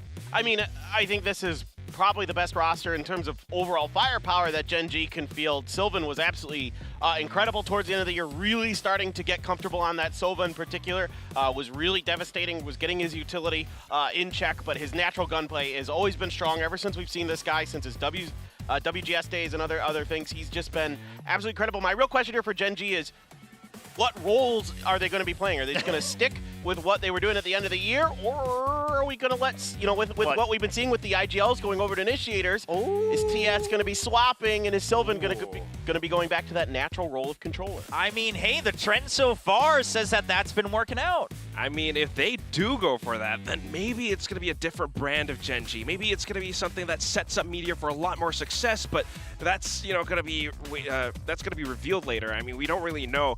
But so far, I feel like they're going to play the same thing. Meanwhile, we just saw that very same switch that you guys were talking about happen with Talon Esports against DFM yesterday. And it works pretty well, right? I mean, PattyFan finds his kind of groove with that controller pick with Omen sometimes. Meanwhile, Cruz, I think it's good. I think he's able to play that backseat a little bit more and set up for some plays, call for some plays. But it was a little bit sloppy, wasn't it? Well, yeah, it wasn't as clean as you would have hoped, against DFM yesterday, but they still were victorious 2-0. And like you said, Quack, Cruz back on the initiator role. Of course, he used to play it before as well. And now he's kind of in the thick of things, able to call according to the situation for the rest of the team. Of course, we do have Garnets with his new haircut as well. For those who don't know, he made a bet during a solo game if his teammate would clutch or not, and he had to shave off his beautiful hair. But there they are, Coach Boy now acting as the stage coach, being the one who's calling the timeouts. And we don't know exactly what goes on, but the timing of the timeout seemed pretty good yesterday. No, he was phenomenal yesterday. I mean, really just able to kind of identify what Detonation Focus Me was trying to do and sent really good reads to his team, and they were able to really dissect some of those static plays that DFM had yesterday, or if they were trying to set up trap plays, a lot of times they were able to identify and dissect them or just work around them. So you got to be really impressed overall with Talon. But in their head-to-head, I mean, Talon here, they played great against Gen.G. This was one of their better performances. Yeah, I mean, they won 2-0. Now, they didn't get any eco wins against Gen.G, but the first kill to round win conversion, right? I mean, they're basically winning as soon as they get the first kill. That's a really high number, Will. I mean, 80%. It just says so much with how they actually performed against Gen.G. But this was back then during, the regular season, and Gen.G did actually make it out. Gen.G, they had more wins, and on paper, they're a stronger team. But what this says to me is they aren't that good at adapting. There was some time where Gen.G on paper had some kind of a slump within the team, and Talon, on the other hand, had a lot more adaptability. And I really like what you're talking about, because this is something that I think is a key here for me for Gen.G today, because I saw a lot of flexibility in Talon yesterday, even though if it didn't look maybe the cleanest at times. Sure. But I saw a lot of different ideas, and that was beautiful, and a lot of mid-rounding and a lot of changes of pace and play. But Gen.G plays so static sometimes that I'm worried that that's going to work against them, because we saw yesterday that Talon can dissect it. Yeah, I mean, Gen.G, while again, some good ideas, especially at the beginning of the season, it was also the same defaults every single time, the same style every single time on every single map, and they weren't able to adapt in the later half as the meta continued to evolve here in Pacific and globally for VCT. We take a look at the overall map win percentages, and of course for Talon, it doesn't look great because they didn't have a great record overall during the regular season. But quite frankly, Gen.G also very middle of the pack. Yeah, definitely a little bit so. I mean, the way that they were playing throughout the season, they struggled here and there. It's kind of like what Paper Thin was talking about. The structure that they were going off of, it's a little bit rigid. and they keep going for that same kind of play, that same style of maneuvering around the map slowly, and teams really start to figure out how to choke them around the other parts of the map, coming up from the sides or flanks at times, and they can't really go through, and sometimes that even impacts some of the players' performances. I think GodDead actually didn't have such a good game in one of the more recent ones that he played. Yeah, let's actually talk about GodDead a bit more, and especially in comparison to now Cruz, who's going to be playing that initiator here for Talon, because you talk about adaptability, you're going to want your main flash initiator to be able to set up your team for success whenever you make a new call. Yeah, I mean, look, GodDead came into the league here being picked up by Gen.G, had absolutely just stellar numbers in the beginning, but he really fell off a cliff at times, and he had some absolute stinkers. I mean, -15, -16 map performances, not just like total best of 3 performances, like map performances that were... Wow, you're really going hard on GodDead today. Look, I know a lot of people are really high on this guy, and I at times think he can be absolutely stellar. When him and Meteor were working together in conjunction at the beginning of this year, it was beautiful. It was absolutely insane, and I was enthralled. But as the year went on, these things started to fall apart, like the coordination, the communication, all those things. It was team-wide, of course, but him in particular, I didn't see that same level of flashiness that we saw at the beginning. That's definitely something that, you know, I noticed first coming into Korea, coming into the Pacific. Watching Gen.G, GodDead plus Meteor was a duo that I really respected. You see how he sets him up, and then Meteor goes for some crazy flashy plays, but then sometimes it's just not quite there. He starts to whiff a lot of shots. Meanwhile, Cruz yesterday sets up his team. He was landing some clutches. He was holding down Dish like we just saw in the highlights. It's a thing of mental game sometimes. Yeah, I mean, of course, kind of retaining that confidence as well. Let's take a look at what the predictions from all of us here on the broadcast look like for this single elimination game. Again, the loser is out of LCQ. The winner moves on to the double elimination bracket. And okay, I mean, the majority leaning in favor of Talon, despite not the cleanest performances. But Paperthin, you and Achilles voted for Gen.G. I want to hear your reasoning behind that. I think and I hope that they're able to recover and kind of figure out some of their weaknesses, get a little bit of an adaptation in their play. I think they might swap roles a little bit, get Sylvan back on that controller, I hope. And if all of those things, if all the pieces come together for Gen.G, if their communication's better, they should be fine. So you're saying they should be the better team. If the improvements happen on both sides, Gen.G should be the stronger team. Yes. That's what we're working off of, which I think is fair. Just a quick thought from you about the Talon vote. I mean, it goes back to the thing about structure. If Gen.G is still that rigid, and if Talon finds that little crack and they can, you know, really exploit some of these weaknesses, if Gen.G can't adapt, they're in hot trouble. Yeah, I mean, that seems to be the name of the game, right? And that seems to be the name of the meta. We talked about it in the opening of the show. It's all about that mid-rounding currently here in VCT, in Valorant, overall globally, and especially more so in the Pacific, where we've had so many teams that are kind of playing the textbook way. We'll have to wait to see if Gen.G has evolved. And also Talon, while a bit more adaptation, can they be a bit cleaner in the execution of their flexibility? Ladies and gentlemen, this is the next best of 3 remaining for tonight. It is going to be Gen.G versus Talon for elimination here in LCQ Pacific. Looks like we have a couple more seconds to go to the stage. It was so good. You did such a good job setting it up. I thought we were done, but we're ready to go to the stage now.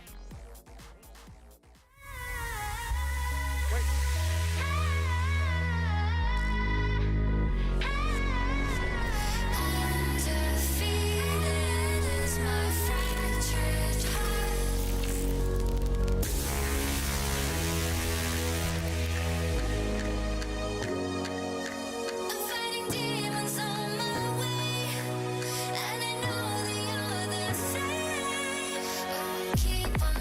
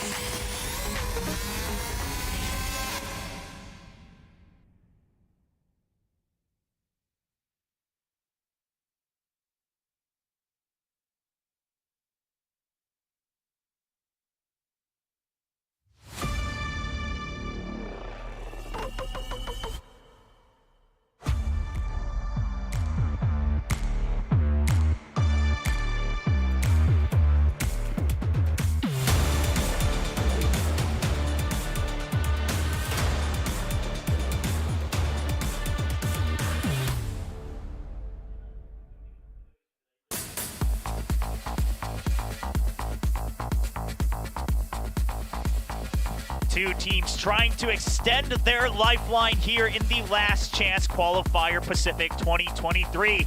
First up, it's going to be Korea's Gen.G returning after a rough playoff performance, not able to make it to Masters Tokyo, now trying to go to another international stage. Yeah, this is a really strong team. Some of the best players we've ever seen in Korea, top to bottom, outside of DRX. So this should be, on paper, a really, really good team. But you could see at the end of the year that it wasn't just their play, it was their communication, their coordination. All those things started to fall apart, and they weren't ever able to recover. Has this time off given them the ability to do so? We'll have to wait and see. I mean, we saw a lot of improvements from the other teams we've seen so far after this break, and one of them is this team that's coming on a stage right now. Off of a 2-0 victory yesterday against DFM, they have to play one more best of 3 to reach the double elimination stage. It is going to be Thailand's TLN Esports. A little bit more jovial, a little bit more fun as they hop out, but I mean, you can see that this is a team that has improved in their game against DFM. A lot more struts, a lot more depth to how they play, and also confidence in Pat. I mean, Patiphan, in that interview that he was talking about yesterday, when asked about how, you know, if there is a team that he's afraid of in LCQ, there's no one. He really is ready to just go out and slay today. And I mean, I can't wait to see what happens.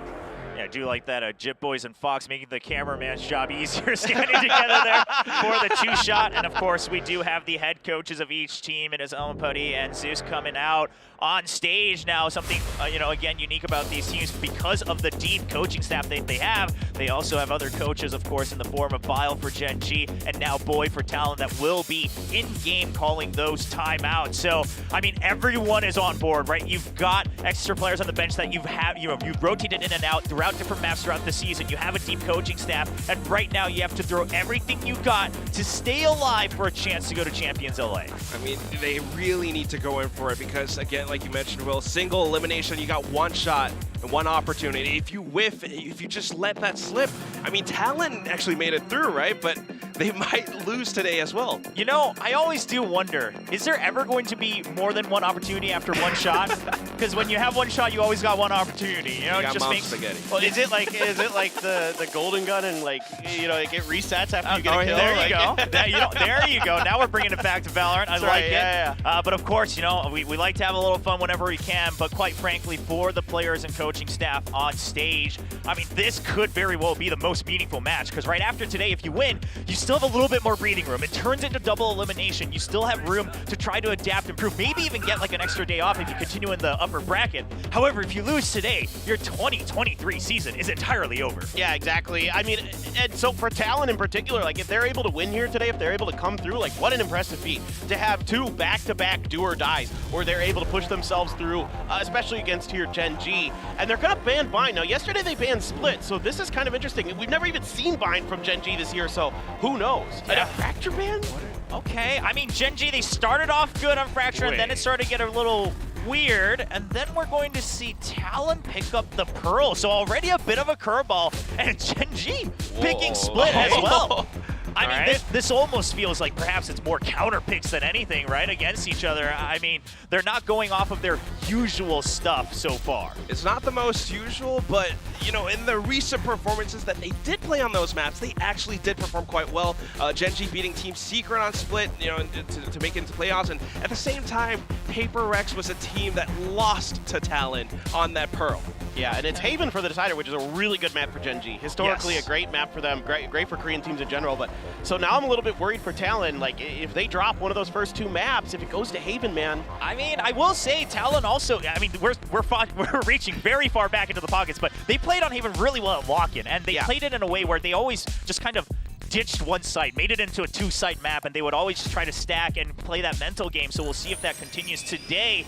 Get a little sneak peek at the agents here. Do we have a change on the side of Gen.G? Yes! Wait, hold on. Yes! Not only do we have Sylvan back on controllers, which I know not just Paper Thin and Achilles, but a lot of Korean fans are happy about, but Yakko for TS, so he's back on Initiator and bringing out the new agent that they haven't experimented with much. Meanwhile, on the side of Talon, we go to the tried and true Harbor Viper comp. That means Patiphan is going back on that Harbor, and Cruz will have to take on the Viper role as they're just running the Singular Sky. So it's still that little bit of control. It is that composition that they used to beat Paper X 13-11 on not the best score, but still a win nonetheless. But still, Gen.G, what does this mean? I mean, this is kind of nuts, right? A Gecko on Pearl is not something we've seen much, despite Gecko starting to make a bit more appearances here and there on different maps. And personally, I think TS, he's always been known in Korea to pick up new agents, to take on new roles, to adapt. Curious to see if he can bring this team together as that IGL. Meanwhile, it's going to be Cruz leading the crew of Talon to try to get to another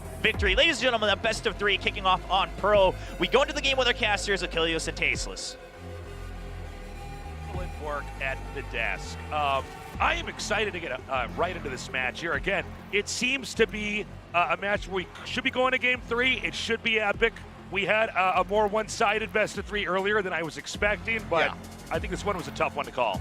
It is, but I am right there alongside Paper Thin. I am ecstatic for now to see that TS is back on Initiator. We have been asking for this guy to go back to this role where he has been so comfortable, where he has been able to make a name for himself for the longest time. And Sylvan, this amazing Smokes player that we haven't gotten to see play Smokes this entire season, now back in playing the Astra.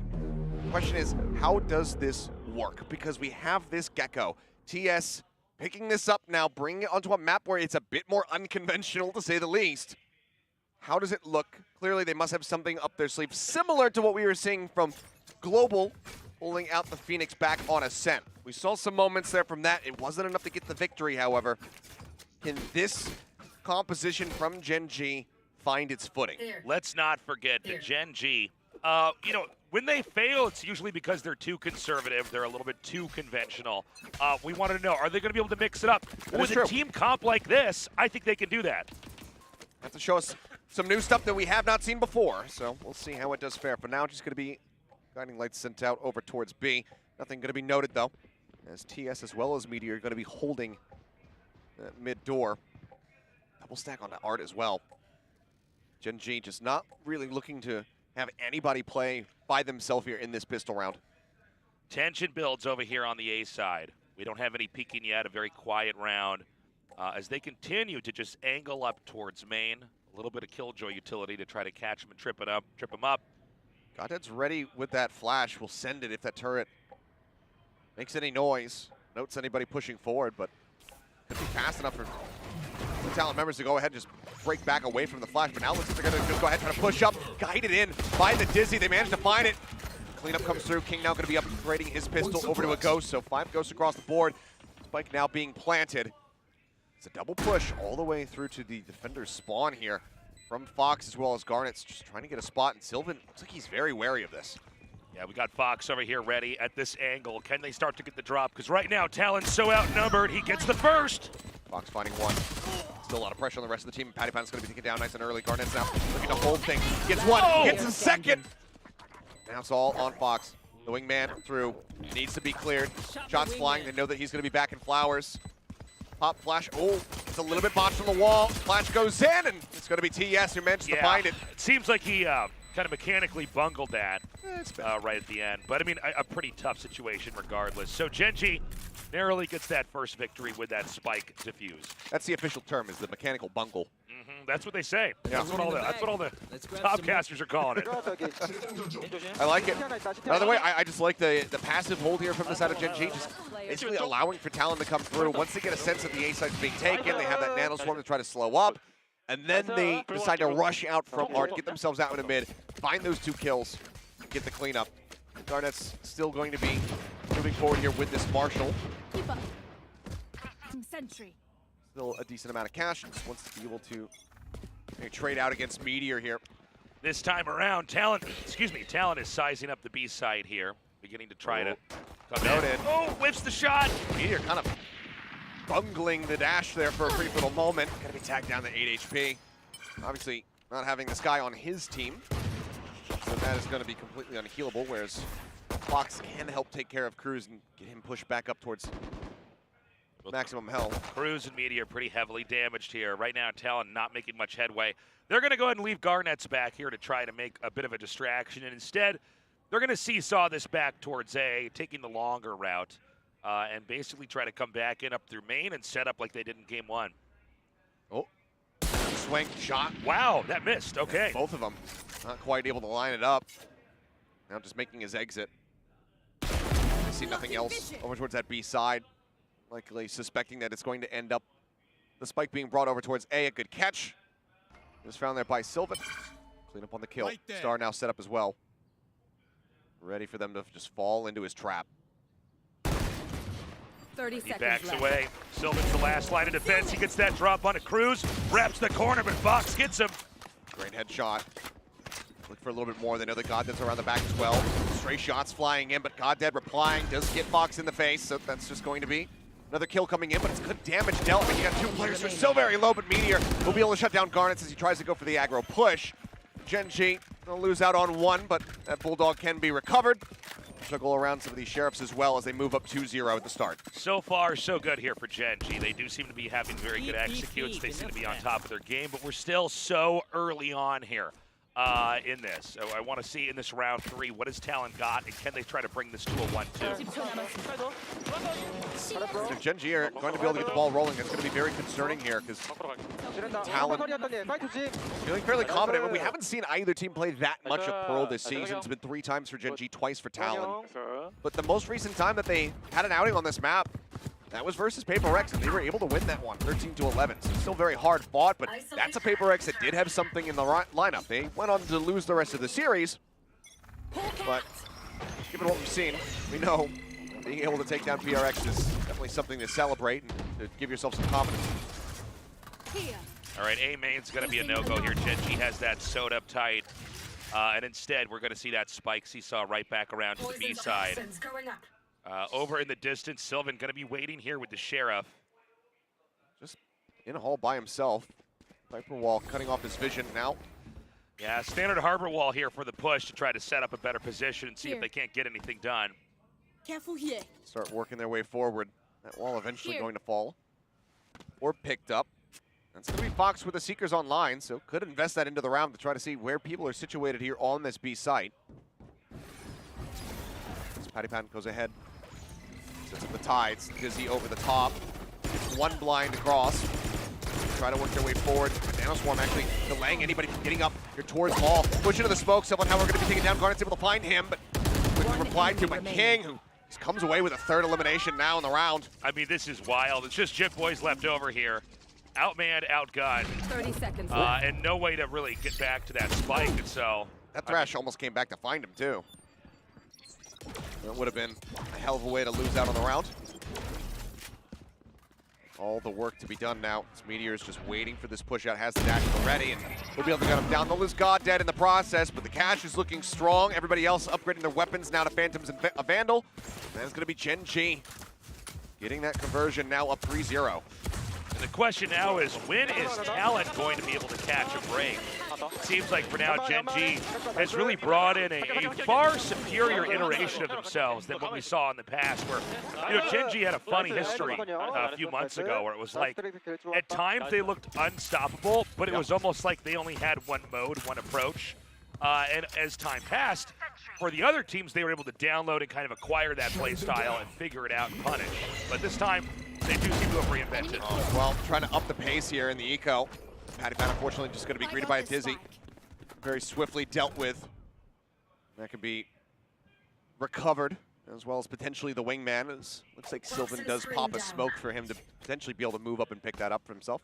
The Sylvan again here at back hall, just jiggling the next peak. Should note that, yep, they're going to be nearby. Goes into Astral Form for just a moment, has enough time to get away from that snake bite. Placing swarm grenade. Keeps himself nice and safe. Nanoswarm's now from King to delay as Meteor continues to push the issue back over towards A main. Things are coming down. They know that he's going to be rushing forward. Can they actually do anything about it? Yeah, B once again appears to be a no-go. Talon trying to fish for anything right now. They've already dropped so many players here. Again, you know, a 3-0, you go into the 4th round, it's a pretty desperate situation, but they aren't even able to get a kill so far on Gen.GE, making him buy back a gun. Even a little victory would be worthwhile right now for Talon. Cruz spotted there as well. Back down to 45, still just going to go creeping forward, get himself flush alongside the screen here. 30 seconds left. Where Sylvan has since shuffled out of the hall, and oh, it's going to be a bit of a rude awakening. Fox with a nice headshot. He'll be able to come away with it a kill. Still plenty more to be found. And Garnets with the Ghost, or with the Guardian rather. Spike planted. Rid of King as well. Now the rotations have to be coming through. Everybody else joining in. How far can Talon go with this? The spike is ticking away. That is going to put the pressure on Gen.G. They're going to have to try to get a peek, try to get something set up. Garnets finds another one. The counter swing. Fox gets the punish. Now the Seeker going to be let loose, but they know exactly where Meteor is. No dash, no nothing to work with. Dog finding the stun, the push in, and Garnets with the Guardian. Comes away with 3 to get Talon on the board at long last. It looked like it was going to be an impossible round. Just another score on the board here for Gen.G, but instead, Talon clutches, pulls it together, and is really putting Gen.G here on their back foot. Hell of a way to get it done too, just given how everything had begun. But all starts with that first one onto King. We know how much of a demon he can be when you're trying to attack into his sight. As we see Garnets with 1 HP at the very end of that. 6-3-0 beginning for him. Can they string 2 together? Because now Meteor on the opposite side, he's got an operator in hand. Given the cash, I mean, you see how much he has left over after buying it. Yeah. They should very much suspect that this is going to be there.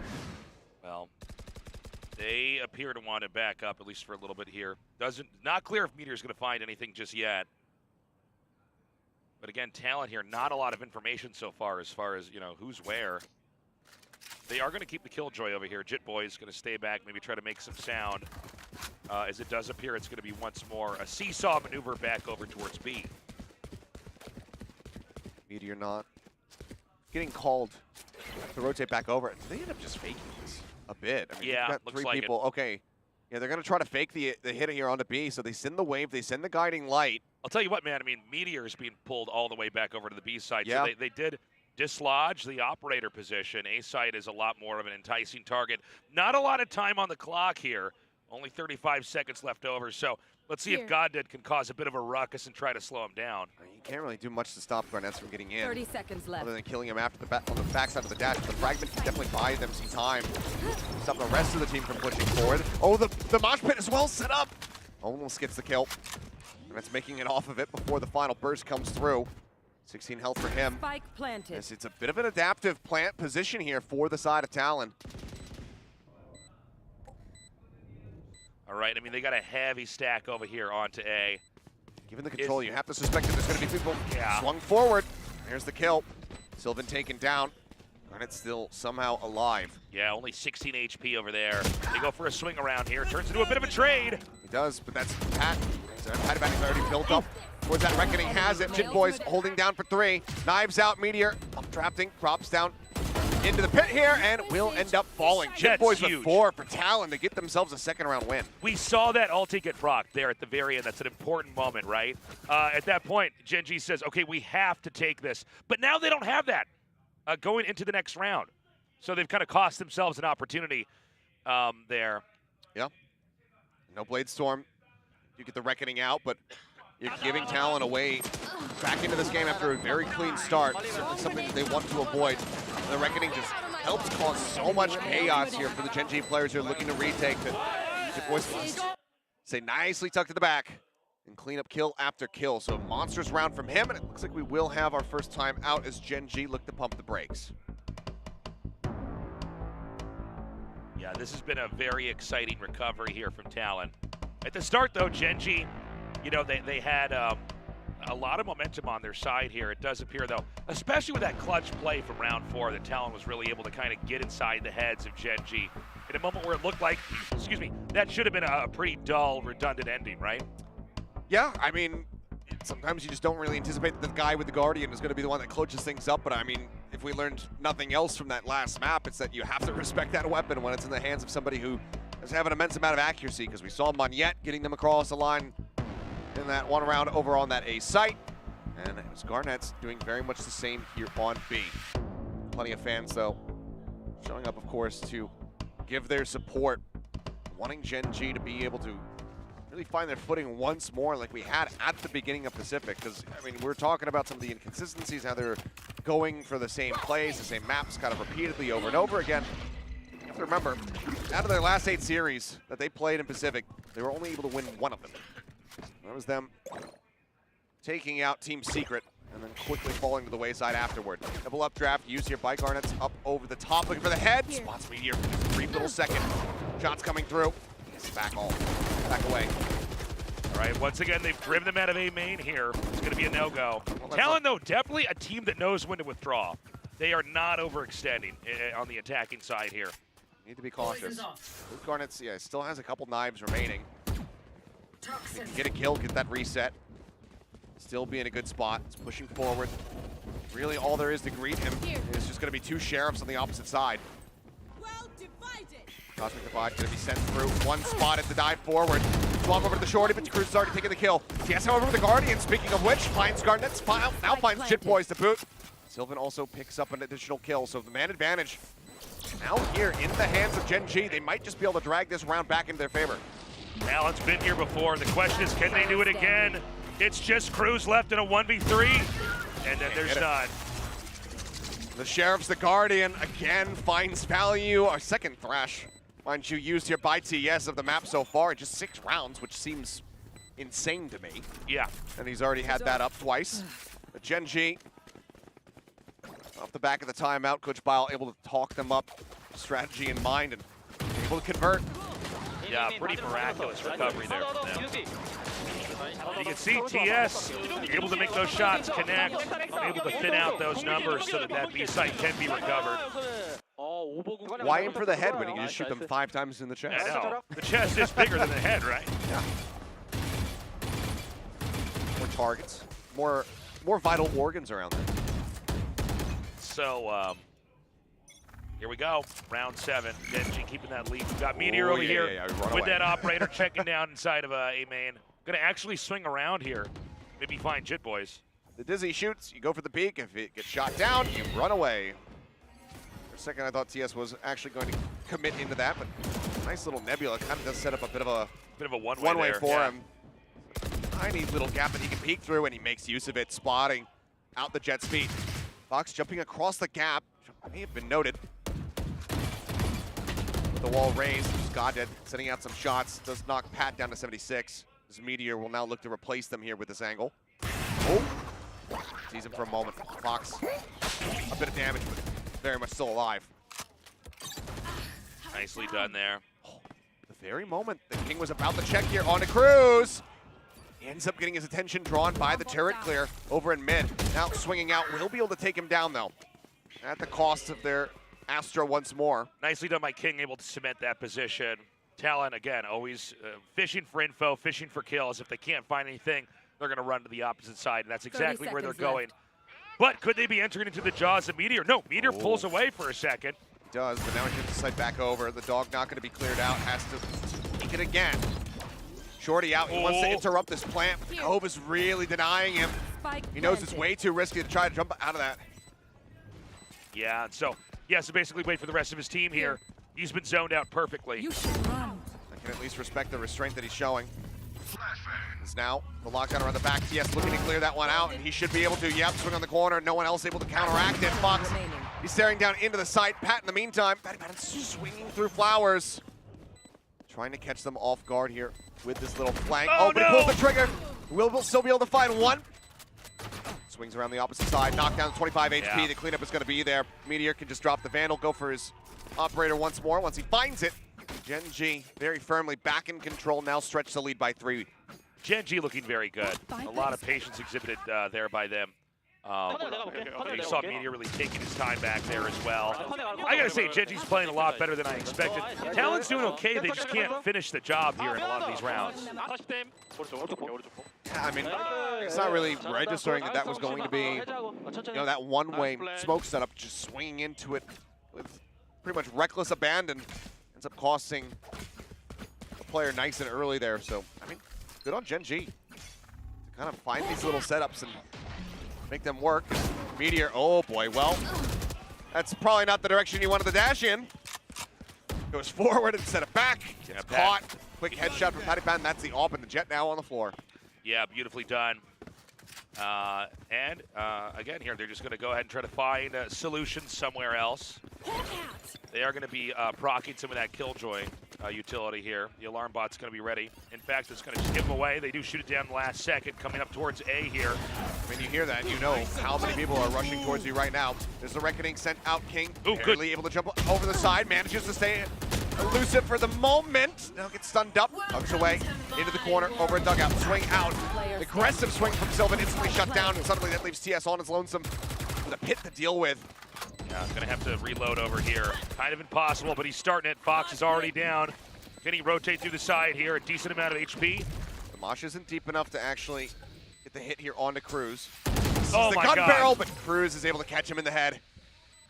Narrow margins. Fairly costly. Had to use the pit there to get the win, but it's a round win all the same. Talent. They definitely needed it. Yeah. Had they not taken that, I think this would have started to get pretty out of hand here for Gen G. But kind of a wild moment there with that. No, Shaq stuck out. He's full blind and he kills him on the back of that screen. Let's see if we see that gun barrel again before he tries to swing around. Ah! Yeah, spotting each other right at the same time.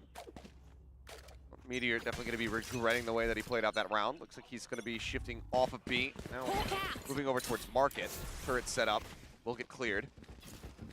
Everybody else is storming their way into the B site. All right, they get about halfway up into B. Quiet moment here. But they're going to commit. Sky ulti out, trying to confirm how many are actually on the other side. They see there's at least 2 for now. Just dumping the menagerie. The Seekers, the Tog all go through. King, however, tucked away up front. The spray transfer is gorgeous. A 3K for King. Another Thrash online. And King now on for the ace. Just shit boys to deal with. In a moment where it looked like Talon might get the setup, King able to just transfer those sprays, hit those heads. Call is made. They know where he's at. And King is rushing to swing the corner. He really wants this one, it would seem. Yeah, 13-5-3 at the moment, mind you. Wow. The Jit Boys just doesn't want it to happen. Doesn't want to give him the satisfaction. Yeah, he's on the run. He should be able to just stay alive for the next 35 seconds here and carry this weapon over to the next round. How far 30 is seconds Gen G left. willing to go to give him an ace? Because they don't have that much money.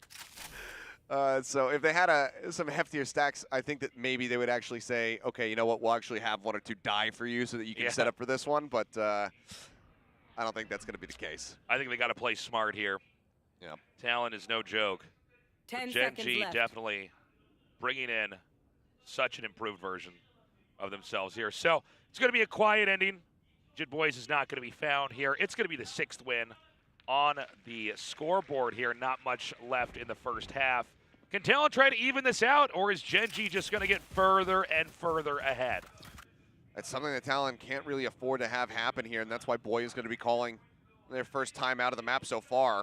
Just take a look back at this one. Just unscouted Dizzy just adding to the chaos. King able to completely nail the spray off the back of it.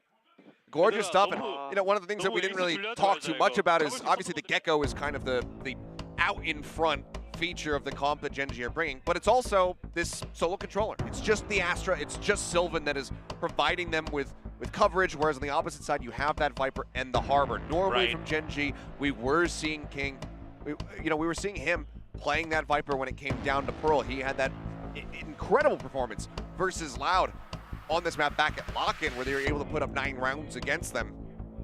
But now we get to see him back on Old Faithful here on a map that we're not used to it. And this might actually even be the first time that he's gotten to play Killjoy on Pearl, now that I come to think of it. I gotta sing King's praise here.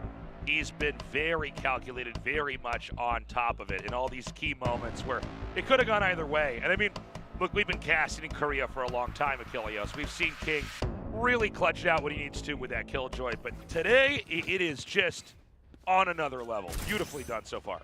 He's always been one of the greats when it comes down to Sentinel players, somebody who could really just anchor a site. Ever since his Vision Strikers days, even into Onslayers and whatnot, then he made his little disappearance and he comes back into this Gen G roster and he's looking to prove it once more, it would seem. All right, B-side once more. Meteor with the operator ready. There's Gets one. There's the kill. No punish either. He's a little bit of damage just from the decay, but otherwise completely unscathed is Meteor. Lockdown used again. King just saying, no access given. They are going to be lingering around. Oh, head Here. spotted. Yep, he sees him. Here. Containment is also found. Fox eating that one. Yeah, they decide after that operator kill, maybe we should try to go somewhere else. This time they creep up towards mid. There is a double stack on either side of mid, ready for footsteps or heads coming around the corners. And so they're going to try to come towards here. TS is waiting. Lingering back and forth here. Oh, yep, sees the Viper for a brief moment. Sends the Dizzy as Meteor tries to get in a position to peek off of this. He's gonna hit the floor, and oh man, something is Meteor. What a headshot from Garnet. That's wild. Great sheriff play there. And now they're shifting back into B, where it's King all on his lonesome. 30 seconds left. Yeah, now, what can King do? He's played so well so far here. Operator in hand. Swing out, spots one, and that's about as good as it's going to get. Counter swing though, TS looking to up the ante, up the pace, and just certainly catches them completely unawares and off guard there. Plant now coming down. They're going to at least get that plant money, but this is going to be a tough one. Cruz a little bit lower on HP here, 61. Needs to get the drop on the first one. We got to see real coordination here from Gen.G. Can't use anything. It's just going to be the nade to clear close. Spray now coming down. He's holding it. They know where he's at. Yeah, Goddead is just holding on to it. He's got no bullets left in the Vandal either. It has to go for the reload. Seems like they will just allow him. Okay, you can hold on to that Vandal. That's a parting gift. Gen.G more than happy just to take that round victory. You know, he just didn't quite have that lineup there. Yep. It is possible to get the kill. Beautiful start here, by the way, for Meteor. I mean, that's really where it began. We had that clutch sheriff shot, giving us a glimmer of hope, but in the end, TS evened it out on that site, came through. I mean, the problem is the Dizzy goes out way too early. So Meteor's not in a position to be able to swing as soon as that Dizzy blind goes off. So once it's gone and it dissipates, that gives Garnets a moment to say, okay, there's going to be a swing coming through from the B side. Because otherwise, what is this Dizzy doing? It's setting up that player that's going to be swinging through. He just holds steady with the Sheriff, nails the headshot. So a bit disjointed, timing's off slightly there for Gen.G. But they are able to find the round in the end. 7-3. 2 more to be played out here in this half. Yeah, very retracted setup over here for Gen.G. TLN probably looking for a peek, looking for a kill. They don't find it. Meteor is in the other side of the map here in A main, ready for an interception. We don't know if they're going to actually wrap through A main or maybe just poke up into mid, but we got to look down the scope here for him because this is how the last round started out with that beginnings of the win there for Gen.G. If Meteor's going to hit this shot, you only have to hope for the sake of Talon that it would be one person peeking the corner, but they're not going to go for it. They go ahead, they send out that guiding light, they get a confirmation, and that should give them enough of a sense that it was likely going to be Meteor with that operator holding the long angle after so much silence on the map. No further forward position taken. So now, again, the creep down continues into B. Crew's already quite far forward. There's the tailwind in. Sylvan around the corner, just waiting to see. Dog goes out, gets the stun to push it. Garnet's good for 2. Shots him out, flushes the site. Plant comes in with 13 seconds to spare. Yeah, this is Talon's moment. Don't count TS and Goddead out here. They've infiltrated B site before and made it work. Garnet's here at 20 HP, but he gets shot down by Goddead immediately. If you count anything, that would be probably enough for Talon to get it done, but now it becomes a little bit rougher. Pattypan's gonna be taken out. Meteor finds Cruz as well. Now it's all on Fox. Try to make it work. He has to know that Wingman is sitting there on the spike, and there it shall stay. You can really appreciate this Gecko setup with that Wingman. It makes it so much harder for these big setups that be long. You know, we've had so many teams that win on this map because they can just control that angle, but with a Gecko there, you just have another scope down that long area to try to deny them from, you know, protecting that spike. Great entry from Garnets. If he gets one more, like I said, I think that's it. I think that the hold usually should come through. Being able to deny that defuse, but he did his damnedest. Unfortunately, the rest of the squad just not quite able to deal with the way that Gen.G were fanned out. So many weapons staring over at B-Long, ready to just gun them down. Final round of the half. Knives out here for Garnets. Man. Not jiggling far enough to be able to get that peek, and as Patty swings the corner, he will go down.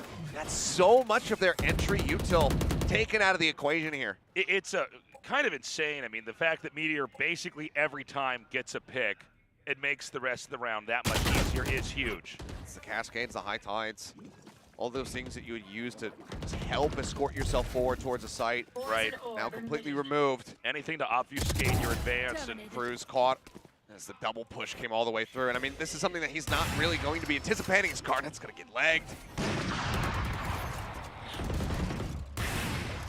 All right.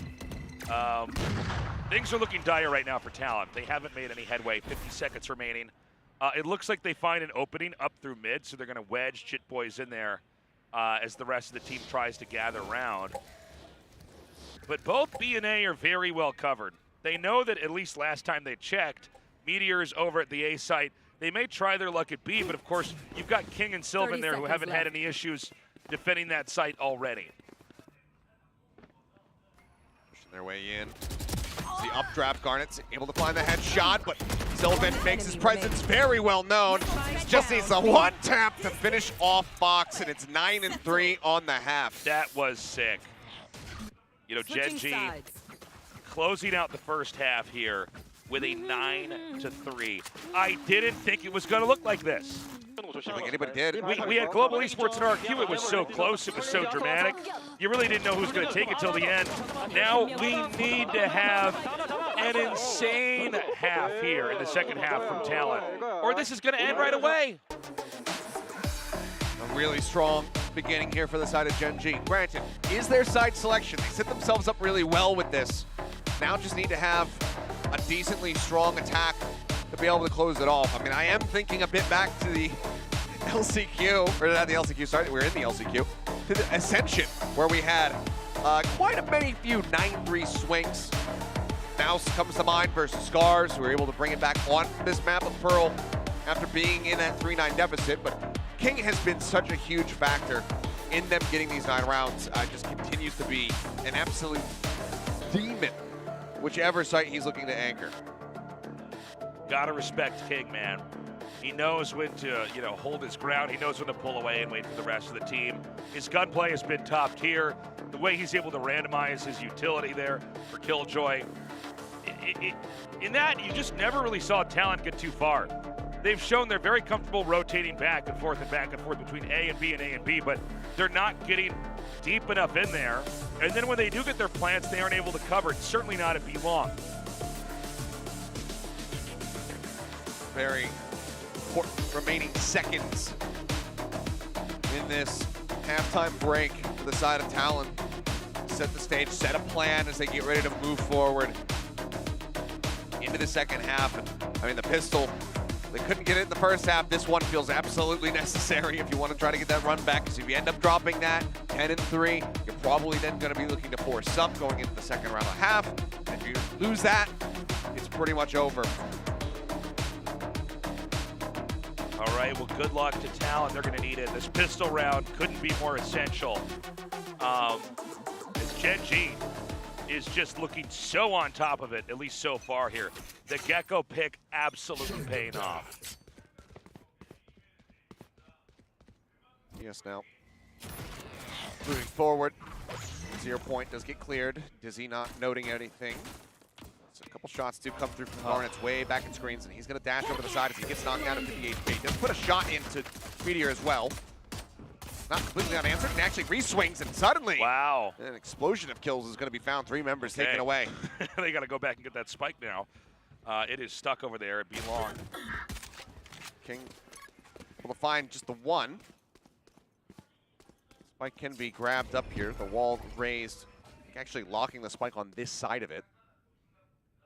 Yeah. But they have no idea if anybody could be pushed forward, which is why you see King just taking some straight shots through. So, I mean, theoretically, they could snag it and pull away. It's, I think, yeah, they're just going to obfuscate it, grab it, and go for the run. That could fish out Talon. Say that, or you could challenge it. Sylvan almost gets that done. Dude. That would have been. That was almost the craziest thing ever. What a rug pull that would have been here. The Talon do win the pistol when they need it so desperately.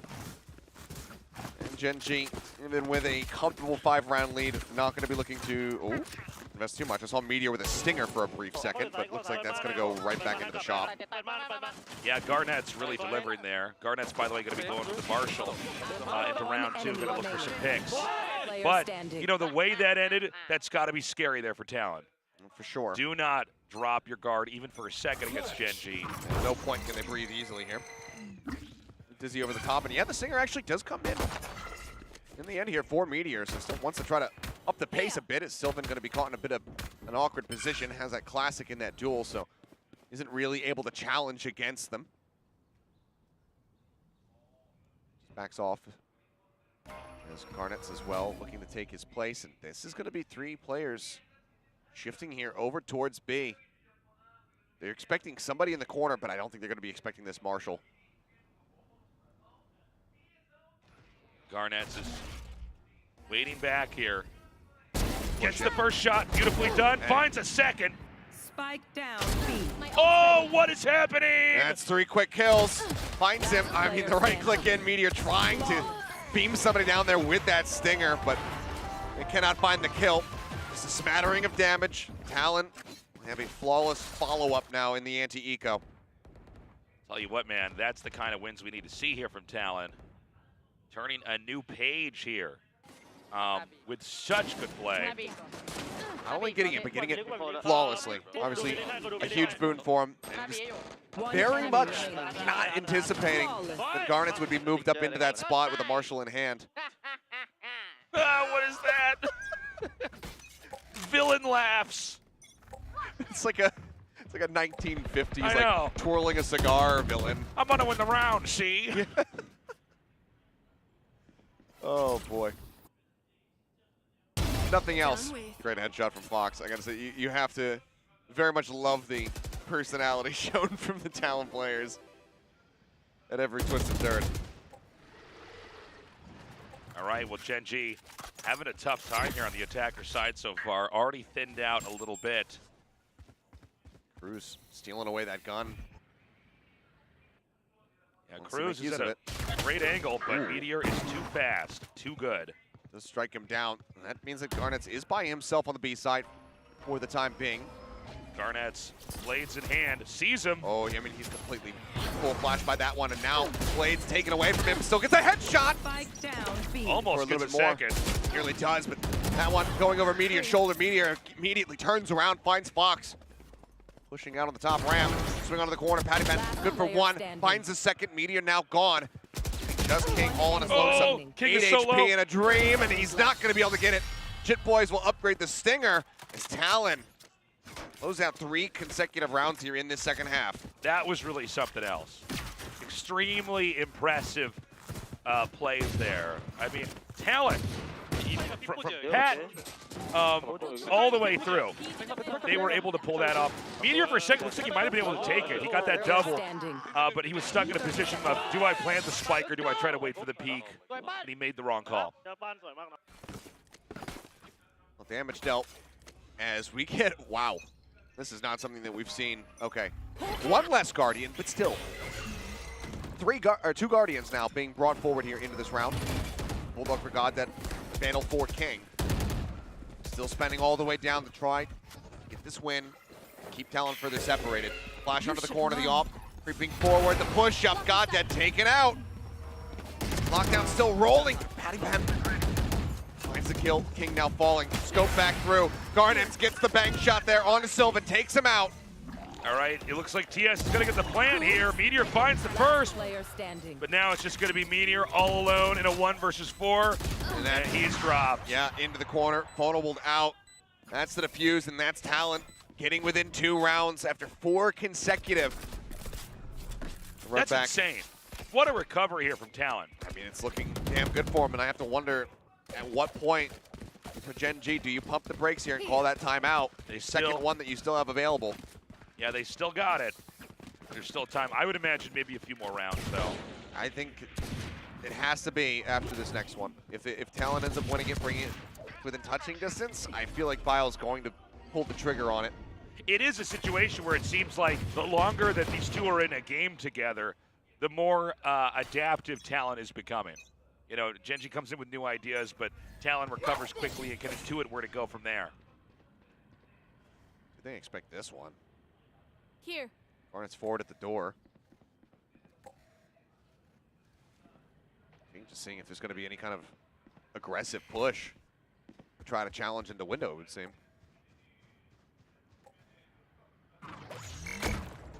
Instantly shot. Yep, King tries to swing out off of it. Garnets just keeps doing it again and again and again, and it's going to relocate now. We still got a big stack over here, triple in the mid. Oh, Meteor whips that shot, is going to try to push it. Maybe an over an extension here.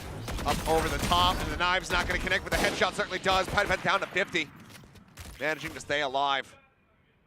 And I mean, if he just, yeah, he's got Fox nearby, so he can just go ahead and heal him back to full. Oh. Okay, never mind the healing a little bit too late. Garnet's going to hop forward here. Gen.G needs to do something. They don't have that much time left. And, I mean, they're going to be walking right through the crosshairs. Get the blind through. Yeah, with both those shots here. Corner, suddenly it's just TS left. Standing, gets the headshot in. And Cruz will be able to deal with him on the back end. So, What is going on here? 9-8? Surge continuing to streak, and I think you're right. We need to see that timeout, Achilleos. I mean, that's now been 5 consecutive rounds, and look at that. Whoa, are we time travelers? All right, timeout here for Gen.G. You know, it does seem like, especially with the sniper play, Talon's just way on top of it here. I don't think there's one glaring error here. Maybe they hyper-commit a little bit too much. It's just been so much cleaner for both teams when it comes down to this defending side, so clearly the attack very much a struggle. Talon running 5 in a row to get themselves up to 8. Vile, I'm going to try to do what he can to course correct here. Get them back into a firm lead, get them to double digits, and to try to take this away from Talon. Well, I mean, this has got to be a very scary moment here for Gen.G. Going from 9-3 to 9-8. They need to build a dam. They need to sandbag this point momentum out here for Talon. Because Talon is getting to the point where it's going to be absurd. If Talon isn't stopped, they're going to go right past that 9 score up to 13. I mean, one of the things that's been lacking a little bit here in the second half, especially, is that impact from Meteor. You see those deaths creeping up to his kills, whereas Garnet's, now that he is on this defensive side, is really able to streak away with it. But Meteor picks up Old Faithful. It's going to be that AWP in his hands once more. Question is, do we get the challenge? 0 Point goes out to check if it's going to be a forward position operator. Oh my God! The pixel spotted Meteor. He sees the haircut at the top. He challenges in, and he pays the iron price. Garnet's just able to hold that angle, and it's such a risky play, unassisted by anything else. I mean, sure, and a 0 Point to try to check, but, you know, a really deep flash, something to help set up a little bit better than that would have been good to see. Yeah, I mean, that's a brutal start, by the way. You have that big timeout. You're trying to come in here with a different plan and immediately get domed by the operator. Okay, the Thrash does not actually check in towards Patipad. King still wary of this. The Molly gets sent through. He swings out. King holds the angle. In the meantime, and this Thrash actually got to the back of balls and did find a kill, but Garnets gets a collat. God, the King both shut down. TS now dead on the floor as well. Talon is running away with this map. Just Sylvan left over. The spike isolated away from him. From behind, here we go. Fox gets that final kill, and Talon's done it. We're actually tied up 9-9. Will the streak continue on? Well, right now it's certainly looking like it, because you take a look at the cash here. It's not great. TS 29.50. The Sheriff buys across the board with a Hero Vandal, it would seem. He's even going to be buying down to have the half armor as well. Full loss bonus in effect. I mean, you know. But this has been absolutely brutal. Good luck getting away with some cheeky plays, because Foxes now have those Seekers available as well. Meteor Again, looking to just challenge nice and early is, ooh. Yeah, he sees him. Just bouncing around the corner. Fraction of a second there. It's going to be Pat ready over here. Just around the corner, Meteor, along with Goddead. Come up to the side, Meteor finds him. Hey, Patipin not playing off of the alarm, but actually swings out. That does end up costing him. Jip Boys flashed, and the Dizzy sent his way. Fox is in a really good position here. Yes, and they're not ready for this one. Call comes in, Goddead turns around, but doesn't find the shot. Gets the interrupt as well there. Onto the wingman, so Plant is not in. Fox chasing forward. Sun comes across. Jip Boys around the back, able to clean up the last two. Can you play better than that? This is insane. So very clean. I mean, it's crazy. I mean, I think Pat making a bit of a mistake in his swing timing. Not just waiting for the alarm bot to be cleared out or to go off, but aside from that, just perfect. In the rotations, the snappiness of some of the aim here from Talon. Don't even let that plant money go into Gen G's pockets. The way they're rotating the peaks is crazy. Again, they have not been stopped yet. 3 more wins and it's over here for Talon. And right now, Gen G is starting to look weaker and weaker with each passing round. Dizzy again gonna be cleared. TS is just +forwarding down with A-Long. Very main. Just trying to desperately get himself behind the box, but it certainly looks silly. This attack has left a hell of a lot to be desired. Where do you go from here? Well, Talon already at double digits. Yeah, it's going to be Pat once more. Now, he was killed off right away during the peak this time. Can he have a different type of play this time around here? He's going to go ahead and squeeze through. He was very patient. Nano does connect onto him. Garnet's pushing out. Finds one. Patipin still finds the timing to get rid of King as well. Now Garnet's again peeking through. Finds a kill. The shot right through the wall. Dude. It's at 4K in the end for Garnet's. Is insane. I can't believe it. Look at how coordinated Talon is. 8 rounds in a row. 8 rounds in a row. They're playing perfectly. And they still have the Seekers. They still have the Blades. They retain the Operator. It's cash capped for so many players right now. I mean, Garnet's got 8,300. And you just lose out on so much entry power right off the rip with TS being taken down. I mean, Garnet's right now, he is set with at least, 2 more rounds to be played. If Talon can go ahead and close, he's going to be dropping 30. He's at 28 kills right now. Well, I mean, we're going to have another moment. Pat going to be the first to receive here. Dropped by Meteor. Let's get taken down, but Meteor not looking to stick around in case that counter swing comes through. Cruz in the meantime does find Sylvan. And again, you're playing this solo controller on the side of Gen G. Now you're without your Astra. No Nebula, no Cosmic Divide. Try to get yourself forward here onto the side. All right, Pop Flash comes through. And Goddead does manage to find Cruz off the backside of that one. Wingman gets the plant. Fox with the Seekers. Does he send them now? There is a deep lurk here by King, by the way. He could come in here for a good flank. Good interrupt. That dog might have actually gotten a daze, if not some damage on the Meteor, but it's interrupted by the 0 point. Gen G right now here to fight, make sure they don't have to go into overtime if they do recover eventually. Knives from Garnet. Drop down the rush. Gets the right click! Dude! Unbelievable. King taken out. Still though, all on his lonesome. The up in hand, tries to swing around, and Meteor is going to be good for the third. Gen G finally break. Oh my God. An 8 consecutive round streak from Talon to get themselves also now up to double digits, but there's still so much work to be done. And Gen G barely survives that. Talon looking so comfortable. Finally feeling a loss after so many wins in a row. An absurd combo of victories. But look, I mean, most of the hard work was done by Gen G early on. It doesn't matter if they're getting beaten up through most of this half right now. All they got to do is get to that 13. But Talon is so close and has so much momentum here. Busy over the top, only going to be noting 1 player.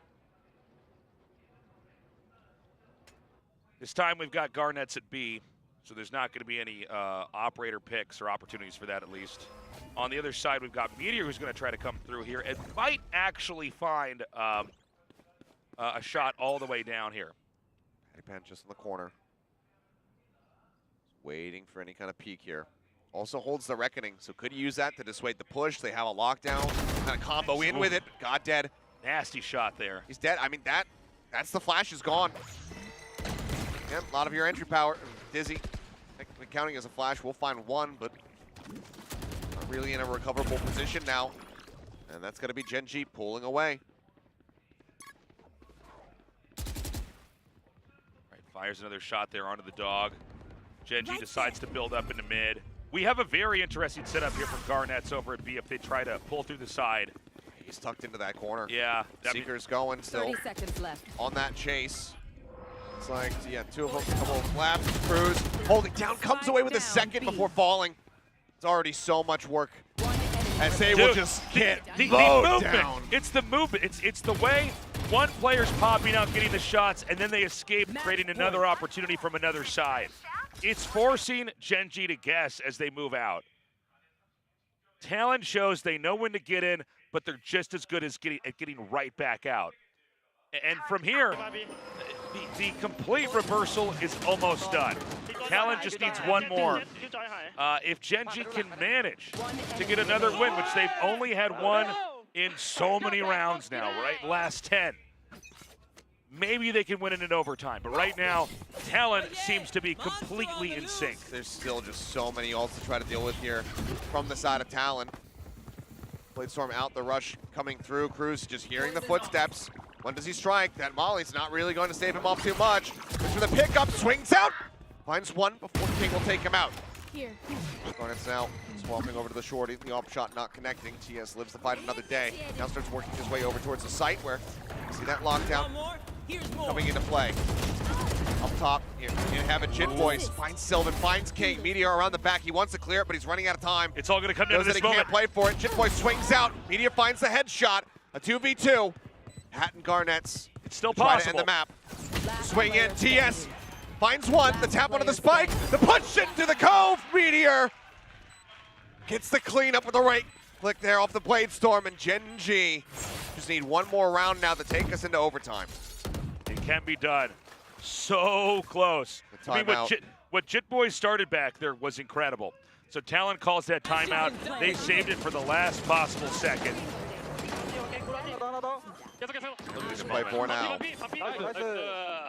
Wow. So clutch by Meteor there. So we're going to have this timeout now. All Talon has to do is squeeze out that last win. How are they going to do it? Now remember, Gen.G, they're fighting for an opportunity to get into overtime. Right. It's been so few and far between. Yeah. Where they're able to get these rounds. It's been absolutely on struggle street, but you know, it's crazy because Talon was so far down. In the second half, they played so well. But since there was so much heavy lifting done here by Gen.G, all they got to do is get one more, at least for now, and then they can try to figure it out later on in overtime. Talon, of course, wants to stop that now. And it has been a couple of rounds in a row now with Garnets not being able to find a kill, so he hasn't been able to get to that 30 bomb. Yep. But, I mean, we'll have to just wait and see. Can he achieve that? Can Talon just end the map? Cruz has got his pit available. Looks like he may just end up using this straight away over towards mid door. Yeah, there is a lockdown. Just look to make that pocket here as well. Other than that, a lot of these ultis are a little bit of a ways out. Okay, so they're going to come down into A. Garnet's looking for a pick. Off the wall, nothing spotted. King. He's going to wrap further. He's just staying silent, but that Trailblazer's going to spot him. Potty misses. King not in a bad spot, and yeah, Fox is able to clean that one up. Yeah, nice wall bang there. Patty Pan now just trying to back away. This pit proved to be a big pain in the rear for them. The wingman to try to scout. Doesn't get the spot. Goes right back into it to maintain the integrity of the pit. It's going to be a full swing back over here towards B. After checking into A, Talon realizes what's coming. They're going to try to sandbag progress. Here. Here, ready with the dash. Waits for the nano swarm. Dizzy over the top as well to try to escort him over into Hall. Good boys noted. Garnets, however, gets himself to 30, finds God, then taking him down. Meteor as well, going to be flushed out. The site open, and in the blink of an eye, it all comes to a conclusion. Talon will get the defuse, a flawless round to end the map. They get their victory here on their map pick of Pearl, taking down Gen.GE 13-11. I mean, what a recovery, what a story. Obviously, we're not done yet. It's a best of 3. Again, though, the losing team is out. Their tournament lives are gone. So Gen.GE needs to recover. They need to win this next map and the one after that. But Talon has proven after a very shaky start that they can still fight back hard and recover even under the most dire circumstances. And Gen.GE has got to be shaken. They do. Very close, but so many rounds given over, so well played from the side of Talon. As soon as they swap sides, not getting let down, not getting kicked back by that 3 and 9.5. They know where they're the most comfortable. Reds here on this absolutely damn near perfect defense. Barely giving it much of anything. I mean, it was a really incredible moment when Talon, the first 3 or 4 rounds on that side in the second half there, where it's like, oh God, they seem to have really turned it on. But of course, you know, when you get further on in a half, you think, well, there's going to be more utility available, you're going to have better guns. Surely Gen.GE is going to be able to stabilize with such a massive lead and pull through, but it didn't happen. No, it did not. And I don't know, once things had swapped over, things just started falling apart a bit here for the side of Gen.GE. Didn't see the same amount of value being found by likes of Meteor, by that Gecko from TS. It just started to slip further and further away from them round after round until we get to this moment where Talon start things off and now have that first map win under their belt in this best of 3 series, in this best of 3 elimination series. Yeah. 347, the ACS of Garnett's at the end of it all, dropping 30 kills exactly with just 1 assist to speak of. Gorgeous performance from him. And again, a bit lacking from the side of Meteor, who maybe doesn't even, you know, really get to play the Jet coming up into the next map because Gen.GE have elected to take us over towards Split, a map that we haven't seen from them since they were able to take down Team Secret. Yeah. But even then, that was narrow margins. 14-12 was the scoreline at the end of that. That went to overtime. Talon have had some rough performances on Split themselves, but it seems like they are very well practiced for this event so far. There's some levity that you can feel here with Talon. It's really something incredible, something impressive to see. We'll see how they do in the next map.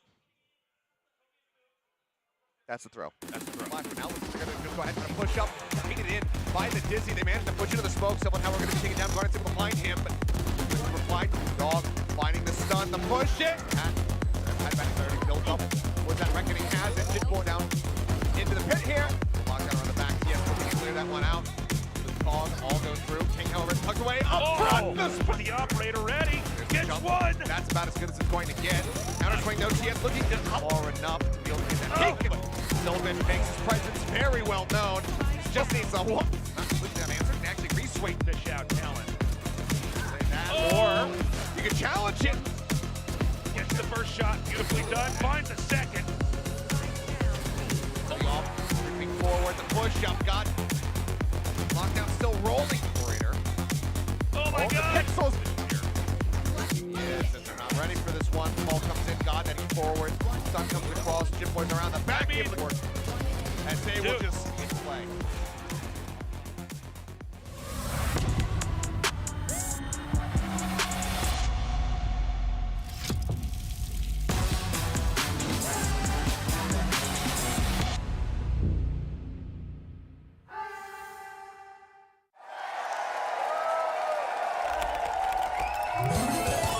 Red Bull gives you wings.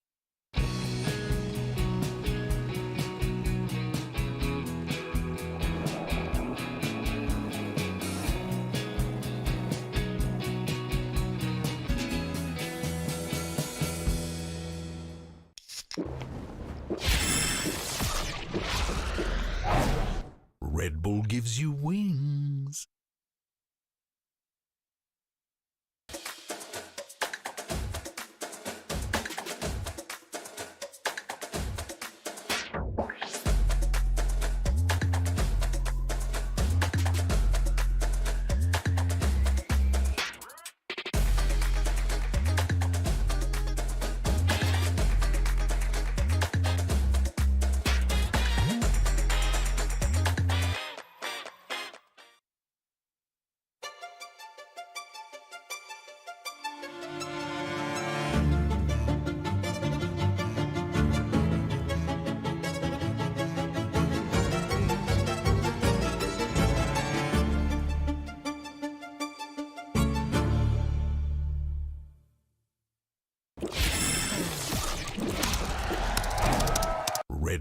gives you wings.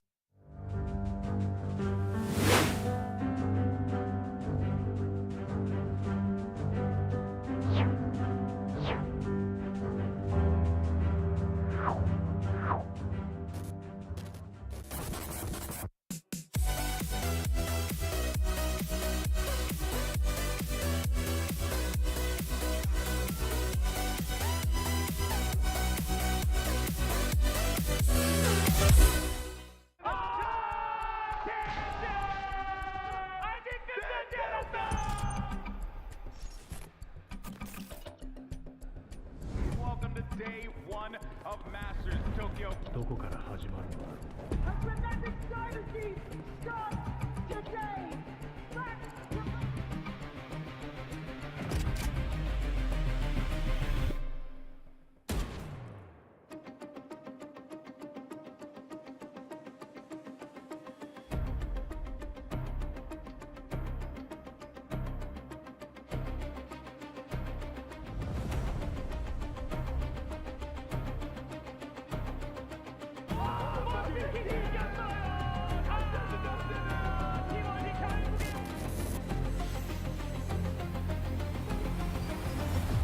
네 임무는 끝나지 않았어. 아직 끝나지 않았다. 오기도 전에 다 잡아버립니다.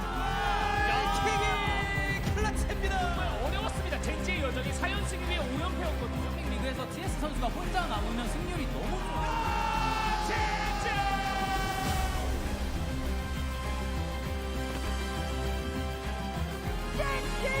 Where the hell did that come from?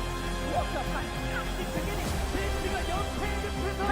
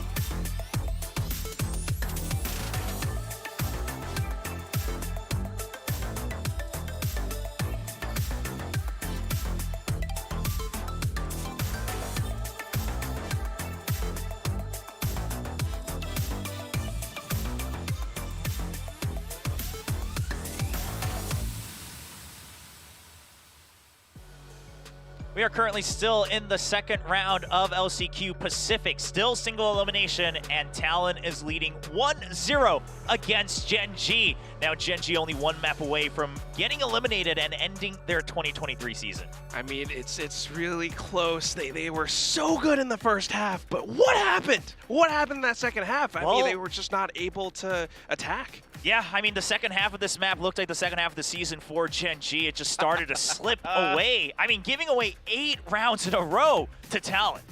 It was anemic. I mean, there were so many times where they're just walking into angles where they're being held by players of TLN and they're just getting mowed down. I mean, Garnett's was amazing with that operator, but they don't, because you're not running that double controller, that Viper Harbor setup here for the side of Gen.G, there's not a lot of ability for them to push base, for them to sort of make these executes happen. They're just constantly getting caught out in the open. Garnett then starts getting confidence. He starts pushing, you know, the corner of A there towards A main and taking players down that way. It was just like Gen.G just had no answers. They were completely befuddled. Yeah, I mean, it was kind of good, though, from them in the first half with the way that they actually retook sites, with the way that they played off of the Dizzy at times. I mean, that was a pretty fun little moment. I mean, you have Sylvan back on the controller, and I think that's something that's really impactful as well. And, of course, TS on the get-go making some calls from that position. You could see the retakes were good. However, on the attacking side, all that just went kaput. Yeah, I mean, you can see it in the numbers as well. I mean, even just the fragging power not quite there for some of these members of Gen.G. But also, again, all credits to Garnets. I mean, you put up numbers like these, surely you should be winning that map when you're getting 30 kills, over 340 ACS, 8 first kills as well. It's disgusting with the op. You know, it's just better than Meteor this map. And this has been happening to Meteor a lot, man. Like, a lot of these duelists in this league are outshining him when they're playing against him. A Meteor is supposed to be this guy that you bring in to be this superstar duelist player for Gen.G, and yeah, he's good, but he's not great. You know, and players like Garnets and others are stepping up where he hasn't been able to. So that's part of the problem. The bigger problems for me for Gen.G are down towards the bottom. Sylvan and Goddead. I mean, Sylvan, I don't know if he even got a kill on the attacker side of the map for them. He had like an okay stat line. I was looking and I was like, okay, he's playing okay on the first half. You know, good enough. He had that triple kill and stuff, and I was like, okay, this is fine. But the second half for him and Goddead was abysmal. I mean, just flat out abysmal. Yeah, I mean, very quiet. There's no other way to call it. It kind of begs like the question, right? I mean, first question is, of course, what is happening with Gen.G? They were so good at first, but then second half again just doesn't happen. Second question, Clinton, are you okay? Because no, he's like cheering for Gen.G, but towards the second half, once they started going for a lot of these individual fights and in fact losing them to Talon when they shouldn't be, Paperthin was really mauling backstage. Yeah, I mean, for a good reason. And we saw on the screens there, I mean, how they look right now. It does look like Gen.G is more focused on getting their mental back in, whereas we saw Coach Boy just going away on his notes right now. He wants to prepare for that map 2. He wants to have everything written down. But let's review map 1 a little bit. So let's talk about the shining points of Gen.G in that first half. In fact, especially we saw Godden and Sylvan with some great utility, the comfort they showed on those agents. Yeah, I was really encouraged by the first half here from Gen.G, and like just like you said, so they set up this cheeky little Astra smoke here to give TS an angle through where he's able to find a kill right off the rip. So this is a good little setup from Sylvan. The follow-up from TS, you can even see another one there a little bit delayed on the spray, but then later on in the round, when we get to that part, there's going to be a great overflash from Goddead here that's going to set up the rest of his team. Now Meteor here going to be a little bit off with that Marshall, or excuse me, the operator, and then he's going to be, the timing's here a little bit weird. There's going to be the lockdown on the other side of the map, and then Meteor pulls away at the exact worst time. So this is kind of one of the things that, you know, I'm not sure if it's just game sense or what here. And then he tries to push in and tries to do something about this. But in the meantime, you have TS lurking on that Gecko all the way around to the other side. And Goddead here from Flower is going to throw a flash that sets up TS for this kill on the Jit Boys. This is from the spawn, right, actually, and it bounces in. That's a great setup, and this is the things that you want to see from Goddead. Even if he's not necessarily fragging out, yeah, he could put up some good utility assists, you know, set up Meteor, set up the other teammates, but he still has to, you know, 6 and 18 just isn't acceptable. At this level, with this team, with this caliber, you're not going to get by with that. Yeah, I mean, great setups and whatnot. When you have the initiative, it's great, right? You can keep that lead, you can keep snowballing. But when you need to overcome it, at the end of the day, we always say this, it is an FPS, and you do need to start fragging out. Now let's take a look at the second half, which is really where things started to heat up here for Talon. 100%. You talk about, you know, people fragging out. Garnets started to frag out right at the spot. I mean, starting things off, you have that mid control coming out from Cruz, since he's always pivoting around this position. They picked off TS way early in the round. However, picking up that rifle, I think, gave off a little bit of information, so Gen.G actually pinches onto this, takes him out. However, Garnet's landing that Marshall shot and then backing up. He finds a bit of time for his team, and Pat, if you notice on the mini-map, is actually holding up around B link. He let Gen.G through because they have no idea that he's in this spot, and he comes up huge with a double kill. And of course, down to the 1-on-2, King does manage to take him down, but by that point, 8 HP, Jit Boys finishes off the round. I mean, this is that map control coming in from Talon, part of the reason why they were able to win so many rounds of defense. It started on this bonus, and then they won like 6, 7 rounds in a row off of that. And at the same time, Garnet started to change so many accurate op shots off of it.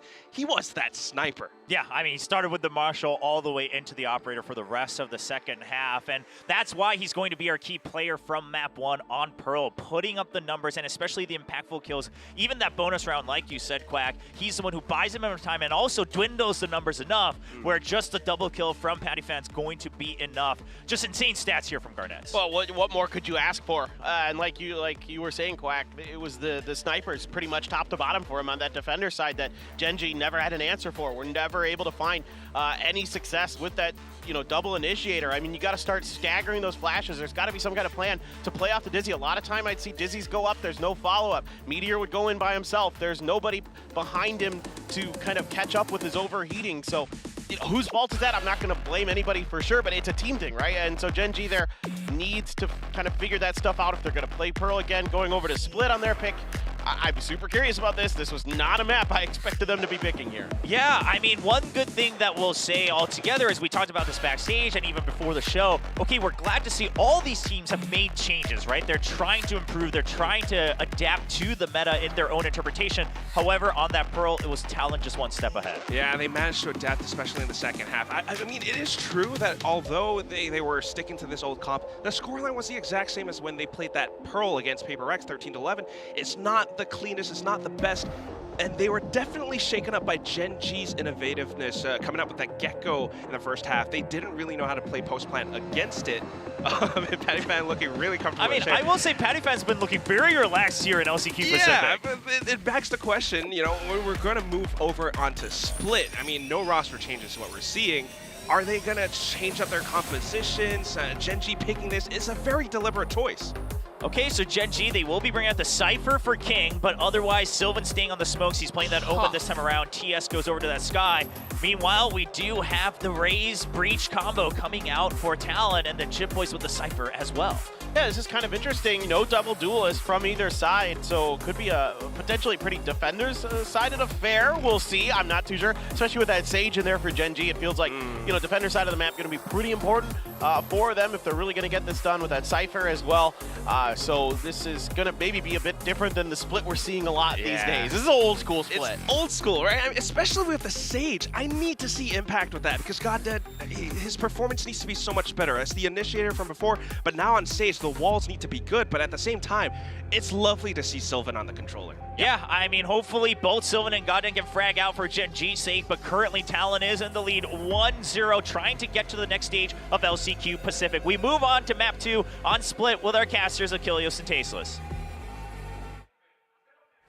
We are ready to get going here in map number 2. Can Gen.G recover after what was an insane reversal from Talon? Yeah, I mean, I kind of teed it up a little bit during that halftime on Pearl that we've seen some 3-9 recoveries back over at Ascension. It continues here today. Talon doing what Scars was able to do to Naus. But now it's on Gen.G. This is their map pick going into Split. How are they going to fare? Because they're showing us a very classic look. Whereas from the side of Talon, this basically gets the Fnatic composition coming through, working that Breach, the Cypher, the Sky, into the roster alongside that solo duelist with the Raze. Can they pilot it to a similar level of perfection that Fnatic have been able to show us both regionally as well as internationally? Because they have not ran a Breach in their Split comps since they ran the triple duelist so very long ago. That was still Cruz doing it. That's the last time that they've had a Breach comp for this map. But it's looking a lot more standard for them. But is the play up to snuff? Yeah, very classical comps here, especially coming from Gen.G. You know, no new agents that we've seen for the last couple years here, so this is going to be the Gen.G we've casted in the past here, but now in the present against Talon, who is still riding that momentum from that crazy map 1 where they recovered, winning that 13-11. Well, GodDead seems like he is just going to be focused on fast-tracking some of these reses, so throws the wall, looks to make A a little bit more unassailable. Chip Boys just going to be whittling away at this as best as possible. GodDead going for a cheeky jumping right click. And they are going to open this up. This is going to be followed up with the rest of the Talon team coming forward now. We have TS wrapping around up into A heaven, but GodDead's going to be that first line of defense to see if he can get anything done. Their own cam setup here at Heaven. Smoke now coming down as well, just to add a little bit of extra peel here for GodDead on the site. The wall will get broken. Trailblazer sent out down the ramp. Scout, not sure how much it really did get to see. Is okay on that jiggle. The slow orb will get sent out. Grenad's able to get around it, however, as is Jit Boys. Hold that 9 set, get the stun. Right through. TS going to be coming away with 1 before traded out by Cruz. Meteor will be able to equalize, so a 3v3. Gen.G going to stack up just outside here. Looks like they're going to have Sylvan try to set up the smokes for some kind of an infiltration. They do have Fox all the way out here in an inconvenient angle. He's going to realize pretty quickly here that All three are approaching from screens. Double push down through elbow. King swinging on the corner, able to find one, gets a second as Jip Boys was just so very low. Now it's all on Fox, up in heaven, and the spike is not planted for him. Drops down off the top. Meteor with a headshot means that Gen.G will start off the map once more with a pistol round win. Yeah, a beautiful round there for Gen.G. Really not enough time there for Talon to try to cover all those angles and advance over to that spike to protect it from getting defused, especially when it's already halfway done. So a much needed good start here for Gen.G. Excellent timing from Meteor as well. Pushing out, catching players, still just kind of hanging back. Cut off by that slow orb. It's the peak, and then Fox not really considering where that Jet could be. Jet, that Viper. So we go into round 2 here. Should be a cakewalk for Gen.G, but let's see what kind of techniques are going to be employed here for Talon. Trapwire set up the cam as well. It's King playing around the back with the Spectre. Orb just going to be taken by Cruz. He's already got 5 charges towards that Rolling Thunder. All right, so he's going to open that up. Looks like right now Talon's just trying to find any bit of information here. Can Garnett's get any kind of amazing sheriff shot on here? Doesn't look like there's going to be anybody who's going to be crossing paths with for a little bit. Seems like no. Pings continue to come down. Full segment opened up. Slow orb at the ready. Meteor in the back with some covering fire to answer. Yeah, I like the setup here. It looks Fault like line though. If this hits both of them, that could be devastating. Yeah. God, that needs to be able to split potentially over to that right. Get tucked away in the cubbing. Flash going to be sent. Fault line now out. It's a bit shallow. It's not going to catch either of them. Push now coming through. Jip Boys with a classic. Able to find the kill. Garnet does one with the Sheriff. Comes up with 2. Oh my God, this is insane. They're managing to pull it off. Just Sylvan and King left over. 30 seconds left. Guns in hand now for Talon. The spike is planted behind Pillar. That is going to be the feet kicked out from underneath of Gen.G. Advance up here for Garnets. Throws out the paint shells. King dropping down out of heaven, but there's a player immediately behind him here in Fox. And yeah, can't even line it up. A thrifty to immediately tie us at 1-1. What a response here from Talon. Completely outgunned, but not out-aimed. They destroy Gen.G in the follow-up. Yeah, that's alarming. I mean, the Sheriff play was so good, and the fact that they were able to break in so quickly, they came through. They weren't able to have, Gen.G was not able to have that setup, you know, with the Sage there to slow them down so that they could spray through and kind of thin out those numbers. Instead, Talon breaks that position, gets in, gets that spike planted, and plays an amazing round. Garnets has just been on one today. This Meteor trying to get aggressive, trying to push up. Will just end up getting picked off. So there's this double lurk back at A main. Goddead just hanging out over here with the classic. Let's see if we can find anything. The elbow is popping out here. Fox can't really punish it, but that is going to drive Goddead back and create a little bit of noise over here at A, despite the spike being ready to go into B as soon as it's ready to be moved. Cage burned. Start to stray away from that A site, though, leaving the trap wires set up to catch if anyone does go for that deep flank. King, camera still set, smoke now dissipating. What you can spot is, I mean, they're pretty well aware of where he's going to be having this camera, but eventually does get the tag, does get the dart. There. Yeah, not the most successful elimination of that camera. Uh-oh. Still getting some value out of that. Chip Boys is going to come around here. Does he check the side? He does! Finally does. Takes a little bit of damage, but now that's going to be the neural theft. I mean, just throwing it in here because they do not want to be undone like they were able to undo Gen.G in the last round. Don't want to see them come up with a thrifty. TS will fall, and that'll be the cleanup. So 2 players lost, but Talon now moving up 2-1. Gun here. Moderate damage dealt, but I mean, the guys who died sitting on so much cash. Yeah, I mean, Talon, it's kind of funny. Like, we talked about how they already had an insane comeback in that map 1, stringing together so many wins, but I feel like the comeback's already happening as we got into the 3rd round here, the way they were able to handle that first one. Go, guys. All right, well, we go into round 4 now. This time we've got King over here with the camera right up, trying to look in the garage. Cycling it out. Here. Given, I mean, Talon have been playing so split already. Pun not intended. It's unsurprising that they are able to note somebody with a guiding light, but the swing out from Goddead looks good. They find the headshot. That takes Jitboys out of the picture here. Yeah, Jitboy's definitely the guy you'd like to get rid of early on. He's had some amazing picks so far in this best of 3. The Breach, the Cypher, both been pretty much immaculate for Jitboys since his introduction into the squad. It's very pivotal in allowing for Talon to set up the expectations that they were going to be one of the top teams out here in Pacific back at lock-in. All right, well, B is going to be the target here. There are some tripwires set up. Moment smokes. Yeah, it's going to be a little bit tricky to try to get in there. But with only 40 seconds left, they have to pick a place to commit. There's a big wraparound here from Gen.G. We've got Meteor on the move as well as Goddead emerging from sewers. Oh, Sylvan noting them. Len goes in. Pattyman, however, swinging around the corner. Catches him off guard. TS narrowly able to steady that aim as King isolated here in the back. Sprays through, finds them both. Had the reveal on one. Now sees Garnets as well. Wow. Monstrous round there from the side of King. Just shut them out a B. It's going to be Gen.G now tying us up at 2-2. Just incredible stuff here from King. And, I mean, much needed as well.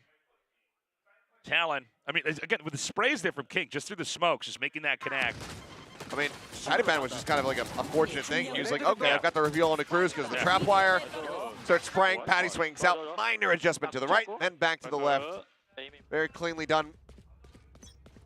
But because of the money that was so well set up from here, Talon, they still have plenty to buy with. You see 3,700, 3,600 remaining. So even after, even if Gen.G can win this round, they still have more to do before they can really break the economy. And this is a bit of a gamble here from Sylvan. Yeah, Sylvan tucked right up over here. But they if read it, the drop for it. Oh, okay. Snaps on, gets the headshot, but now can he try to get himself out of here? He's going to be able to get away. Nice escape here. Meteor does get Pat. Another good little start here. Just finding that man advantage right off the rip. Swing in, though. Okay, Fox swings up, finds Sylvan. Wall can be used, and it is. Rez is available, but obviously Goddead needing to be wary that counter swing can come through. Rolling Thunder now going to be sent over towards Heaven. King just lurks up into the cyber cage. Waiting, there's the push, there's the tag, gets the kill. King is delivering so far over here. Just Cruz and Fox remaining. And again, this shot is slightly off. It actually doesn't flush him out of the angle. King is going to be good to go ahead and finish them off once more to get Gen.G into the lead. Yeah, I mean, I'm glad to see King is able to do what he needs to do here, especially with a Sage and a Cypher in this round on the defender's side. You've got to start to scoop up some wins here on Split. This time around, Garnets is going to be ready with a showstopper. We'll see if there's any areas he can try to clear out, any kind of frags he can get, if there's any collection of agents here for Gen.G. Could just be an explosive entry, but that's typically going to be something that we do see the opposite side of the map happening on A, as they look to ride up the wall. CS still going to be here, though. Little hit with the knife. Quickly clear out some segments here. Flash over here confirms the TS is just around that corner. And we may have a shift up into mid here. Now back in mid, we have Meteor here, operator in hand, peering down to try to get this first hit. We saw so many successes with him earlier on. Can he get another? No, he whiffs it. Not getting that shot through. Doesn't find the punish. Garnets lives, which means that showstopper can still yet come to play in the round. They're going to start drifting their way over towards B.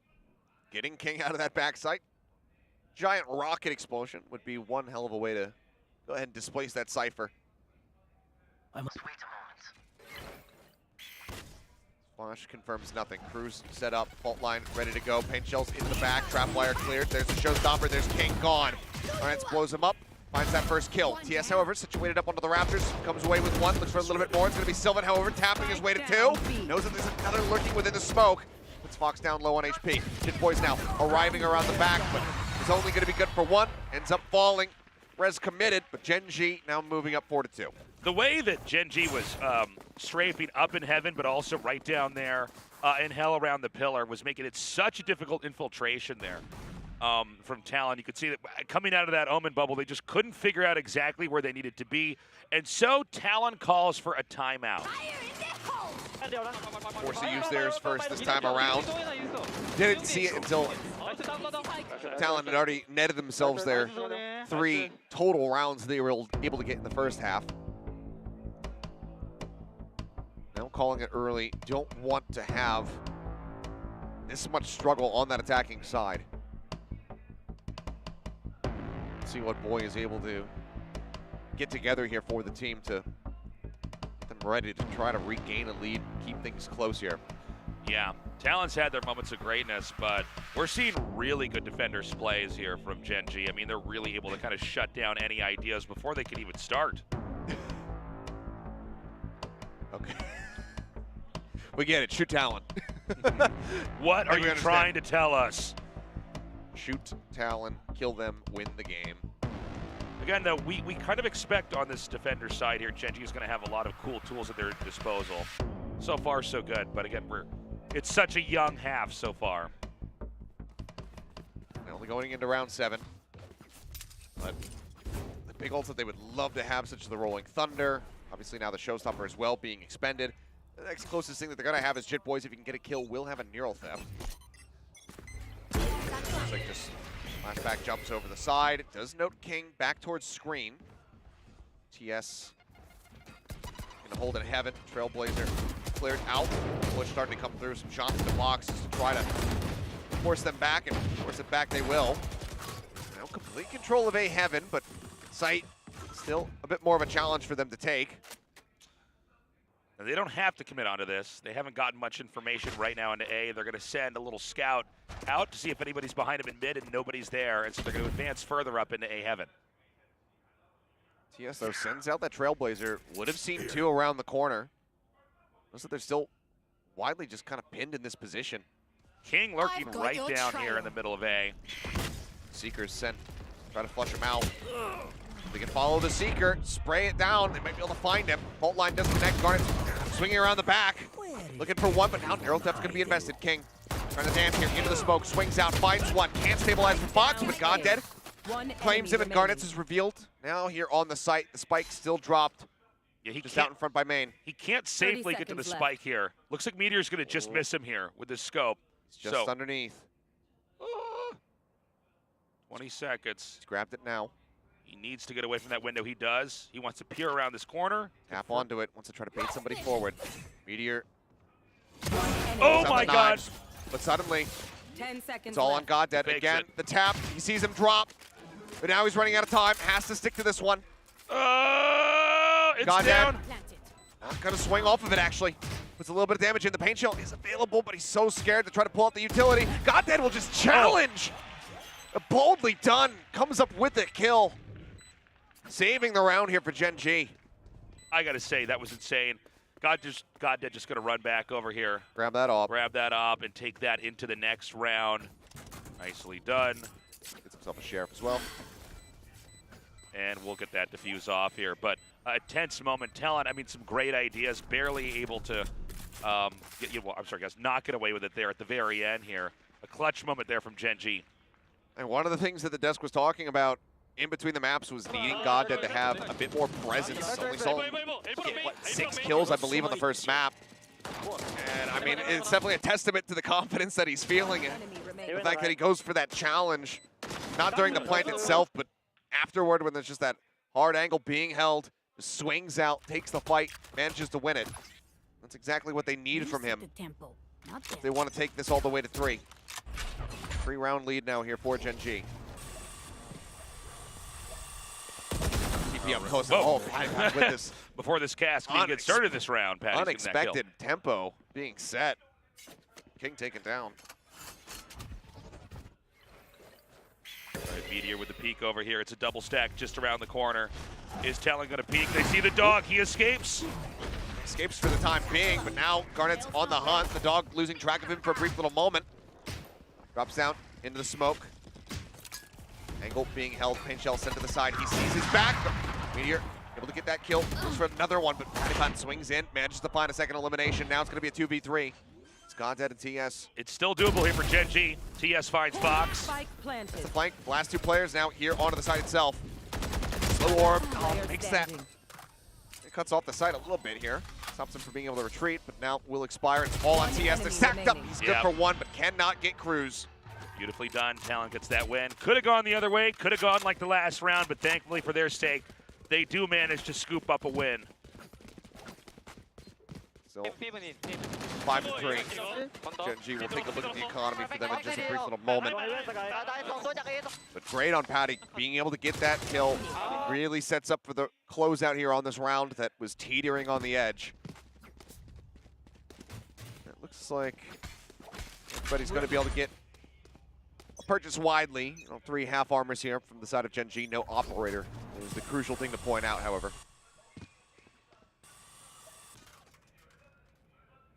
All right, this round here is going to be looking like a little bit of action up here into mid.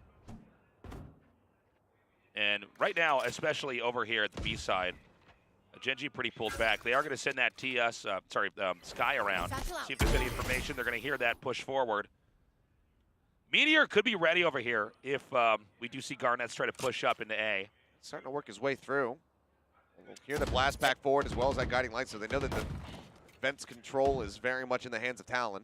And with the Sage Wall here, they know that nobody can get through just yet until, they fire down and get that cube gone. It has a smoke. I'm curious if he ends up sending it once more to just try to cut off this A main access. Now Fox is going to try to draw some attention over here into B. I mean, they're going to have to move pretty quick here. There's not that much time left in the round. 35 seconds. Flash not spotting. Pushes up Meteor. Gets the headshot, dashes out. Manages to avoid this fault line as well. Turns from the flash. Aftershock. Looks to flush him out into the open, and Jip Boys will be able to collect the kill. I know exactly. About swinging around the back. Goddead not ready for it. Yep, good flank over there. His way forward, and now that neural theft invested. Noting where all of them are, and they cannot interrupt this plant. Maddie will collect another. Right after the smoke blooms, TS just trying to spray to get that kill. Can't make it happen. Here we've got Fox coming around. King gets him. Gets him, but this is not a fight they seem to be too interested in having. They're going to pull back over here into B. And it's going to be a 4th win. Talon is starting to have that game of catch-up. They're starting to recover here. I got to say, I thought maybe it would have gone a little bit better there for Gen G, but Goddead facing the wrong direction, basically unable to manage the entire situation on the ground, made it for an easy plant over here for Talon. I'd have to look at it back, but I think he might have thought that the TP from Patty Pan was going to be coming through either back elbow or into perhaps screens. It just gets very much caught off guard. We'll see once the replays come up, but I mean, Talon getting themselves up to 4, now within touching distance of tying this up. Gen G going to be using their first time out of the map. All right, I think this is probably an appropriate moment for them to try to use this. It's a different bout here on map 2, but I am worried some things are starting to become a little bit too similar to map 1 here. It does seem like Talon is starting to really stabilize, starting to understand the behaviors of Gen G and adapt to them. And this has been the big critique of Gen G in general, is they do look planned out and strong, but as time passes, it seems like the opposing team can download them. And then the other problem with Gen G is they're not able to then reinvent themselves or reconfigure their play or make those adjustments on the fly.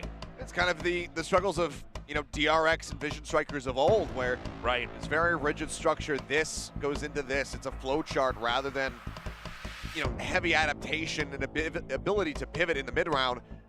Gen G have also similarly struggled in that regard. So here we are. Gen G, can they use this timeout in a way that's going to allow them to catapult ahead? They had a healthy lead. They're looking very strong.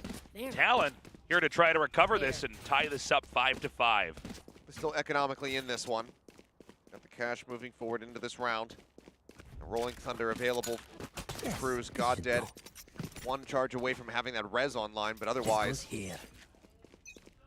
that's widely the impact. And I mean, Garnets as well. Showstopper is almost there. So this could be a very explosive round for Talon to try to tie it up. You can see King showing a lot more respect, playing all the way back in the alley. As the smoke comes in, Trailblazer, Paint Shell as well to just go ahead and try to clear out backside. Garnets will go jumping forward. Ooh, King just sprays through the cage to get the opening kill. Rolling Thunder now going to be committed.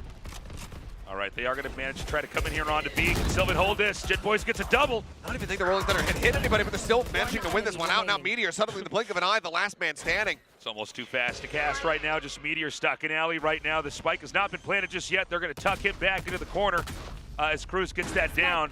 Question is, can Meteor take the 2v1? He whiffs the shot. Had he been able to get that, would have been a gorgeous headshot. Way to start things off. Now he's going to look to challenge, but the double face isn't even needed. Cruz will just go ahead and finish the job. They throw everything at the site and they come away with the win. We're now tied up at 5-5 with 2 more rounds to be played here in the half. Yeah, a very explosive round there. Once Talon got in, it was just so chaotic, there was no way for Gen.G to recover it. I mean, yeah, he actually didn't even, I think he just hit the cage and that's about it. Bit of game sense and timing from King to be able to find that headshot, but the turnaround from Talon is good. Not allowing for that first kill to dissuade them, nor allow for Gen.G to get that round win off the back of it, so solid 4v5 conversion. All right, he's going to come around over here onto the A side. We've got King ready. King, I got to say, has been a huge saving grace in these moments where it could go either way here for Gen.G. See how he can do as they're going to try to spring into A once more. It's been strong performances like we have very much come to deservedly expect from him in his years of history. All right, Garnet's on the hunt. The back. Flash not spotting anything. Does he just send it towards screens? Now it's going to be elbow instead of the target. Nothing found. Now out front. Oh, King kind of missing the timing there to be able to get that kill, and that would have set him up for the neural theft as well to be used. On my wire. Trap wire instantly dealt with. As the Trailblazers not going to check down into vent, so for the time being, Fox unscouted, but still needs to break that wire if he wants to go for this flank. All right, CS already getting a double here. Okay, CS again with his Guardian somehow, some way, managing to make it happen. Jip Boys, last one standing, can only find Meteor, and that'll be the cleanup. The op is recovered. He's not going to go down without a fight. Gen.G bucks ahead a little bit further as we go into the final round here in the first half. Neck and neck. Gen.G either even or ahead, but Talon always finding a way to try to catch back up. I mean, if you're Gen.G and this ends up going 6-6, you're going to feel not great about it, just given that you were able to find that pistol round right off the rip. Having that thrifty come through from Talon has just had this echoing effect of them not really being able to separate themselves away from Talon. Let's make some chaos. So much more pressure now on this final round. You can see double bulldog here for the side of Talon. Operator still retained. The res is in. They have the Blade Storm. They have the Neural Theft. There's no ults for Talon. 2 away from having that Neural Theft themselves, from having the Seekers. They need the kills. They need the orbs in order to make that happen. All right, so back over here on the A side, we see the spike continuing to creep up. Camera still peering down here. Is there going to be any advancement onto A? Once Talon tries to come into A, they need to do it very quickly. The cyber cage goes up. That's still lingering around mid. It's sent, and that's just going to be the full rotation. Getting ready to swing through that defender side spawn. Look at this. They're taps onto the rope. They're starting to crash their way back through, and quick on the reply here is Gen.G. Trailblazer goes in, gets a stun across onto multiple players, and now it's right back over to A. Question is, can King hold the line? All right, it looks like they are, in fact, going to try to come back into A. Dropping down. Hives out, King around the back. And that Neural Theft, you would love to be able to invest it here. Manages to catch 2 before getting taken down, but perhaps that's enough damage dealt as Meteor arrives. Blade Storm in hand, puts that spike down up onto the high ground with just 15 seconds left. Surely there's no way for them to recover this. He could just disconnect and not take the fight. But no, they're out into the open. And now it's all on God that he's revealed. Hey, shells into his face. He breaks around the corner. He just needs to sprint away and Garnets. Oh, he gets a team kill on the Chip Boys to ensure that he cannot chase, that he cannot eliminate God Dead. It gets so close to getting away from him, but somehow Gen.G will make it a 7-5. That got chaotic. That was insane. That was a beautiful ending to that bounce. And the fact that the spike is stuck up there, and there's just no way that you're going to be able to chase Goddead down in those few remaining seconds. That's it for the first half. 7-5 is our score now. Now we saw Talon catch up and overcome a disadvantage that was really big. They should be able to do it when it's really small, but who knows? It does seem like Gen.G is really playing so well. Yeah. I'll take a zoom in here, though. When it comes down to these omens, I mean, you can see Pat just getting that much more involved on the attacking side. And, you know, we've been talking about how it's been frustrating not seeing Sylvan playing on these controllers, how exciting it is to see that he's finally doing it. And it hasn't been as clean as you might expect, just given the history of this player as a controller, because he was one of those guys that, when he was playing on WGS and whatnot, was a bit Mako-esque in the performances and the clutches that he was able to come through with, the way that he was able to dictate the pace as that defending Omen or Astra, just really slowing down the enemy, working them down one by one, taking these duels. It hasn't been quite the same for him here tonight. Now, let's remember, that was Gen.G, you know, with a comp that I think is pretty good on the defending side. How are they going to play this out when they have to get in there on that attacking side here? A Cypher, a Sage. It's going to require some pretty inventive strats. And we'll have to just see what they have cooked up. This is their map pick with side selection for the side of Talon, so them coming out only able to accrue 5 rounds, even with that very early round 2 Thrifty win. Definitely does hurt them a little bit, but if the attack is going to be anything like it was on Pearl for Gen.G, then this could still be very solid for the side of Talon. Yeah, Talon really going to need to scoop up those pistol round wins here. We've got 5 more seconds remaining. We're going to go right into the second half here. Again, remember everyone, the team that loses this best of 3 is out. Their tournament lives are dead. So Gen.G has everything to fight for, and Talon, already winning that first map in this best of 3, is hungry to close this out. Dart on the Meteor, he is revealed. Swinging Fox going to be good for 2. Now Cruz as well, getting involved with the spike onto the floor. That one-way setup on the cage is just ripping them to shreds. TS just going to be stunned around the corner, spotted. Gets the headshot on the Fox. Now the flash into the back, however, means it's easy enough for Cruz to just push up, find that kill, and now bring them once again within 1 round of tying us. So there you go. Talon, an explosive round. They do get that much-needed pistol win. Let's not forget, you know, in the first half, it was Talon bungling pretty badly the pistol round and then having a pretty insane recovery. Can we have anything like that from Gen.G here now? Otherwise, Talon's going to tie this up 7-7. They are at least going to be somewhat trying for it as we see the triple sheriff ghost coming through. Pat thinking about TPing across, but I mean, that's already going to be one of those pistols on the floor as Garnet's able to collect his 2nd kill. Sylvan taken down. I mean, without your Sage, without your Omen, what hope do you have of being able to really assault one of these sites?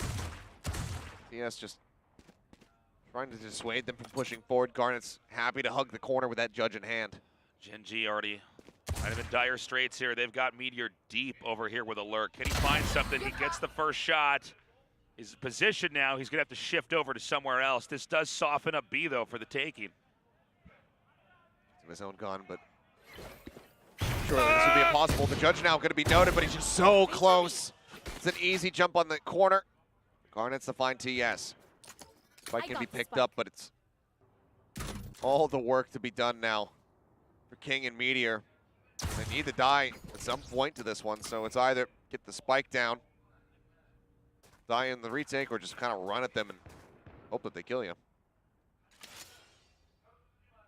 30 seconds left. Now, Meteors not have a lot of time here. He's going to have to trigger that, at least giving away that they're going to be out there. They can get into A. Okay, this is about as good in a pretty difficult round as it gets. If he goes right now, you don't have a dash. Run! 14 seconds remaining, drops down. Get the plant. He's working his way through. Fault line across, looking for the interruption there. As it's going to be Cruz taking him out. And Meteor will be able to claim a second. So a little bit of damage dealt, but we are tied at 7-7. Now, we expect Gen.G can recover here with better guns after losing those first 2 rounds, but you never know. Talon's proven to be pretty crafty, Achilleos. And they have, again, it's just a little more of a, another one-way setup here. Don't even have to play off of it too much to be able to find those eliminations. But fairly clean. I think for the most part, pretty much everything that they had bought into the round is going to be carried forward there from the side of Talon. Maybe one got lost. I don't quite remember what they had at the beginning. TP into garage here from Sylvan. Nothing going to be spotted. All right, they're going to peer up into mid. We do have Garnet's here again, ready with the shotgun. And they've been very quiet so far, Talon. On the other side, they've got Meteor all the way up here in events. Bot not spotting. Sky Flash as well, not confirming anybody in garage as Sylvan's quite far back. Things are still coming down, so they're suspicious about this. Talon. Judge. Yep. Garnet's again there. Just with that Judge. What a turn on the flash from Garnet's. Just completely avoids it. Spike down. They smoke it. They grab it. They grab it, but what do you do after that? Push under the corner. Patty Pan just going to be being in the back of sight. More shots going his way. Pain chills as well to try and dissuade them from pushing 30 forward. seconds left. All right, they're going to go for the blind here. They get forced away from B. I think they just have to save at this point. Yeah, I think you're right. I think they can't get anywhere. 20 You're in a seconds 3v5. Yeah, there's just no time. A is too far away. I mean, that's split for you, right? So it's going to be the 8th round win here for Talon. Taking the lead. 10 seconds left. It's starting to remind me a little bit of that streak. How far can they go? No, Fox. He does die, but that's fine. He's got 2,500. If he can chase in, find some added eliminations here, then that is just straight up value for Talon. So he gives his life for the cause, stops it from being a flawless round, but those who are watching, we know pretty much was flawless. You can excuse that kill on the back end. I mean, this, cool, whatever, that's a Judge moment, and then the turn on the flash, just not get blinded pretty much at all. Let's get such a quick shutdown on the TS, who's just trying to break open that B heaven position. Yes, this should do. So, this is round 16 now. Gen.G coming into this with those saves. Can they make this worth it? Oh, ships in the night. Sylvan going to be able to win the fight. Patty Pan taken down. Paint shells in the back. Sylvan so very low. Heal is available, however. Yeah, Sylvan back bruised here. And once again, it's going to be Garnet's with that Judge here. Trying to jump back. In the meantime, Fox controls the entry. Meteor goes down. Everybody, however, around the backside of the pillar is the jump on that flash. Crew's taken out by Sylvan. Just Jit Boys left over here, a 1 versus 4. How many can he kill? He cannot get any. All right, we are right back to being neck and neck. So that streak, that monstrous one that we saw from Talon, not going to be allowed to get established here on split. They get 3, but the reply is in. 8-8 now the score line as we carry on, but now a bit of a change up as Garnet is going to be bringing an operator into the next round. Yeah, important to note here. So, luckily for Gen.G, they are able to recover that. Looked like for a little bit they might not be able to get it and break into that site, but it was a bit of a tactical backfiring there at the start over by Garage. They tried to pop out and get some damage, and it did not pay off, dropping out one of the players. Oh, up and over the top, and the shot not coming through. Meteor able to get the jump here onto Garnet, taking him down. The operator now stranded on the floor. Aggressive push-up, King. Maybe a little bit too aggressive. Goes rushing in. Meteor going to find one, but Jit Boys looks to trade it back. Can't quite drag down fast enough, but now suddenly it's going to be a sky battle. That's not what you want. You do not want the operator at this moment. Get that out of your hands. The Seeker even just going to be committed. Fox wanting to know exactly where TS is. So he does force him to burn through that, but I mean, there's so much time left over here. The problem is because he's situated in mid, this is still a 50-50 for Fox. It doesn't really tell you much, right? Keep in mind, TS is at about half HP. it looks like, you know, Fox says, all right, we'll flip the coin. Is there any sound today? There's not. Doesn't see anything. That's the lone flash available for the next 24 seconds sent out by TS. He's got his eyes up on B Heaven. Doesn't see anybody coming in there just yet. One flash and a Trailblazer available. Limited bullets in the gun that TS has. Oh, and he saw him. He's already spotted him. The flash sent, not getting it, but he will just be able to go ahead and take him down just right through the corner of the wall. That was sick. And I mean, you look at a matchup like this. It's 8-8. It's so close. And then it's a moment like that where Talon's going to scoop up that win. Beautifully done. Fox was considering going for the operator. I don't know if he's going to be able to actually get there in time. Yeah, can he? Go! No. That is not the gun you were looking for. But I mean, it's again just one of these moments where things start off incredibly well for Gen G. I would love to know what Talon's 4v5 conversion rate right now is, because it seems like it's got to be through the roof. I mean, so far here, Talon really, when it matters most, pulling it together here. We've got a showstopper in hand here. Let's see where Garnets wants to go. It looks like they might try to just kind of get the jump on the garage, but I think basically Genji's ready. He's rushing. He knows what they're over here in Ramen. Oh, man, even with the wall invested to try to cut it off, Sylvan still ends up getting taken down with the splash damage. Again, get into this moment where you don't have your smoke flare. How do you really get yourself into these sites? Meteor's looking to be the tip of the spear to try to push them across the line, but now he's going to be spotted. Shots flying, a little bit whiffy from Cruz. Meteor gets into the back of screen, so get the punish here on the Jit Boys. Turn the flash, TS. Go ahead, hold it down. Gets that kill, but suddenly a 2v3, a 2v2. Meteor has another dash. Meteor relocating over here. They got to reconfigure their position for now. He wants to get some heals from TS is what he wants. Patty closing in. Heals he shall receive. The dash about to expire. Ooh, TS, however, TS. finds Patty Pan. Swing onto the corner. Garnets, however, winning that fight, and now it's just going to be a battle of the duelists. That's swinging yet, and Meteor will find him. 9-9, tied up once more. That was something else. We talked about that clutch play in the previous round, but here it is from Gen G, pulling it back together. It's too close to call, man. It's crazy. It's neck and neck. Both squads probably feeling pretty decent about their odds if this ends up going to Haven. Yeah, I think it likely will here. Gen G really, I think, playing a much tighter game here as we get further along here in the second half. Still feels like it's far too close to call, but multiple ultimates stacked up. Jit Boys just with the Neural Theft. Shadows traveling. Patty Pan, obviously this time with just the Sheriff, doesn't want to go for that aggressive TP forward into garage.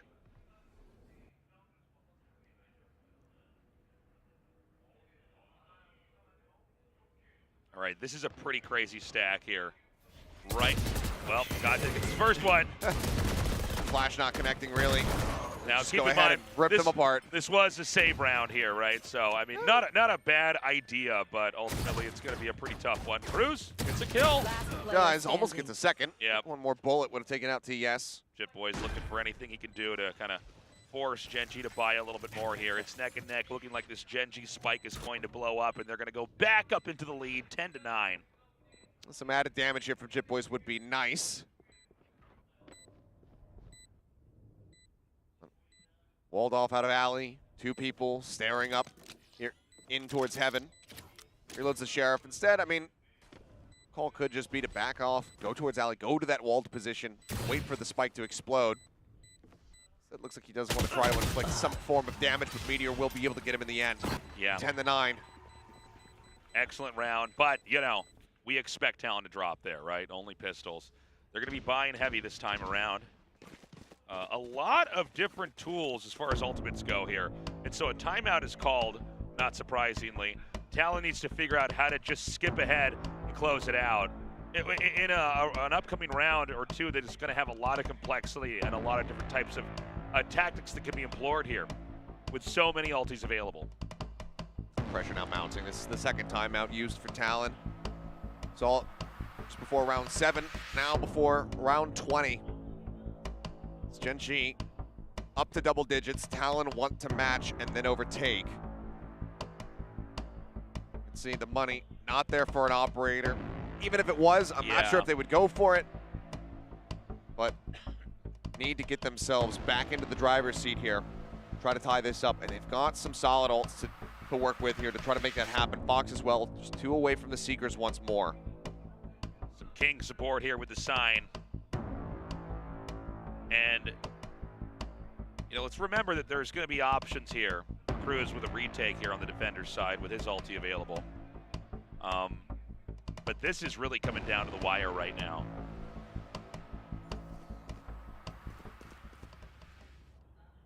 Gonna get the setup going. This goes here.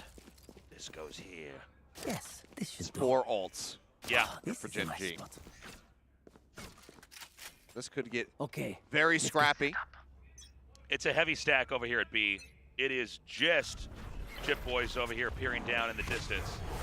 They push out into garage and see that nobody's here. This time just dead quiet. How quickly do they want to rotate though? It seems like they might be willing to do this somewhat swiftly. At least want to investigate mid a little bit more where that their mail is smoked off for the time being. But Patty going to be reporting that he sees nothing. Spike dropped. As soon as the Seekers come out, that might be the call here. It's Jit Boys. Waited back here over at screens. Gets the reveal on the God Dead, takes him down. Gets the reveal on the Meteor, takes him out. Neural Theft now chucked through, gets the reveal on everybody else. Patty Pan TPs across the map, joining in very swiftly. Gets the kill on the TS, answering back, and good lord, what a hold on the site. The swing in, Sylvan is able to find a second one. Sylvan almost did it for a second there, but you know, that is all going to go down to Jit Boys. The clutch, the fact that he was able to control the site and create that much chaos upon the entry of Gen.G, so impressive.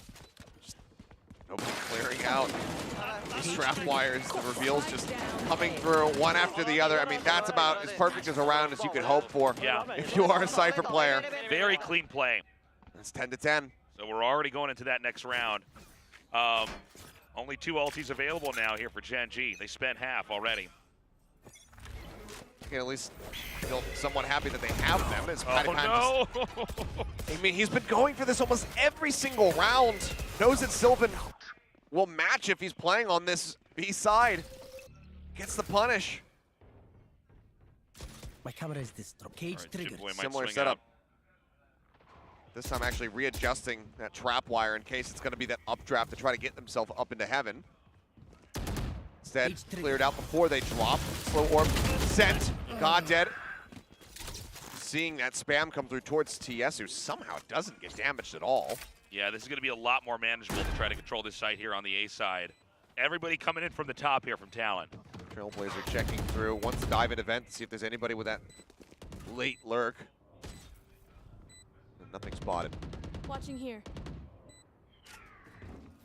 Garnett's going to try to wrap around from the bottom.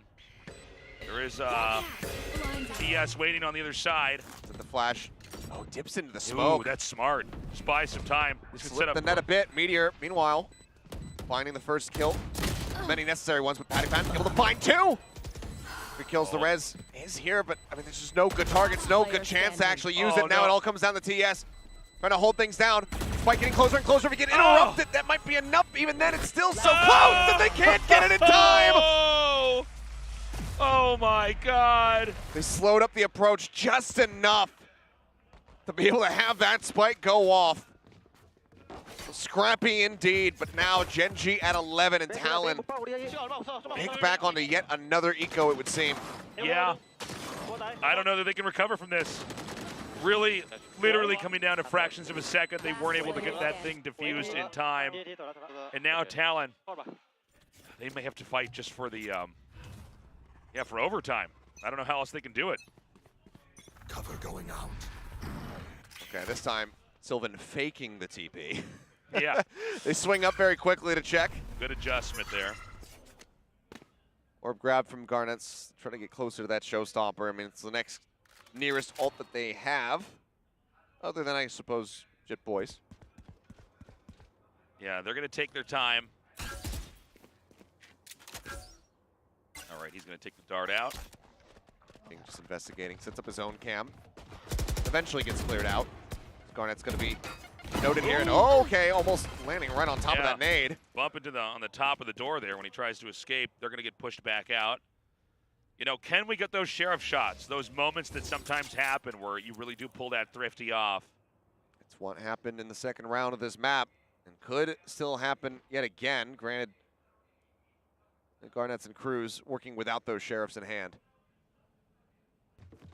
Smoke from Mail. King continuing to apply pressure around that A side of the map, and now the entry onto the B site starts to come through. Flash in the back of sight. Confirms some presence there as Garnet's dropping off the top. Meteor able to turn, finds the kill. Jit Boys good for one. Gets the punish on the lurking King, but now the site is taken. But Phantom is recovered. Healing over here. Yeah, can Jit Boys pull anything off? I mean, fingers crossed for him, but it's hard to imagine. Gen.G knows they just got to get to that 12, and they are so close to closing this out. Mark's dropping down. One enemy remaining. Quickly dealt with, clear it up. My eyes are down. Can't tag here from Jit Boys. Just find one, but I mean, everybody knows exactly where you are. Just staring at you. You'd imagine actually pulling anything off here. Gets God dead. There's still a lot of work ahead. Still already a flashy enough kill, and with that, I mean, could just take your exit, could just take your death from here on out.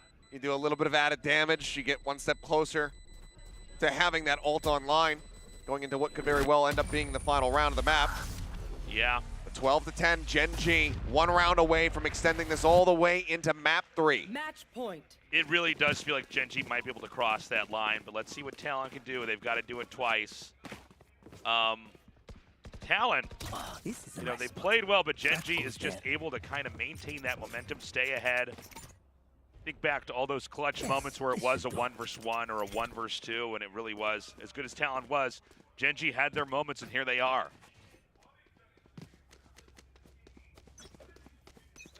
A lot of it has been. I mean, it was a little bit quiet at the beginning from him. It was King very much leading the charge, but TS has started becoming neck and neck with him as we got into that halftime, and now has taken the lead.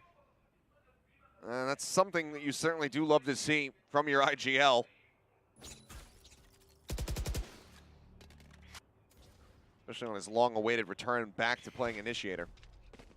Rope, if that tap was heard. The cam is just tracking him, but he's just going to go ahead and drift his way back down now, the ramp. In mid, we got Garnets wedged right up in a position that could get the jump on a mid push. Oh. Uh-oh. Now noted. Oh! Quick exit. Yeah, good escape there. Flash in the counter swing, not going to be fast enough, but I mean, this could just end up being a full mid crunch. You see 3 people getting ready to shift their way over here in towards Vents. Paint Shells drop down a little underhand, but Meteor still finding the kill. Patty Pan now alone on the B site. Smoke across, Rez in for good measure. Gen.G looking to get this over the finish line. All right, Pat gets another. He's doing some work. And then Jit Boys comes in. It's a 2 versus 3 now. 2v3, but the HP bars here from Pat. 30 so very low. left. Spike not planted yet. No, it is not. TP available here. If they think that they're going to chicken out and go to A, they can intercept him there. That just might be the end of it, and it is. We'll miss the final kill, but it's Goddead coming away with it as Patty Pan gets taken down. And Gen.G not allowing themselves to be 2-0'd here. They closed it out 13-10 to extend this all the way into a map 3. It does seem like if we could go back, it was the moment where Talon was forced into that eco round. They could have maybe won that and pulled through, but they didn't get that spike diffused. It kind of caused that tumbling, chaotic effect from there. Certainly did. We are not done yet. This is a late evening after all, Tasteless. That's right. As it should be. I'm glad to say this is going to be an extremely close match. I have no idea now which team is going to take it. We saw that Talon was able to recover in that first map and play an immaculate recovery, but here Gen.G seems to have cemented it. They did it on split. The question is, can they do it on the next map?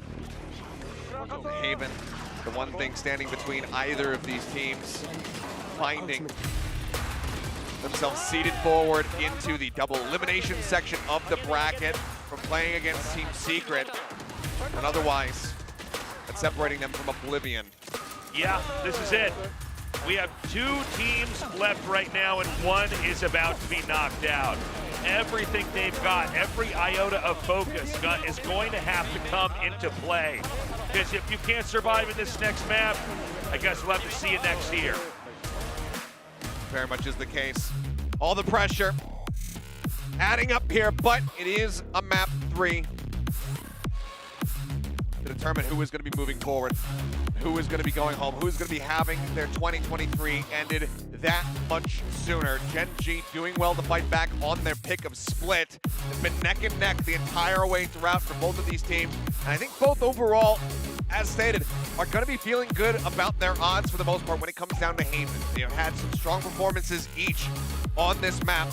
Gen.G electing to go onto that map versus DRX. Kind of getting destroyed in the first half, but then running it back and making it a competitive map until they ended up losing it. TLN able to best teams like Evil Geniuses back at Lock-In on this very map to get themselves into that position to have a top 6 finish. How is it going to look today? Do we have anything else new planned, or is it still going to be more stock standard from Gen.G? Yeah, it's hard to say. I think no matter how it goes and who wins it, it should be long. Maybe we're going to get that overtime. I thought we were going to get it in that last map. We'll just have to see. Guys, short break. When we come back, we're going to find out who survives here in LCQ.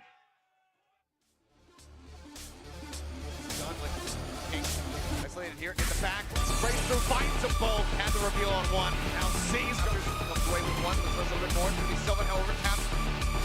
Oh my God. Nothing to fight, but now they're out into the open. Now it's all on Gun, and he's revealed. One of those pistols, Judge now going to be noted, but he's so good. Yep. What a turn on the flash from Judge here. Trying to jump back. Rush again. Meteor going to find one with Hit Boy. Looks to trade here on the Hit Boy. From the flash, PS. 2v3. Right. First one. Flash not connected, really. Now put it back here over straight. Gets the reveal on the God that takes him down. Gets the reveal on the Meteor. After the game ends, it's really break our heart. Zeta Division will not be playing in Tokyo. We won't give up, we will emerge. Team Secret, Global Esports, TLN Esports, DSM가 저희 젠지는 for the power of friendship. 諦めないで勝ち上がります。もう一度チャンスがある大会なのかなと思います。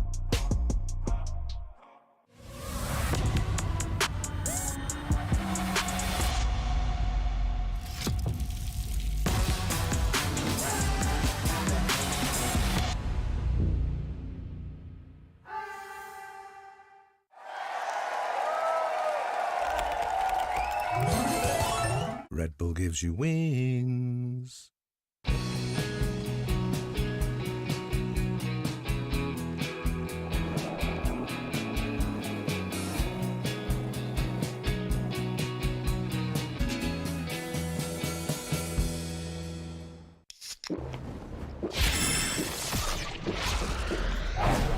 Red Bull gives you wings.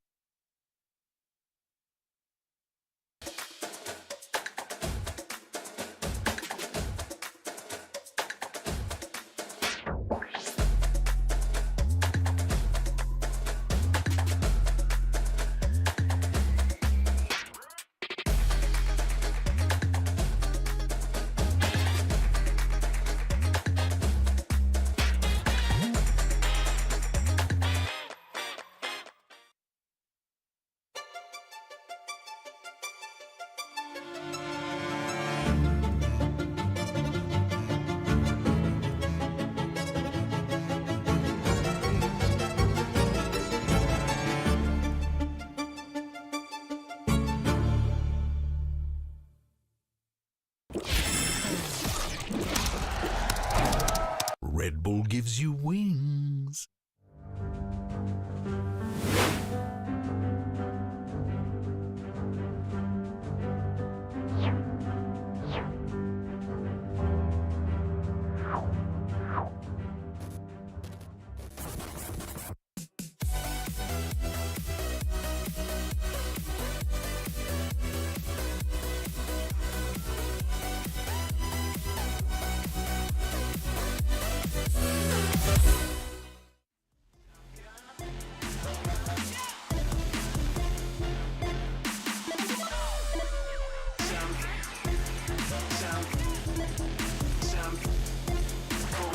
champion.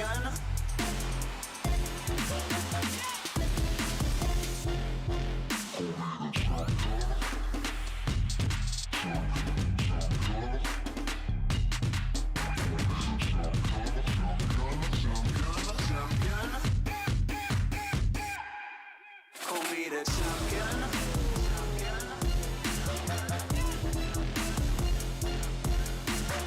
Champion.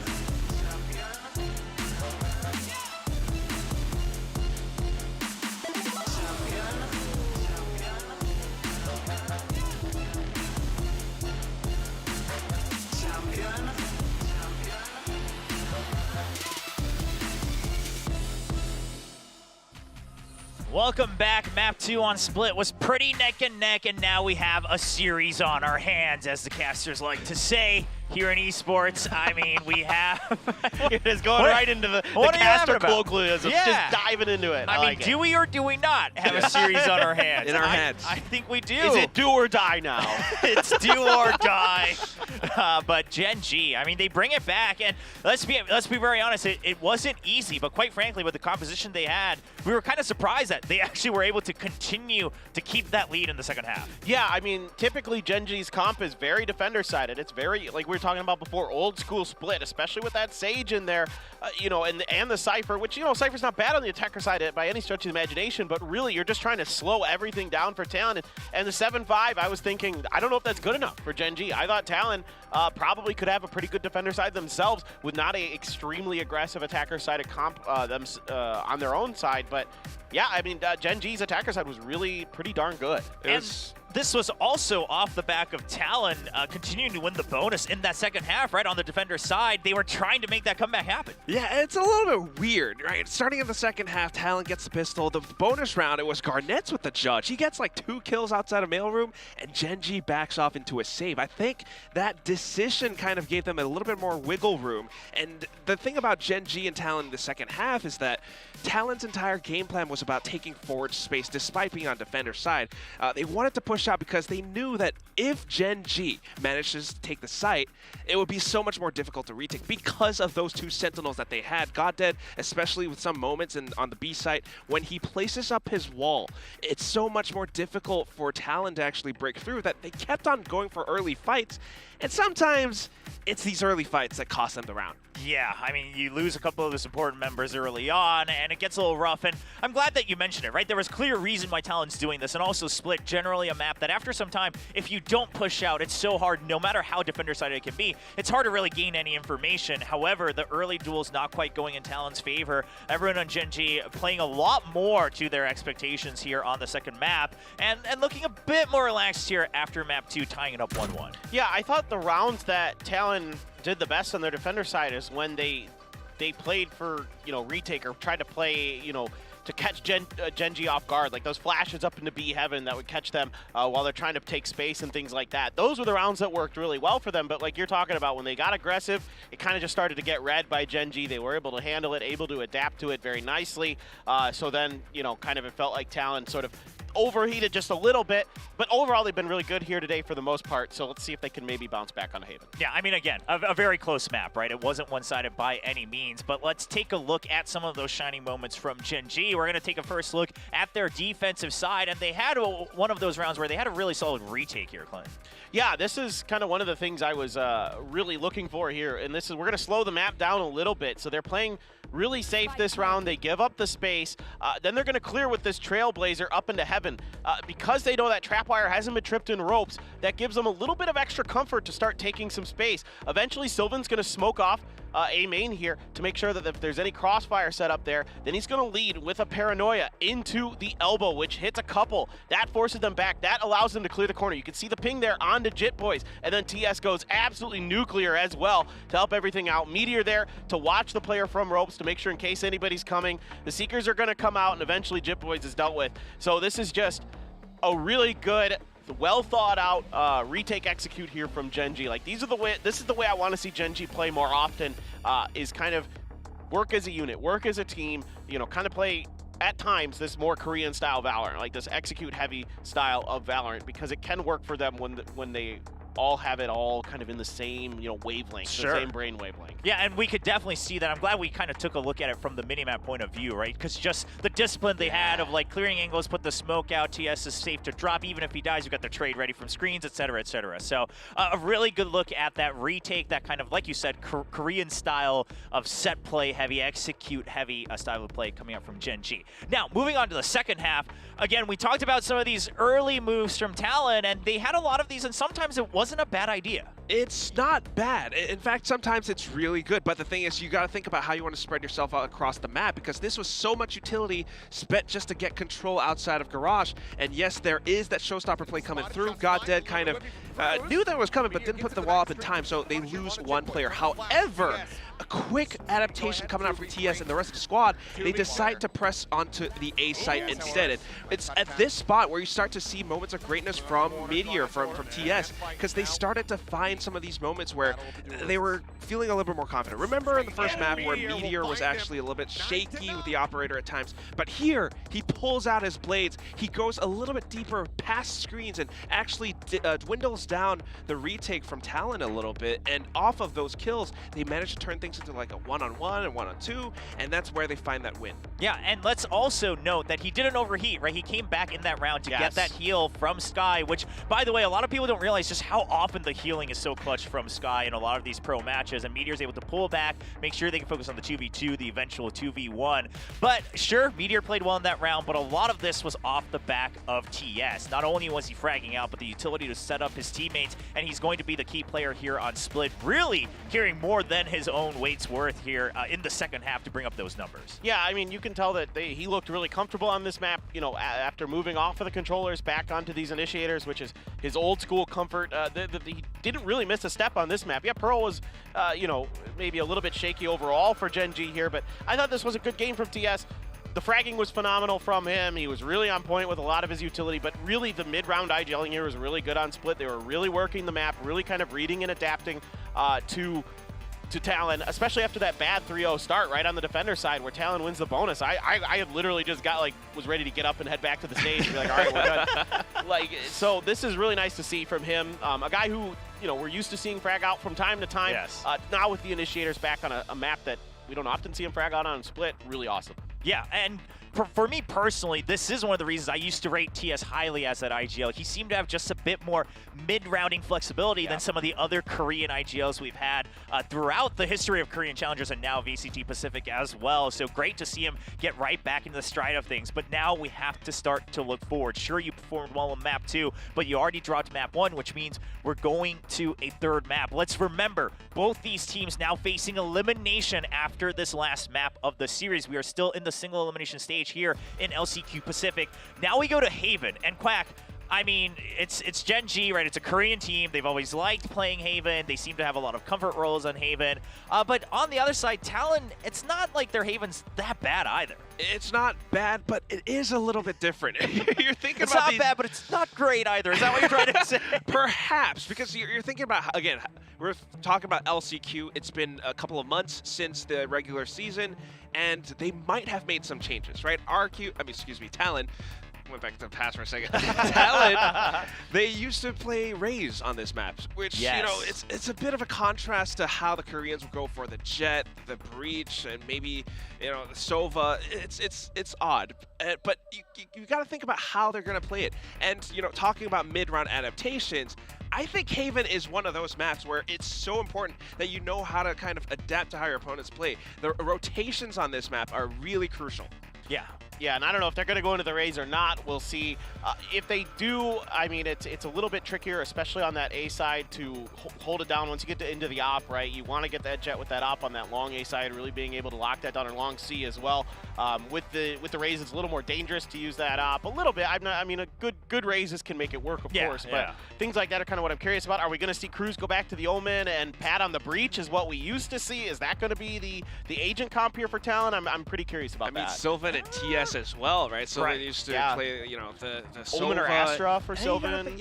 I mean, quite frankly, though, let's focus on the Gen.G side a little bit, right? For those of you who have followed the Korean scene for a while, okay, if you can put Sylvan on either Omen or Astra, but let's talk defensively more so, the Astra, and then we got King on probably that Killjoy. quite frankly, that defensive side for Gen.G is looking very strong. It should be nasty. I mean, you tell me that King and Sylvan are playing together on a team last year in VCT Korea, I would have been like, forget it. You're not winning any rounds on your attack. Like, these two were two of the best side anchors in the league, you know, previously. So I think absolutely this should be a scary proposition either way, because Sylvan is really good on the Omen. He's really good on the Astra. I don't know, maybe Gen.G throws something wild at us here. I kind of doubt it. I expect just the stock standard sort of Jet, Breach, Sova, you know, the huge. Yeah, probably. Especially, I mean, we've only really seen GodDead focus on the KO and the Breach when it comes to initiators or additional initiators, the flash initiators, I should say. And it does look like we're not going to see any changes on this side. We do still have Sylvan sitting in the seat. We'll have to wait to see on the talent side if there are any changes. But I don't quite expect so. It seems like a lot of these LCQ teams are now focusing on a fixed starting five. Definitely. I mean, this is the core roster. This is what they're going to stick with. And again, that single elimination now. This is the tournament live on the line. I mean, not just tournament live, the entire VCT circuit live on the line. And thinking about the roles is what I'm really curious about, because Cruz has been a great Omen on Haven before.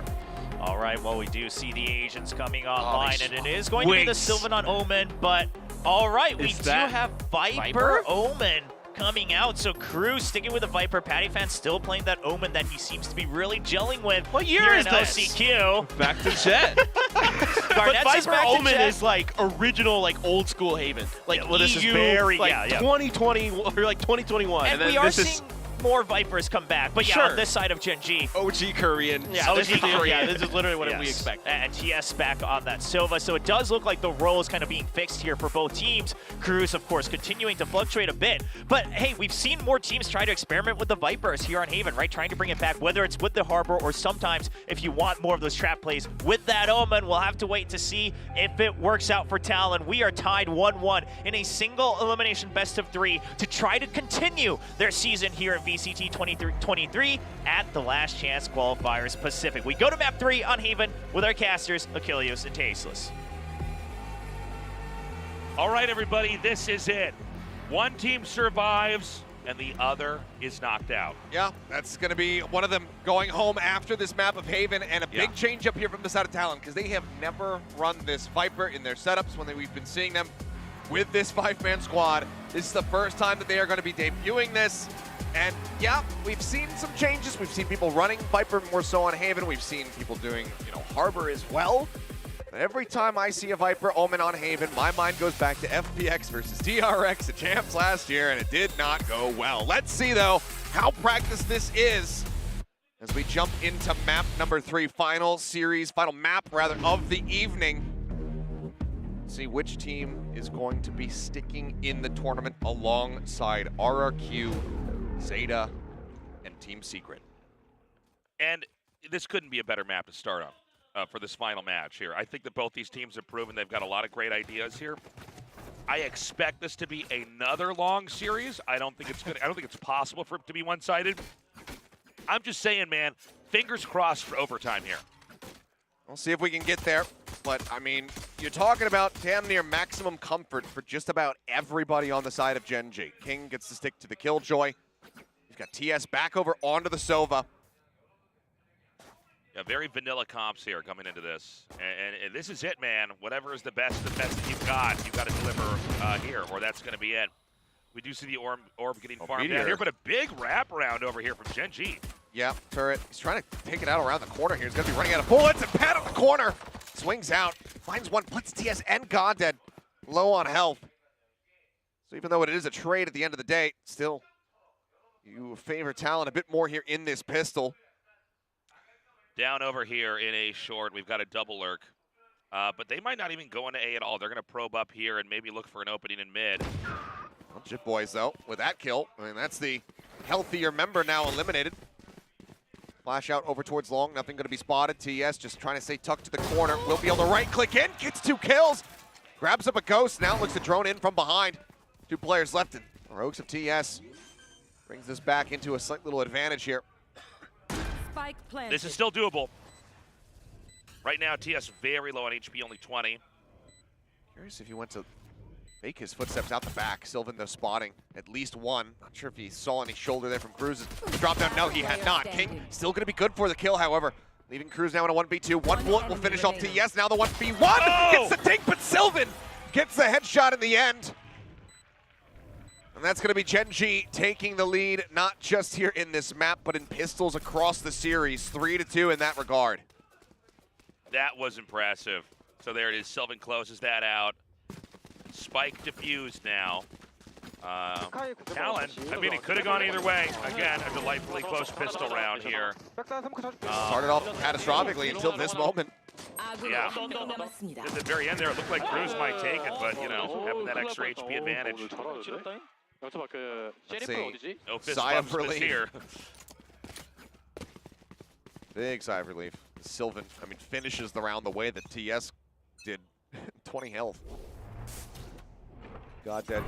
Set up, ready to send this fault line. 5 members right now corralled outside. And I mean, you can see Talon, they're looking to really turn the pace already with this force buy coming through. 2 Spectres, 2 Sheriffs, a Stinger. Jump up on top of the box. Meteor, I'm not sure if he's going to be ready for this one. Oh, yeah. Nope. Will be able to come off with a kill after that fault line goes across. A kill and an escape. Meanwhile, over here, once again at A short, TS waiting. Looks like Pat maybe will get the jump on him. He does pull around the corner there, getting that spray down. Not ready for the forward swing. And it doesn't seem like Talon's going to back up from A just yet. Looking to play up into the smoke. Meteor using it against Garnets, knowing that he swung out on the side. Meteor now on for 3. Spots both of the remaining players. Fox with a great headshot. King completely paranoid. Ends up going down. Someone outnoted, and once again, Talon are going to do it. They win the second round after dropping the pistol. It's just like Split. It's insane, man. And for a little bit there, Meteor was everywhere. Eventually, they did manage to overpower him, but, I mean, great plays all around here. I love the back and forth. But again, it starts off with getting that opening kill. Now in a 4v5, Meteor comes up with a triple. But some really excellently placed util. Pat, he just throws out that paranoia. Gets the timing, the guiding light, gets the blind. He identifies the location. They clean it up. And Talon bring it right back.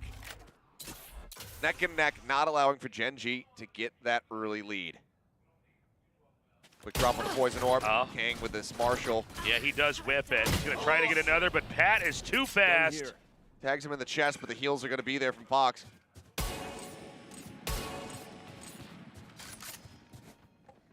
Now they're going to pull away here from the C side, although they've still built up enough tension over there. Are they going to seesaw it back up into A, or maybe they will even try to come into B? It is going to be the push through. Meteor dash on the ready. Oh, the instant headshot, the dash through. Gets himself out to safety. Trailblazer chasing. Smoke now thrown up as okay. Garnets with a quick little updraft peek. Bolt line sent in, but Meteor now going to be paranoid, so doesn't want to swing out. Hunter's Fury at the ready. Sees one, just the thigh actually being shown there for a brief little moment, and now suddenly Gen.G are right back in control. It's all on Chip Poison, a 1v3. Smoke dissipates, finds one, cannot stabilize. And Gen.G are going to pull off the the Thrifty here on the back end. That was a funny situation there with Meteor. He was like somehow avoiding everything, including even the Hunter's Fury. It was hilarious, man. But just weaving back and forth. Yeah, just weaving and bobbing there. And I mean, this becomes so much less possible if he doesn't find that instant headshot on a Cruz. Excellent done here, Gen.G, to reestablish some semblance of control. Lose to the force buy, pull off a Thrifty in the next one. Why the hell not? Okay, coming forward here. We've got to push out. Garnets fire some shots. They get the orb, and they get right back out. Knives pulled from Meteor. Yeah, not surprising to see the Jet there with the knives ready in the round 4. But she's not going to be able to use it just yet. It does seem like they have some interest in B. Viper's Pit's going to go down. Aftershock, though, further delay. Wants to just lock them out of this site as much as humanly possible. Drone chasing, but there's just so many smokes laid in that they can't quite spot him. Meantime, the rest of the team pushing their way forward, down in towards sewer. Spike now there. Alarm bot cleared out, so King noting that this pit could just be a ruse at the end, especially as his turret goes down. Well, the longer they don't hear a spike get planted there, the more likely they are to know, but it looks like they are going to get the setup in over here. It is going to be an A-side plant with a possibility of a flank here from Cruz later on. CS still very much wanting to get rid of him. Dart at the ready, right up against the side. All right, eventually, we'll note, not sure which way it was calmed, but GodDead probably saying he's right in front of me, I can't move forward anymore. They get the kill. Viper now dealt with. Meteor approaching from behind, finds one. Yep. Meteor gets another one here. Jit Boy's the last one left. And there's just no way that this spike is going to be, you know, hiccuped in the defuse. And so that's going to be the third round win here as Jit Boys goes down and Gen.G keeps that ball rolling. That they do. In flawless fashion. Gun picked up, but looks like Meteor not wanting to carry forward whatever he had grabbed. Likely wants to get an operator for himself. It's a great little pinch from behind. Garnett's. He has a rifle, he has a Phantom. Probably able to win out that trade, but just given the weapon disadvantage there for Talon, they can't make it happen. And yep, operator is going to be in. Yeah, Meteor so clutch on that operator. It looks like it's going to be down in the C file here. We'll see if he gets the opportunity to try to get those picks. Talon buying heavy. They need to try to figure out how to get that momentum back on their side. B site naked, as we do see some creeping up here towards Garage. Sylvan going to whip around to the side as Window gets smoked out. They back away.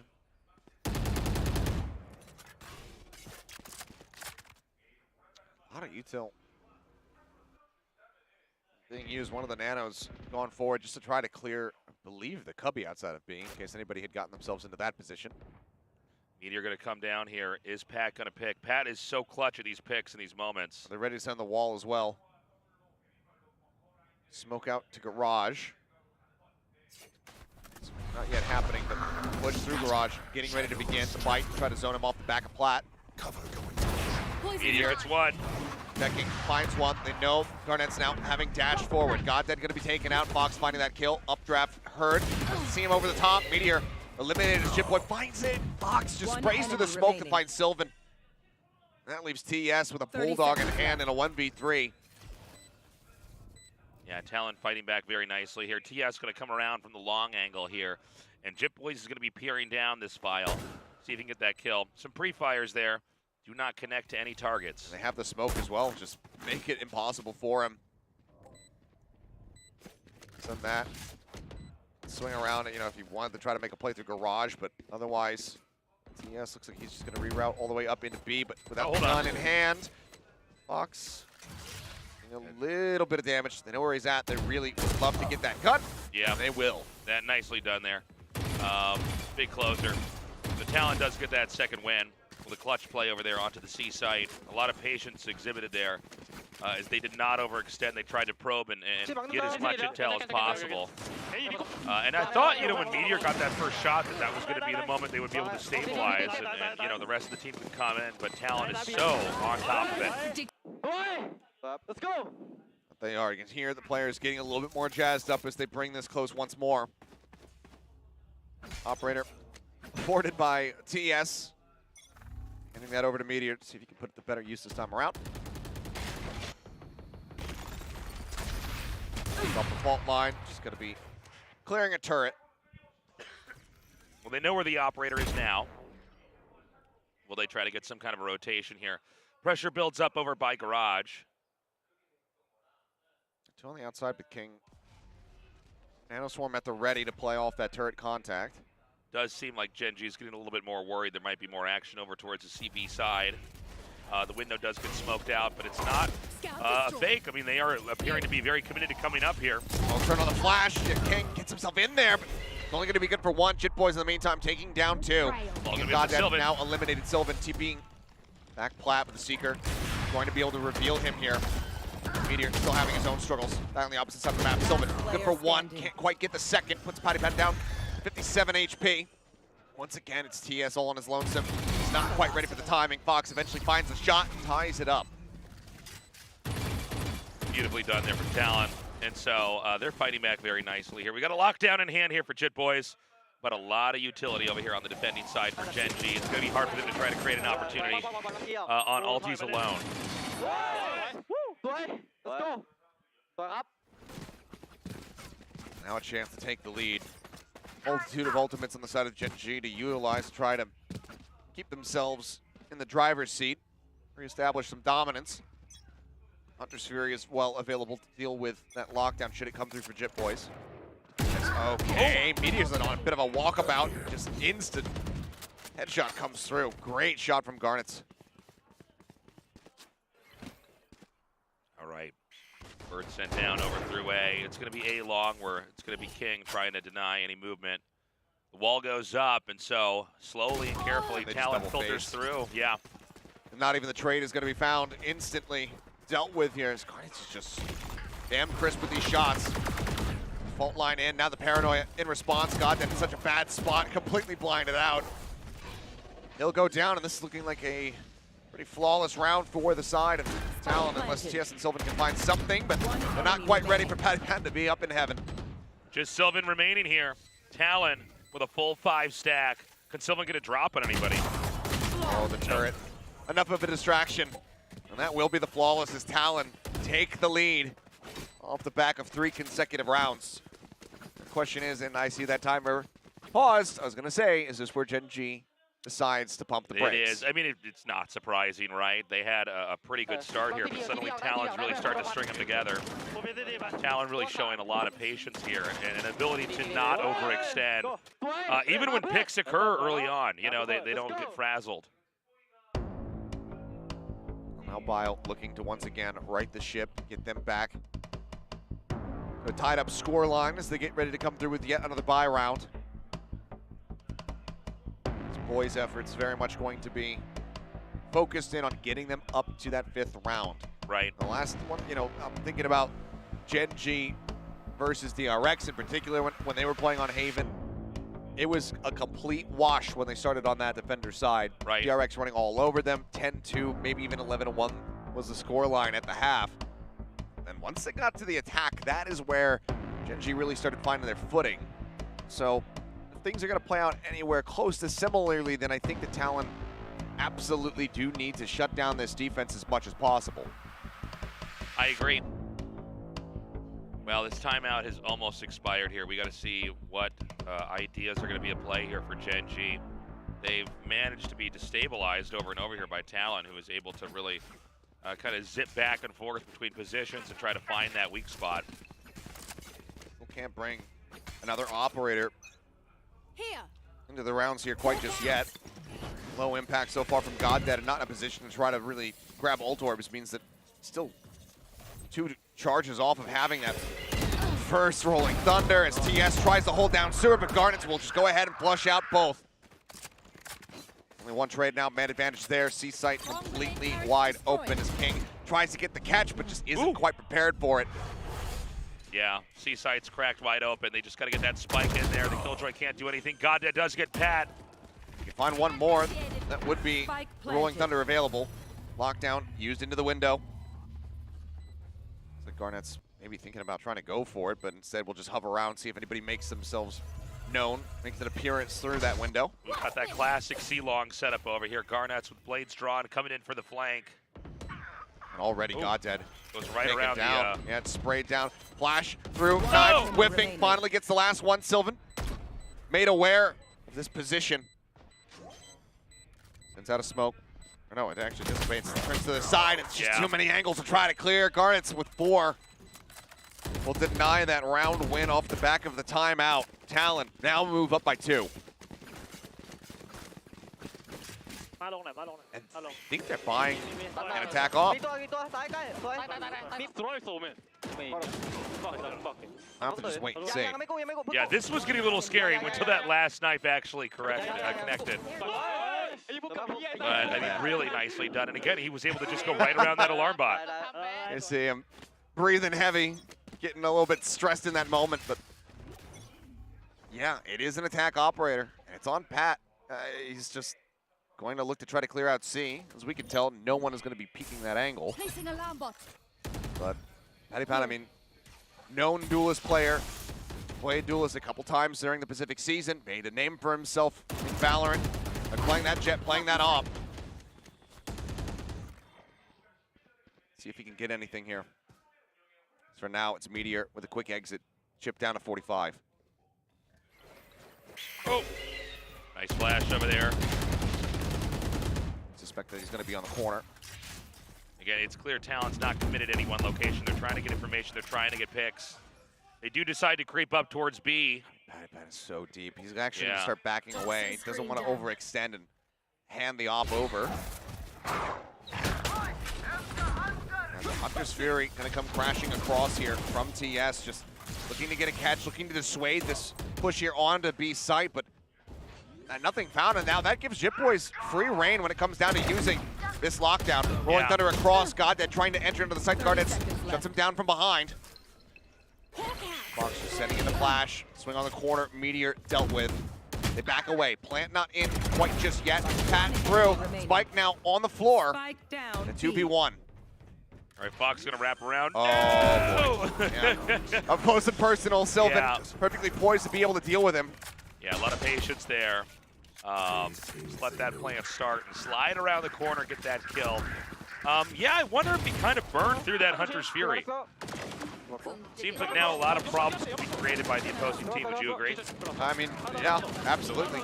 As long as Shipboys can get himself into a position to be able to really get big value out of that lockdown and tools to eliminate it. Very limited. Operator was recovered, so that does at least get handed over to Meteor as a bit of a bonus here for Gen.G off the back of the round win. But Pat, I mean, he's just like me. He's just like, yeah, I'm just going to buy another one. Going for it. It's Meteor. Whoa, barely almost gets out. doesn't make it out of there. That was crazy. Meteor is going to wrap around to the deep side of A, but up at A long, we've got Garnets ready to push around.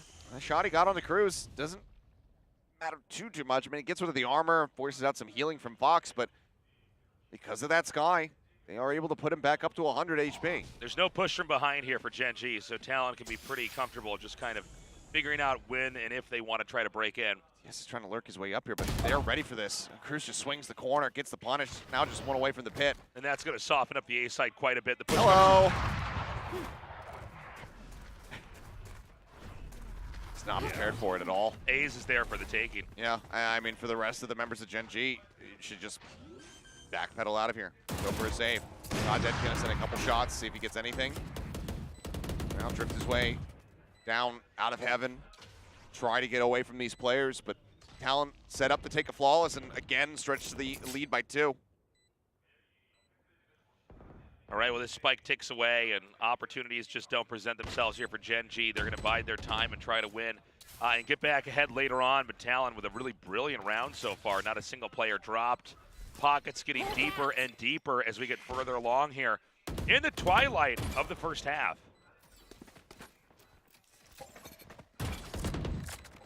Not taking any chances, not going on the hunt. Talon just going to stay grouped together back at a lobby as the spike will go off. 6 rounds get locked in for them on the half. Still potential for yet another 6-6, but Talon as well. They continue with this momentum, could move up themselves up to 8. Ults abound right now as they have the pit, they have the lockdown. They have a potential for a flanking, opping Patty Pan with his ult.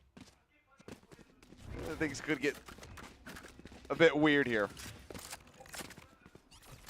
All right, we go into this round now. Oh, looks like he's going to abandon it. Yeah, apparently. Oh, he still has it. Oh, he's got it. Never mind. Never mind. All right. So C-site's open, and we're going to have a kind of alternative play here. It's going to be a push down up right into mid here. I mean, it is a bit of a window crunch, but it's not going to be Meteor who's leading the way in that regard. He's pushing out of A main. Well, C is basically free right now. They didn't find really anything. Jip Boys here in the open, trying to steady that aim. Goddead will find him in the end. Garnets, however, finds Meteor. Now TS is gone as well. So they drop the spike for a brief little moment, but now they can just continue to drift over towards C. That AWP is still in play. And suddenly it's all on King in a 1v3. I mean, Garnet's tagged low, but yeah, I mean, just run. That's too bad. Yeah, they kind of came out to try to spring this attack, probably hoping there was going to be more conservative movement over at A. They could get the jump on him, but instead, a big stack over at C, and they just didn't get the job done. Now, I do appreciate the caution being aired here from Talon, who doesn't want to, you know, as we've seen before from King, occasionally just get a triple on a site that he's holding. So they slow play it, and that does let King end up wandering over towards the A side to maybe get an interception there. C now free, they get the spike plant. I'm imagining King just goes for a save. Spike planted. You would suspect, I mean, he has no money. He is He's moving out of long, actually. Maybe going to try to get an exit frag or something. Okay, no, never mind. It seems like maybe there's going to be some further discourse here with the team as they're discussing whether or not he should be going for this, but at least can set up the alarm bot to have something to play contact off of and just get tucked away in this corner. So, okay. Yeah. So this spike will tick away and go off. Talon going to get the 7th win. And Gen.G, you know, they've had some different ideas here, some cool plays, but it seems like their most abstract stuff has pretty much blown up in their faces. Gun here. And this just becomes increasingly concerning. I mean, like I said, we're very strong on the attacking side versus DRX, but you don't know that that's necessarily going to be the same situation for them here. Last round. I guess as far as recency is concerned, we can also mention their attacking side versus Team Secret, which was a 10-2 half for them. But the way that Talon are playing this, they've got the double controller. They can certainly slow down these attacks a lot more effectively in comparison. All right, we've got 2 Odins here. Talon going big here in this final round. Remember, they got a lot of tools at their disposal here. Viper's Pit and Lockdown. Spamming through, seeing if they can just work anybody down out into mid. Meteor could get some big picks over here. No, but Garnet's so damn fast. Got that as well. Now punished. Garnet's instantly just hounding him down with that shorty. Pit invested. Smoke will start to get raised. Garnet around the back over. Let's get taken out. Sylvan able to find him. That Guardian headshot. King, however, felled. Spike planted. Drone leading the way. Gets the tag on a 1, but the ping doesn't reveal until he's out around the corner. He's still looking for more, and Sylvan gets cut down to size, and it's 8-4 at the half. Talon way out in front. Yeah, beautiful play there. I got to say, it's been a very impressive run here from Talon. Talon now going to be on that defender's side. Talon, by the way, shows a lot of restraint with their ultis. They don't overspend. And they got that lead in that first half and pulled through and really made that an easy closer for them. Yeah. And Chip Boy's kind of having that lockdown for the longest time. Finally uses it in the final round, but there's already so much damage dealt. I mean, Garnet's right now, he is the one who is completely fired up. He is the one that is on point. We've been seeing that from him across all 3 maps, realistically, even with the loss there on Split. The impact that he's been finding has just been monstrous. We'll take a look, though. Meteor versus Pattypan here. Meteor, I mean, his ACS is 6 higher, but Pattypan's KD is almost 5x. It's crazy, man. Pat is so good with some of these peaks. These moments where, you know, we'll see the observer set up the angle. You know, a lot of times they'll pick the one they think is going to get the shot off. But Pat is able to always just, in moments where there's so many locations, even versus Meteor himself, like in that last round, Meteor could be in so many different spots. He peeks, he immediately gets the flick. It's been a really rough one. I mean, you see those 11 deaths, that tells you everything you need to know. There's only been 1 round so far that Gen.G have been able to walk away from without having Meteor, this star duelist, this jet that has made his name known the world over. He has not been able to survive. He's not been able to stick through and be the one to clutch out rounds for his team when they need it the most. And even then, he's still performing, you know, I'd say the 3rd best right now, given that TS has those assists on it under his belt, given that he does have the same number of kills and 1 fewer death. But it's been rough. And I mean, King at the bottom of the standings, not something that we really ever expect, especially on such a bread-and-butter map like Haven. Yeah, you know, it's going to be a moment here where we're going to see Gen.G's comeback potential. A lot of times when they win, it's because they've managed to kind of stay ahead and be solid. But here, Talon seems to have really figured them out. And so it's going to be a half with very few errors allowed here for Gen.G. Or Talon is going to run away, and Gen.G will be dead. Their tournament life will have ended. Quick take of the site, no one here. Plant can come down. Looks like TS is going to be going for a very late lurk through mid. Trying to get a catch on somebody. He's got that Sheriff in his hand as well, so no util to be offered up. No chance at just getting himself over towards C and setting up for some shock darts in the post plant. Swing onto the corner, Sylvan for the classic, somehow winning that one out against Chip Boys. Cruz pushing up. He'll be able to finish the job, but TS does finally strike, and it's a very well orchestrated pistol round here for Gen.G. to now net themselves, I mean, both pistols on this map. I gotta say that Talon do it again. That victory and that that play itself is exactly what the doctor ordered. A quick, explosive round, one where there was just no way for Talon to do the retake, a big shutdown. Let's see if they can stack it again, as they should. But remember, with Gen.G and Talon, it's always a weird back and forth in the first few rounds. We never have that kind of normal development that you see with most Valorant teams. Yeah. This time, given that they have the lead, Talon not going to be looking to go for any kind of forced buy, even though it worked out for them the last time around. Just playing this one out very standardly.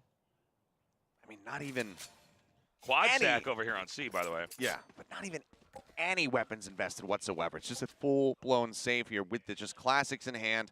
Very limited util, if any util taken at all. And now they're going to start rotating off. Pick on a Patty Pan, maybe even with a spot, convince them to go ahead and end up attacking this C site that has been rotated off. All right, they smoke it out, and this is going to be a little bit of lost time here for Gen.G. They aren't able to get any kills here. We do have the quad stack now in a full rotation over here into A, which does be all five. Does seem to be, where quietly Gen.G is starting to go over here. They just leave C site naked, and it's a good bet. It looks like the bet's going to pay off. And I mean, this now gives them some form of hope in being able to turn the tides or at least inflict a very strong amount of damage to Gen.G. They've got all 5 players in position. Fox with that singular flash available. Meteor pushes up, finds one. Fault line across from Goddead, however, Meteor comes in with a second. And it looks like in the end, Patty Pan will be able to clean up one. The Meteor already tagged so very low. As they just go on the hunt. Dink, Cruz, finding a second kill already. Good value here.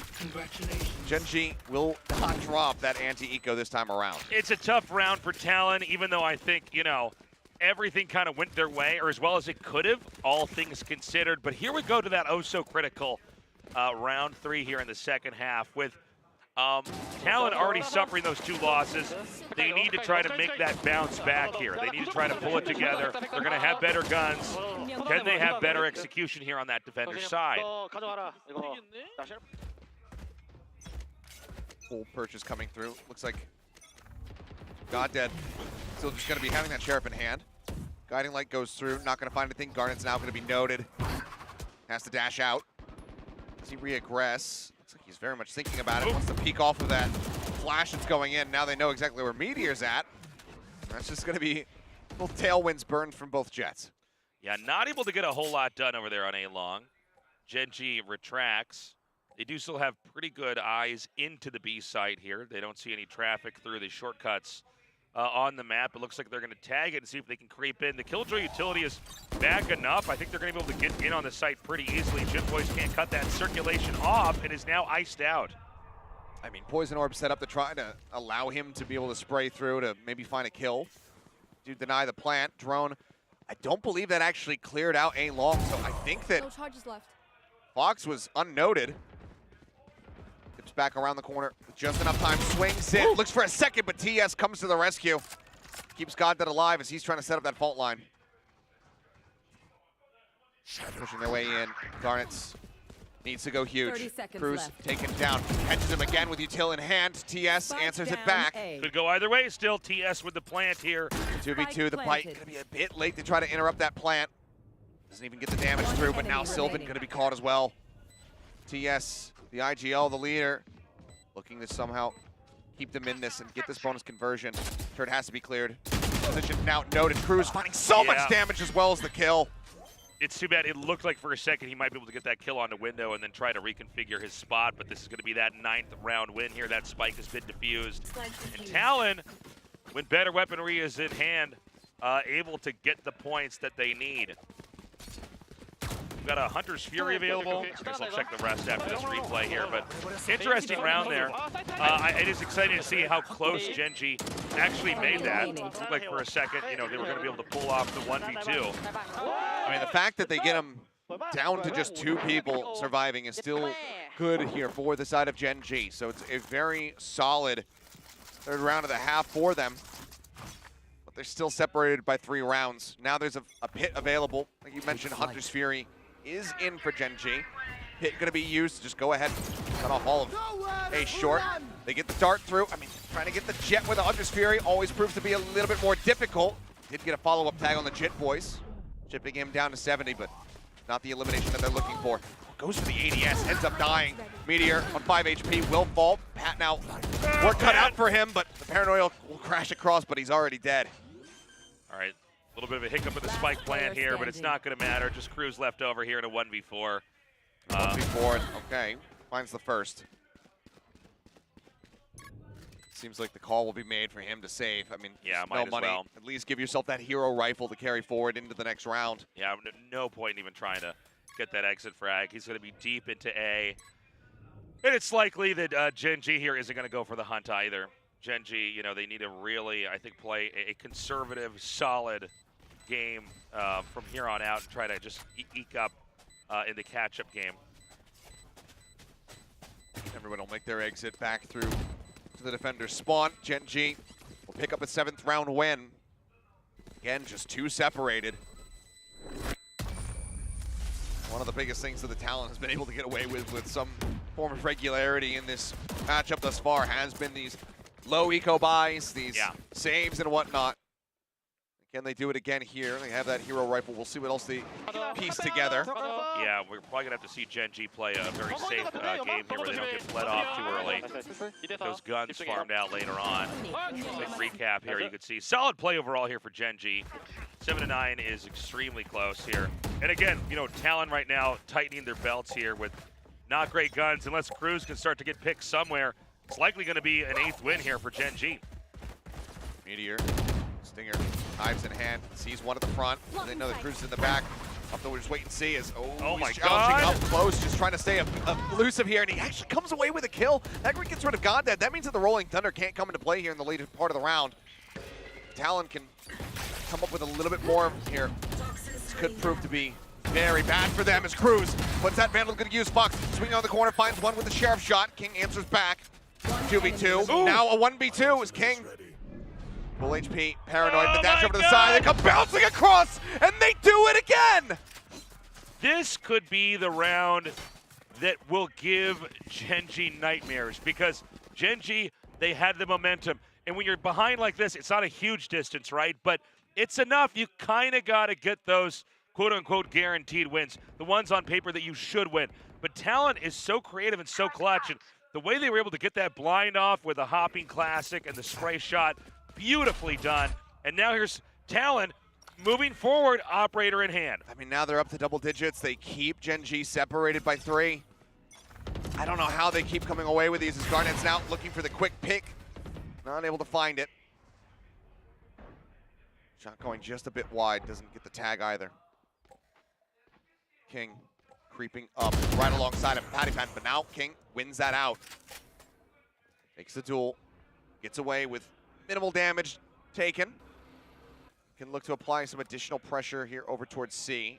We'll have noted that alarm bot, which now is going to be going off. Yeah, it actually looks like it might work. It might actually... Oh, no, it looks like they're going to wrap back around here and still stay committed on A. They don't hear much more noise. I think he wants to get into the flank, but I don't think he necessarily realizes that Jit Boys is still going to be watching this position. Rolling Thunder across down, Meteor only going to be good for 1. Takes out Garnets, but then Cruz quickly trades it back. Now comes pushing forward, finds a second. Sylvan going to be dealt with. Locked down to 30. Manages still to come away with a headshot. It's so close, I mean, man. King is still an eternity away. He's got to try to get here. He's got the nano swarms, but I don't think he has a lineup for this. Oh, I don't know if he has enough time. The defuse is going to get to at least half. And he's just going to be holding it the whole way throughout, and that is it. Uh-oh. Painful. Loses the gun on the back end as well. Talon now up to 11. The all pertained timeout called. That is Gen.G. Burning them both. You know, it seemed like there was a path for them. There was a way.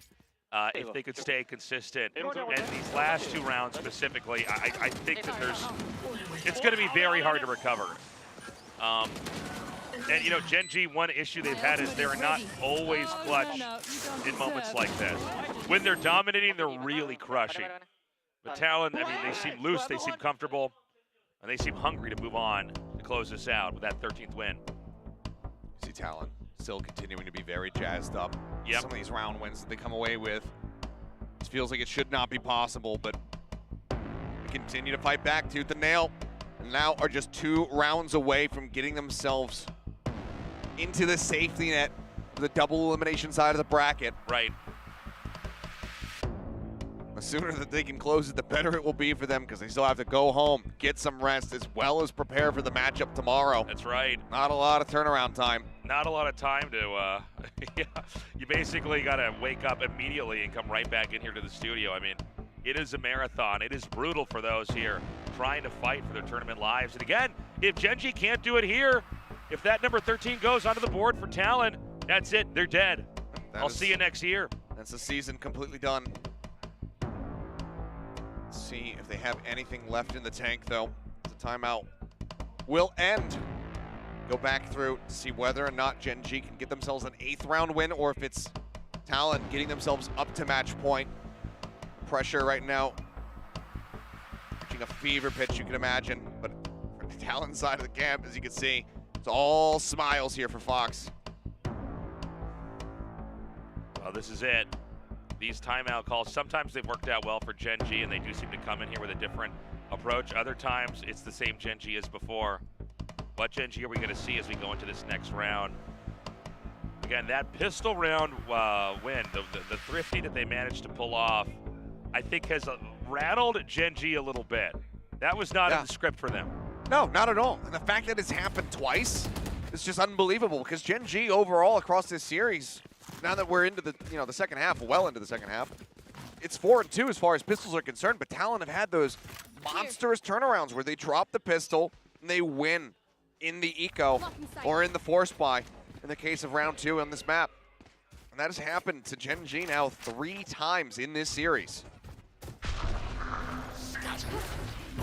TP into the back, Sylvan arriving towards their spawn. The Garnet's having a decent read of this one, sends out the paranoia, and they get the jump. Kill coming through now. Cruz stuck, flushed out into the open. Sylvan standing strong until Jitboy is able to deal with him. Bit of a trade, 2v3 now. Last player The standing. man advantage, though, very much so in the hands of Gen.G. Oh my It's God! Fox! No! He's got the Seeker as well. It's all down to King. Found one. Clears it out, the guiding light.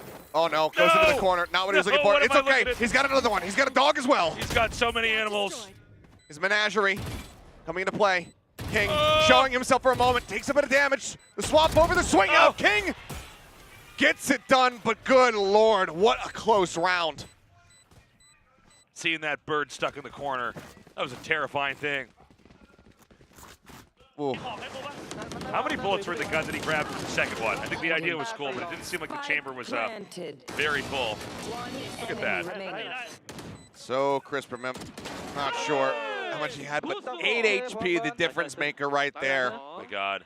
King barely hanging on by a thread. By the way, the way this has gone so far, I mean, I think almost 100% Gen.G's out if they didn't win that round. I mean, sure.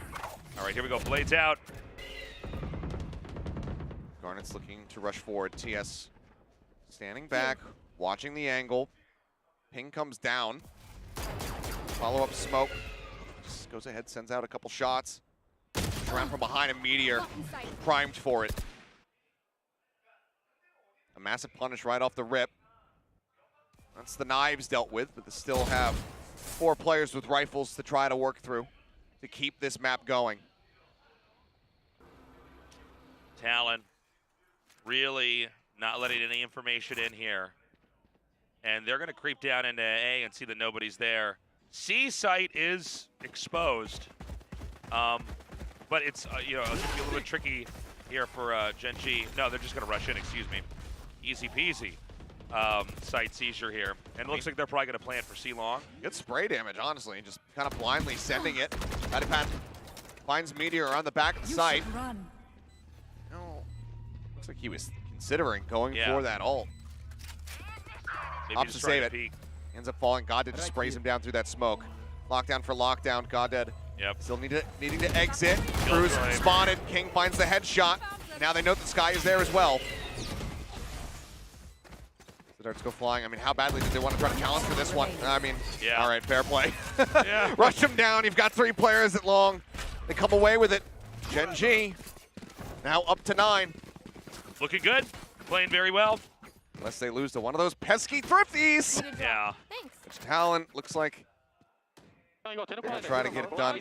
I will say, I mean, there's these moments where Talon, it's like, you guys should just only use Sheriffs, man. You're almost better in these moments. Like, what you're able to pull off here.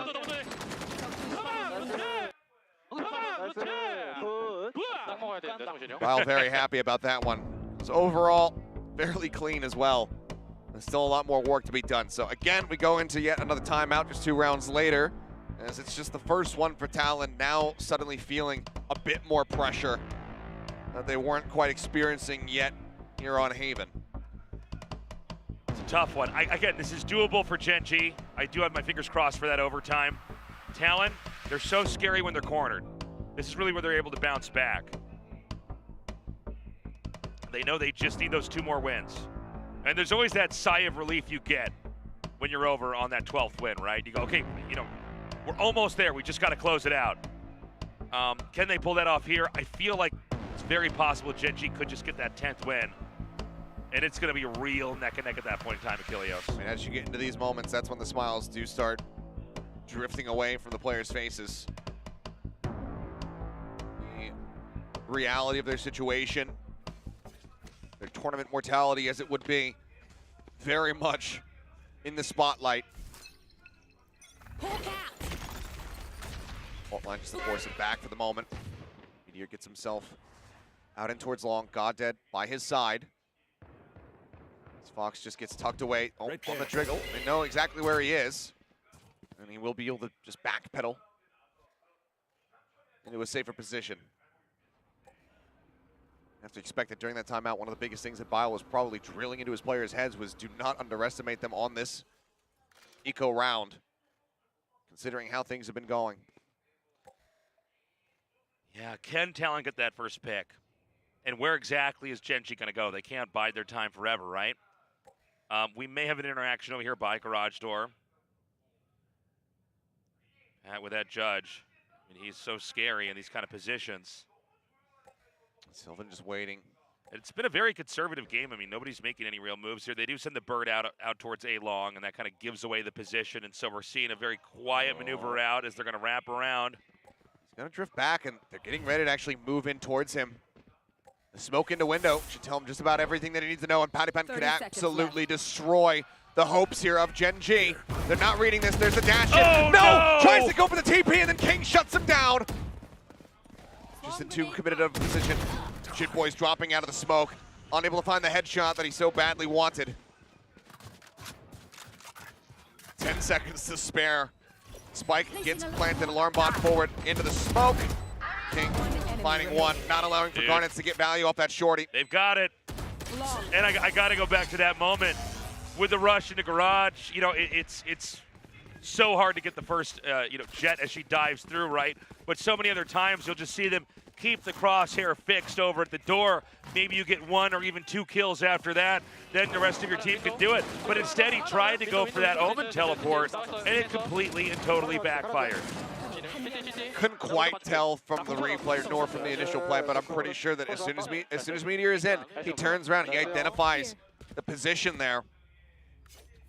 And that's when King just sprays into the corner, finds that kill. Garnet's out. Operator in hand, hit again. He used to just try to make this a short side completely unassailable. As the op site here on B. Arnett's needs to get those picks. I will say Gen.G hasn't really fished around in mid that much, so we'll see if they decide to venture in this area now. I don't even think that King saw anything with that jiggle peek, but probably enough of a sense that that's likely where the AWP is going to be, given that there was no contact on A. So it's either that or it's going to be on the C site. Placing swarm grenade. Swarm grenade out. Got nothing over there on the receiving side of that. 50 seconds up on the clock here. The spike's just outside of A. They're playing this one slowly again. Yeah, they're really taking their time here. Again, there's so much on the line. It looks like they're going to go to A anyways. They're going to basically call the bluff. If they can get the kill as they enter there, I mean, it's just Cruz looking out. That would flatten the Viper's pit. They're going to do it. They're dashing their way through. 30 seconds left. Cruz just has to kind of tuck back down into sewer. Well, Patty actually finding Sylvan on that lurk outside of B. A great punish, giving them the man advantage here. As the spike gets interrupted for a brief little moment, looks like Goddead rethinking where they want to plant this one. Now has it down towards backside. Swing in, Meteor comes away with a kill. Updrafts up over the top of the doorway just to be able to break line of sight. Keep himself safe. TS in the meantime, watching around the back. Push out coming through. Oh my God, they get a double. They do. They're gonna go for the defuse. It's at halfway. I mean, that Hunter's Fury is available, but he just can't use it in this position. And they're just not gonna be able to get anything done. That was a very odd closing to that round. It seemed like the coordination wasn't quite there, the communication not quite there for Gen.G. At the end, they're very much painted out and painted themselves into a corner. They're not able to really get anything done there. At a bit of a loss here. TS wasn't disconnected far enough back. And his second timeout now going to be used from Talon just to really try to get them across the line to close this out. But TS, he could have been positioned. He could have been far enough back if he sat there at Sewer trying to watch and see if the Viper was going to be pushing through. It's an interesting moment. Doesn't get the jump. Yeah, it was an interesting moment that the commitment to dive in over on A, knowing the Viper's pit has completely plugged up short. And then to try to just commit down it regardless, kind of calling the bluff as they let the clock tick away to that last moment. This is that timeout called. Gen.G, I mean, they're going to take advantage of this as well, right? They're going to try to figure out, okay, what do we do for this next round? How do we set this up? As much as they possibly can. Yeah, Garnet's going to be equipped here with the operator. He was in mid last time, didn't find much. Again, where are they going to put him this time around? And it looks like they're ready to go. They've cemented their plan. Now they're going to see if they can hatch it. For Gen.G, need to counteract them twice in a row. I mean, even then the money is still somewhat decent for Talon, so not quite going to be able to fully break them. Okay, quick util over towards A, but operator and a triple stack overall set up here. I mean, this could be a meat grinder they're going to run through. Hold on, they're going to send the Viper back around. Hunter's Fury, that's going to get a tag on a Cruz. They can track him down, and they do. TS comes over the kill now. Padavan as well, going to be taken down. Op should be noted at the back of sight. Jit Boys up onto Lumber once more. Garnet's wanting to swing through, wanting to get the shot, but not going to be able to get that connection to come through. Now it's all on Fox, forced into the open, and it's damn near flawless. Gen.G. They flush him out and get that execute. Gen.G, I mean, we could be getting that overtime. It's very possible. I mean, we take a look. The cash, not great. Padipan coming out with a stinger, a judge for Jit Boys, a Guardian. Still weapons that they can deal an immense amount of damage with. Ones that they can absolutely get this round win and therefore the map win off the back of. But it seems like the call comes through during that timeout. Bile says, hey, look, we've been playing so very slow. It's time to really accelerate the pace here. This round here, I mean, not the best gun lineup here for Talon. It's very realistic that Gen.G is going to bring this to OT. Very, very possible. But, again, Talon went back into a corner, seems to be scarier than ever. I mean, you see the pings coming down over by C. They suspected that ult was used for him to go ahead and TP into the back once more to get that pinch on a C, but instead it's just going to be them full sending it now up into A. Fox just trying to come away with some shots through that smoke. Find it, but Garnets! Snipes Meteor, takes his head off. Lockdown now invested. Dead center of the site.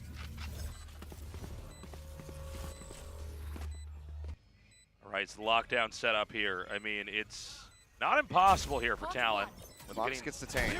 Getting that first kill there early on. They're going to have to try to spill it pretty quickly, and that they do. Light down at Goddead's feet. The smoke in heaven, going to be dissipating here soon. The drop down, Jit Boys runs him down with the judge. Pop flash, drop in, somehow Fox comes away with that kill. Suddenly a 2v1 to determine whether or not we're going to overtime, and we are 12-12, Gen.G fighting back. What a hell of a match. The dream is real. Let's go. Remember, the losing team is out. Their tournament lives are over. The winning team comes back and fights again tomorrow. And so Talon, who was oh so close to escaping to see another day, now has been brought back in.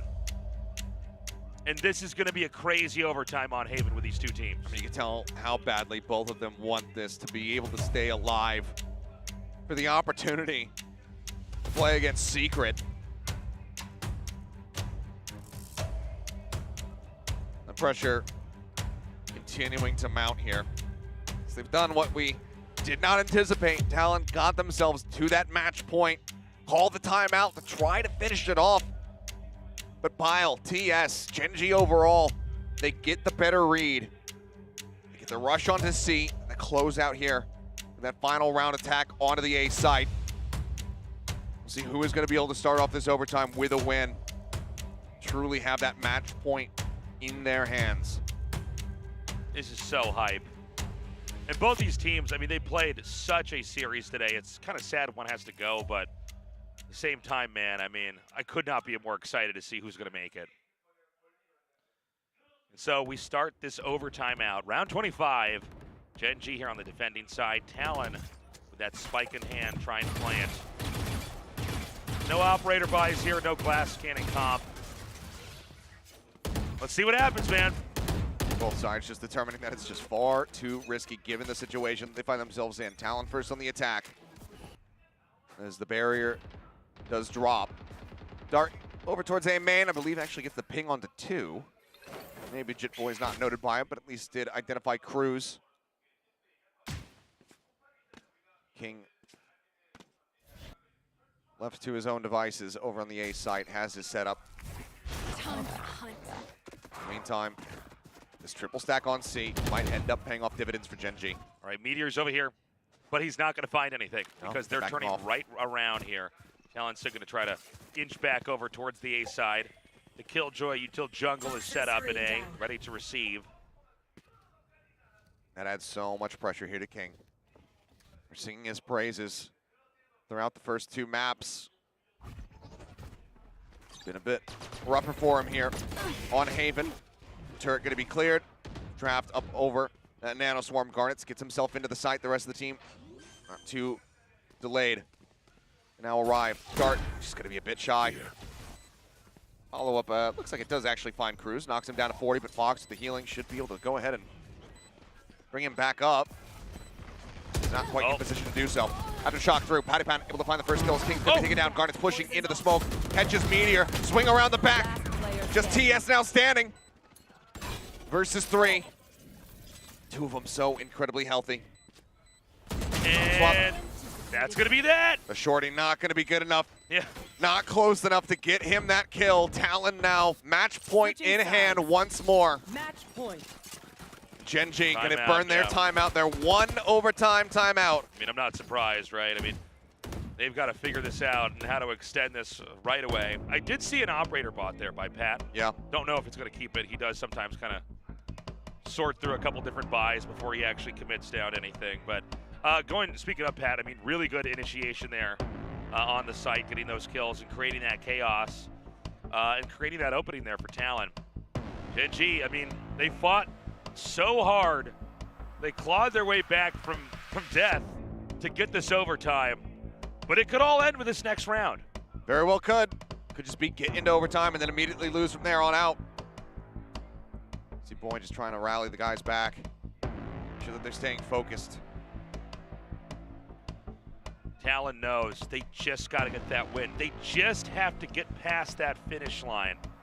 And then it's all going to start over again tomorrow. And keep in mind, you know, whoever advances here, it's getting late. Sure. Okay, you need to get home, you need to get some rest. Because you got to come back in and be fresh and be ready. I mean, this is truly, you know, a phase of elimination here for all these teams. With it. He's got 15 seconds left to sell it if he wants to, but looks like Pat might just be going for it. And looks like he's going to TP down Sewer. Check into A lobby. Likely backed up by a guiding light sent in through long from Fox. There's the guiding light, but a smoke is thrown down, and yeah, Pat not going to be able to find anything with that operator. Arnett's behind the wall, Paranoia thrown in, the dash forward, catch it to the corner. Patty Pat does manage to find one. Just a little bit more of a Meteor. Take it down, and suddenly it's just 3 players left standing versus 4. TS, luckily, They're lucky to not get taken down by that op shot. There we go. Words are failing me. Meanwhile, no headway has been made. It does seem like Gen.G is beginning to shy away. They do the scout there with the dog, and they're going to smoke it off here. Gen.G will. However, we do have Pat. He looks like he might try to creep in here. He's just moving all the way forward. He's just completely fearless right now. And, you know, depending on how slow they are, it's possible Pat just gets the operator shot right through window if he wraps around. Yeah. Blinded. Guiding light goes forward. They note one. Pat coming around the back. Swing in. King finds Cruz. Oh. TS gets chip boys as well, and now they can pivot to C. This is insane. Alarm bot set up, but look at the HP bars. Everybody down low. 18 on Sylvan, 59 on TS. King is well tagged up. We need to see how Fox handles this engage. He's just waiting patiently. Finds it. Oh, jumps out. There's Pat. He's ready for you.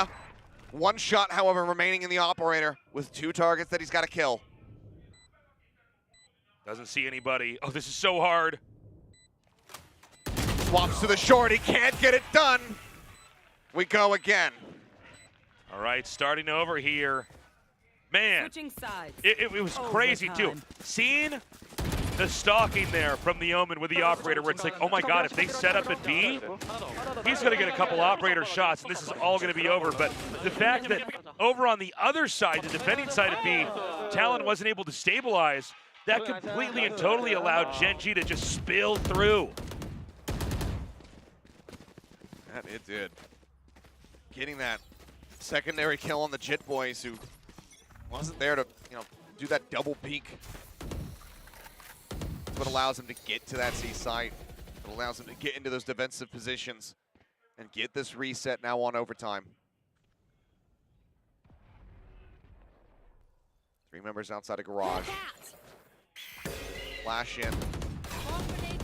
Forming some presence. Nano Swarm right there. Ascent just to try to dissuade.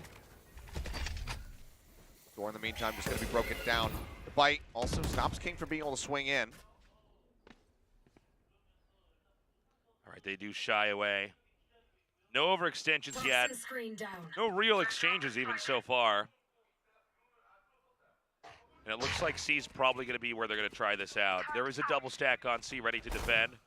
They do have scopes peering down. And it does seem like Gen.G is going to set up a pretty conservative setup. Yeah, okay, now they know what's going on. Now, I was going to say lucky to get away without any damage taken, but instead is going to be taken out by Cruz. Fault line across, spotting out so many off that recon, but the shots just aren't getting lined up by Sylvan. Spike down. He finally finds one. 30 seconds left. Helps keep it into a 3v3, but Fox just comes bouncing up out through window. Finds that kill, now the heals go across. They got to plant the spike. Here comes TS, fighting the first. Planted. Right behind Garnett. Oh my god, Gen.G's doing it. Him. Patty Pan, last man standing, Meteor shuts it down. Gen.G now, match point in their hands for the first time. Gen.G, for the first time, they're in the lead here in this overtime. It was Talon leading the score. Gen.G fighting to get the OT, then Talon leading the overtime. Gen.G evening it out. Is this going to be that moment that Gen.G closes it out? Or are we going to go right back to square one with Talon winning this next round? And when you have 2 teams that are at fairly equal level that want this win so badly, who knows just how long this OT can go for. Very quick adjustment from Meteor. Yeah, Bile. Very good reason to celebrate off that one. Snappy with the aim. All right, so that timeout, you know, it's not a long one. How are they going to approach this differently? And we've basically had a timeout now every 2 rounds. Yeah. Now it's Gen.G, 2 rounds later Talon, 2 rounds later Talon, 3 rounds later Gen.G, now 2 rounds later Talon. Are we going to have any glass cannon comps? Is an operator going to come into play? Is there any kind of counterintuitive moves here? Maybe a defender's side push? I don't know, man. I mean, this is really coming down to the wire. Keep in mind, you know, how many overtime strats do you have in this moment? Gotta suspect that it's.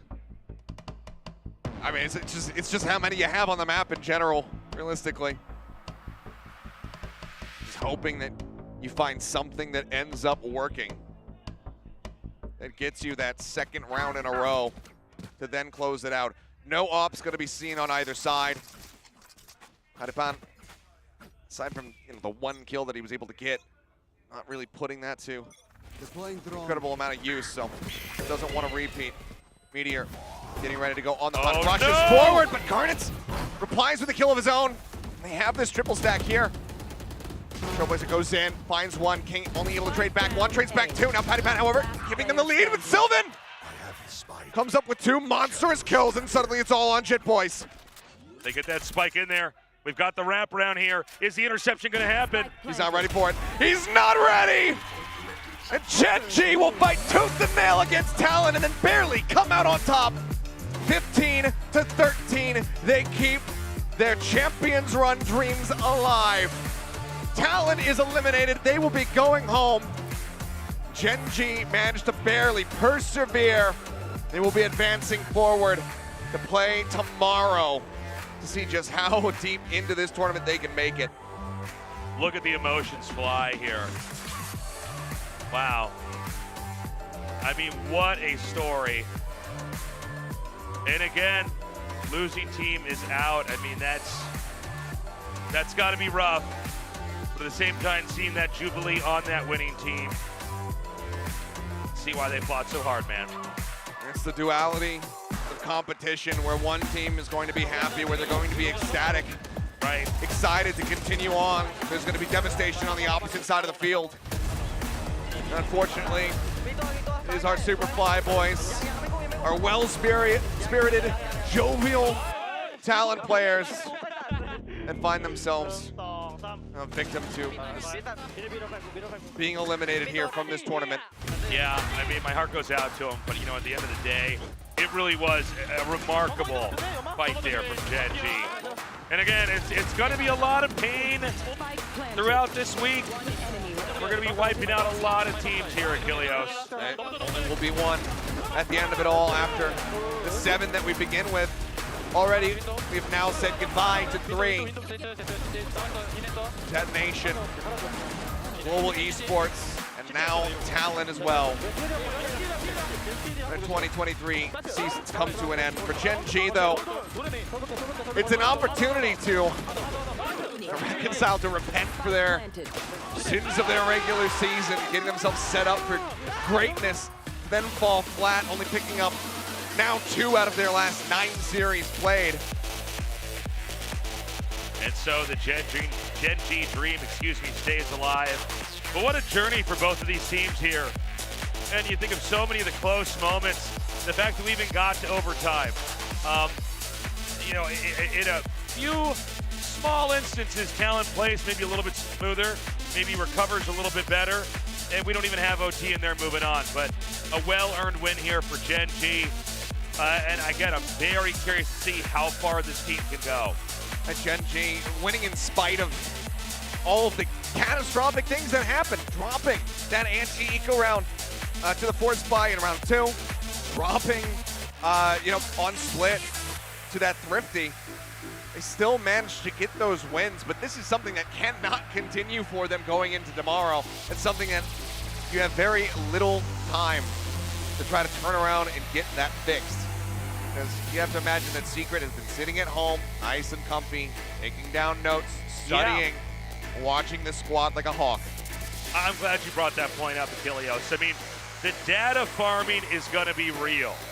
The other teams are looking at the plays, watching exactly with going through the tape with a fine-tooth comb, watching these games under a microscope here to try to see, okay, what are the mannerisms, the behaviorisms of Gen.G when they're under pressure? How exactly do they mix it up from round to round? And how can we exploit that in a future fight to come? Time will tell. We don't have to wait long to get our answer. Obviously, though, Gen.G with that fast turnaround. If they can't get it done tomorrow, from this point on, they get that second shot. They have that lower bracket that they can try to ride through. So there is now that buffer zone that they can work with. You still want to stay in that upper side of the bracket, obviously. Play as few as possible, get yourself into that grand final on Sunday, and then just try to punch your ticket over to LA from there. But if you do fall short, if you do stumble, you also do have that second chance You now. do have that cushion, right? It's not like today. I mean, today is one of the most brutal parts of the entire tournament, right? Yeah. We killed off 2 teams. two teams we had grown with and watched develop for so long, but at the end of the day, as close as it was, somebody had to move on, somebody had to get out. They did. And I mean, Gen.G going to be, I'd say sleeping well tonight, but I don't think so. I think that it's going to be a quick, get home. Let's go ahead. You're going to dive under the covers. Start immediately talking about what we need to do, going into tomorrow, fixing everything, and then getting as much rest as you possibly can. But there's going to be definitely some of those rounds that will be keeping them awake because of just how nightmarish they played out. Well, it's the nature of a bracket like this. You're this far down. It's a marathon to get out and get on top. Yeah. We will have an interview with Sylvan here in a moment. I'm excited to see what he thinks about, getting to play Smokes again, rather, having TS shifting back over onto the Initiator, and if that's something that we can look forward to even more. So hopefully that's a question that comes through, as well as just how he feels, being able to get this win out of the way, because good God, it was just such a nail-biter the whole way throughout. I mean, we didn't have a single one-sided map. 13-11 for Talon, then 13-10 into a 15-13. This was neck and neck the whole way throughout. Both these teams on such an equal footing. It was really impressive. And honestly, for a good amount of this, I kind of thought Talon was going to pull ahead, especially as we were in, the few final rounds of that final map on Haven. It seemed like, okay, Talon's just going to scoot by the finish line and escape. But once he went to overtime, I had no idea, man. And there it was, Gen.G actually managed to recover. It was very coin flippy, as well as some of the calls that were coming through. The reads that were being found, it felt like it was just such a toss-up. It's like, okay, I think that they're going to be playing on this site this time around, and they may end up going and making the right decision, or they end up making the wrong one, for both Talon as well as Gen.G. So this was so very neck and neck, and I'm very curious now to see as well how Secret is going to be looking, getting ready for this matchup, because they are a very prep-heavy team. When they have time at their disposal to be able to get ready for a squad, they look dangerous, they look scary. We saw them take down DRX. My question is, with very little time to try to get ready for this one, how do they now look for Gen.G? Because they might have been anticipating the Talon was going to be the ones walking away with this win. It's hard to say. They've only had a couple minutes to actually let the this winning team sink in, right? They had to look at it from either perspective and try to get ready and prep for that. And yeah, we talked a lot about the perspective of Gen.G, and they got to go home right away. They got to get as much sleep as they can, but they have to have the energy to come in here and do it all over again. Yeah, but with Team Secret, I mean, with what little time they have, how can they try to prep this out, and what can they hammer together? It looks like our interview is ready. It's going to be with Sylvan. We'll send it over there now.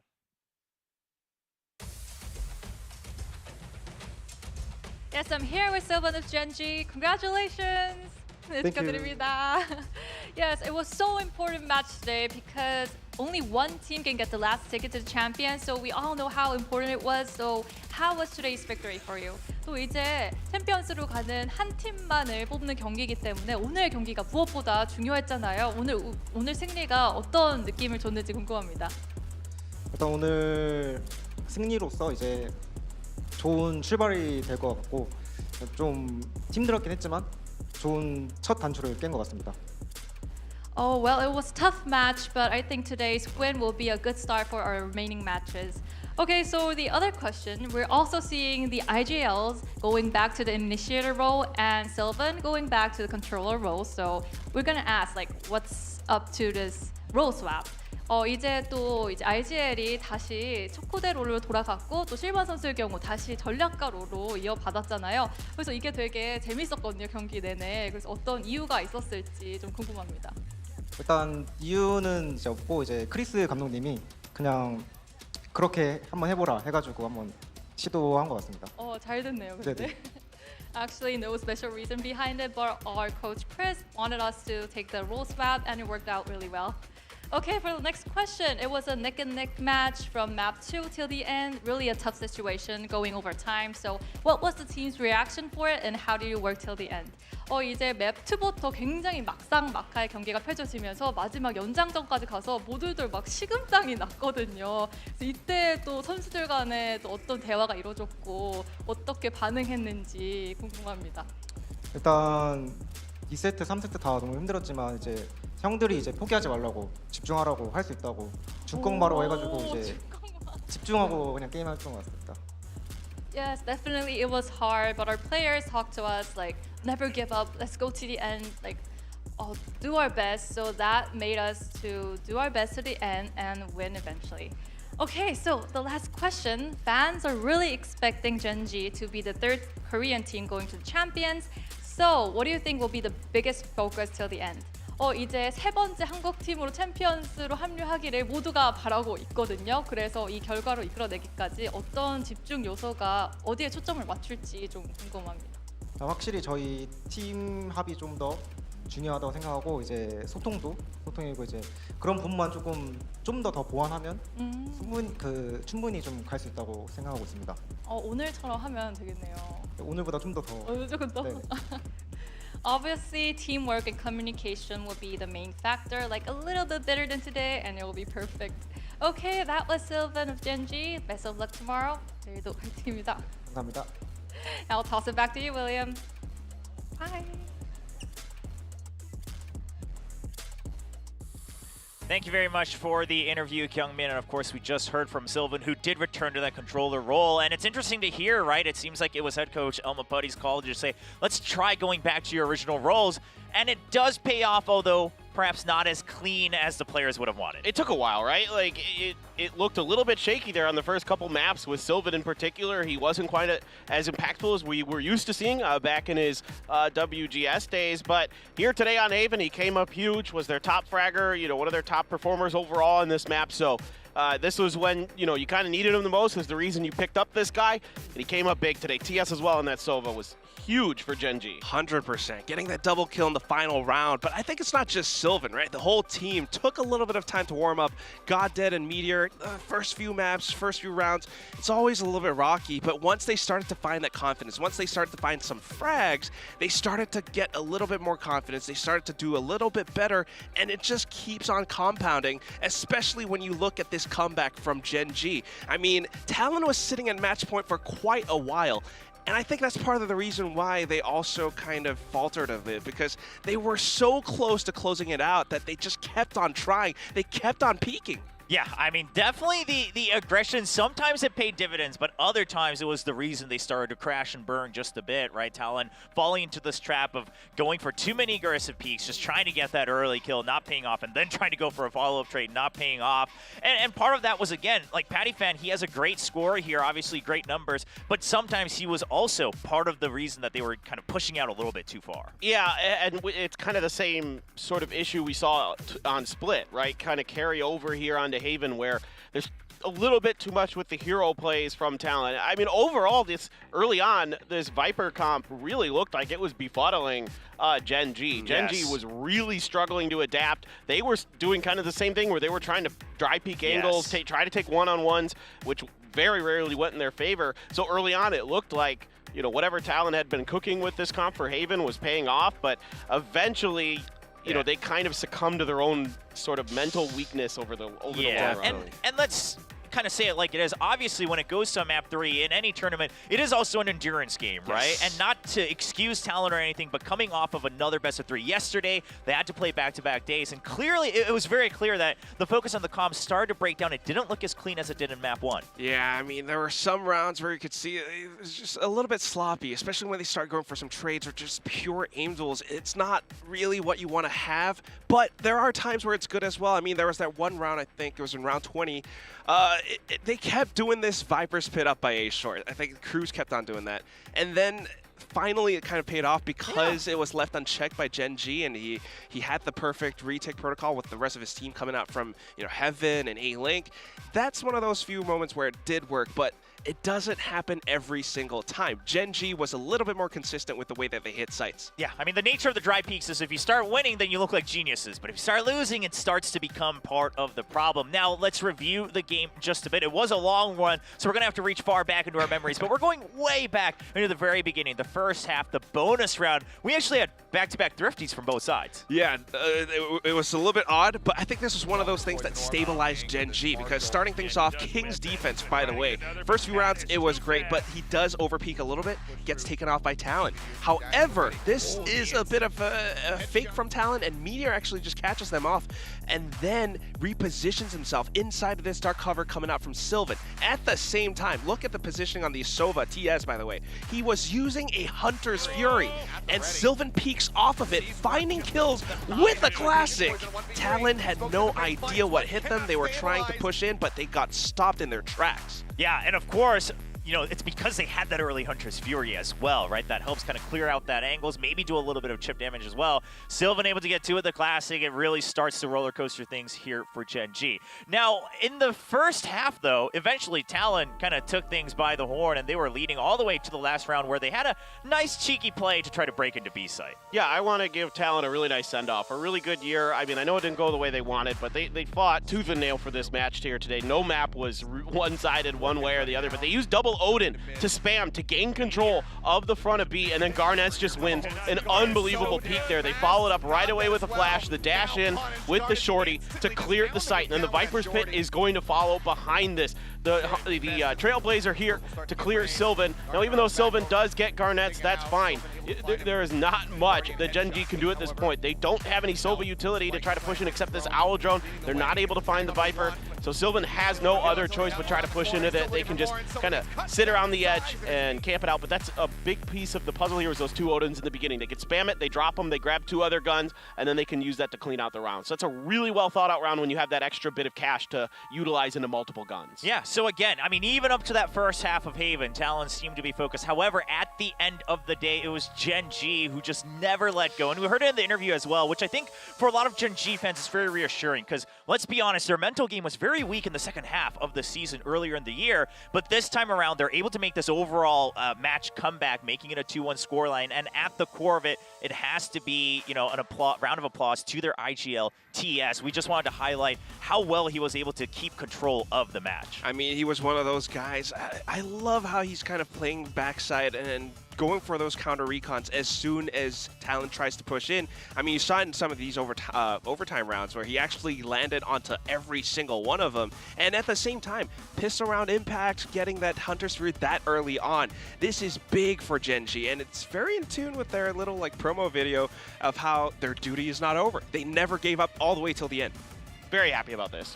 You know, TS there was able to stay level-headed, stay calm. You know, even after they won, I was specifically looking at him during the player cams. Everybody else is popping off, and he's just, yeah, I'm taking my headphones off. Yeah, we're good here. Good job, guys. Like, he wasn't, like, yeah, kind of, you know, celebrating crazily like the rest of the team. This is what makes him such a good IGL. One of the ones we've always talked about here is he's steady, he's calm, and now we get to see more of that. Yeah, and again, you have to keep your emotions in check, good or bad, right? You still have a long way to go. In fact, let's take a look at the bracket to see just what the rest of the journey looks like here, as we do have to say a sad goodbye to two more teams from VCT Pacific. Global Esports and Talon will end their LCQ Pacific runs a little earlier than they would have wanted, and they are now eliminated. However, for the remaining top four teams, Zeta, RRQ, Team Secret, and Gen G, they are now entering the double elimination stage, and that begins right away tomorrow. And that's one that you really have to look out for. They get a little bit more breathing room, but at the same time, kind of like the casters we're talking about, Killers and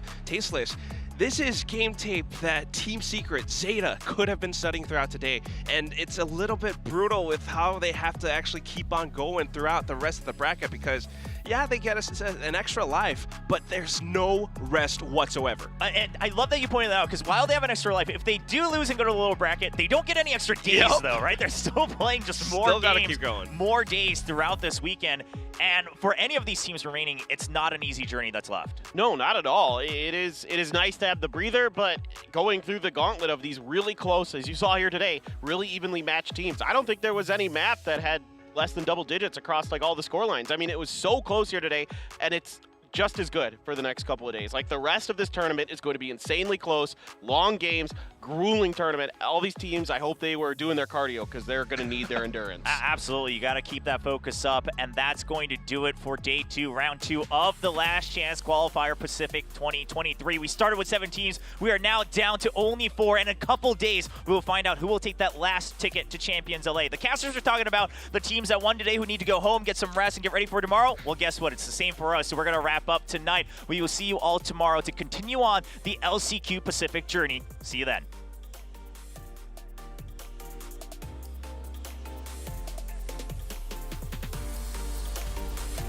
Corner, will be able to right-click it. Dash is ready. Oh, the instant. Okay, Plant not in quite just yet. Pass through. Free reign when it comes down to using. Damn fast. God dead as well. Now punt. Smoke will start to get raised. Garnet around the back. Still on the hunt. Dink. Cruz finding a second kill already. I believe that actually cleared out a long. I think that back around the corner. Just enough time. Swings in. Not the elimination that they're looking for. Most of the ADS ends up dying. Proof to be very bad for them as Cruz. What's that Vandal's going to use? Spot back. 2v2. Wing paranoid. The dash over the side. They come bounce. Walker's position. Going under a call very much so in the hands of Genji. Oh my God! So needing to exit. Cruz spotted. How bad does he want to run a challenge for this one? Genji. They're not reading this. There's the dash in. No kill. Suddenly a 2v1. The terminal spotting out so many of that recon, but the shots just aren't getting lined up by Sylvan.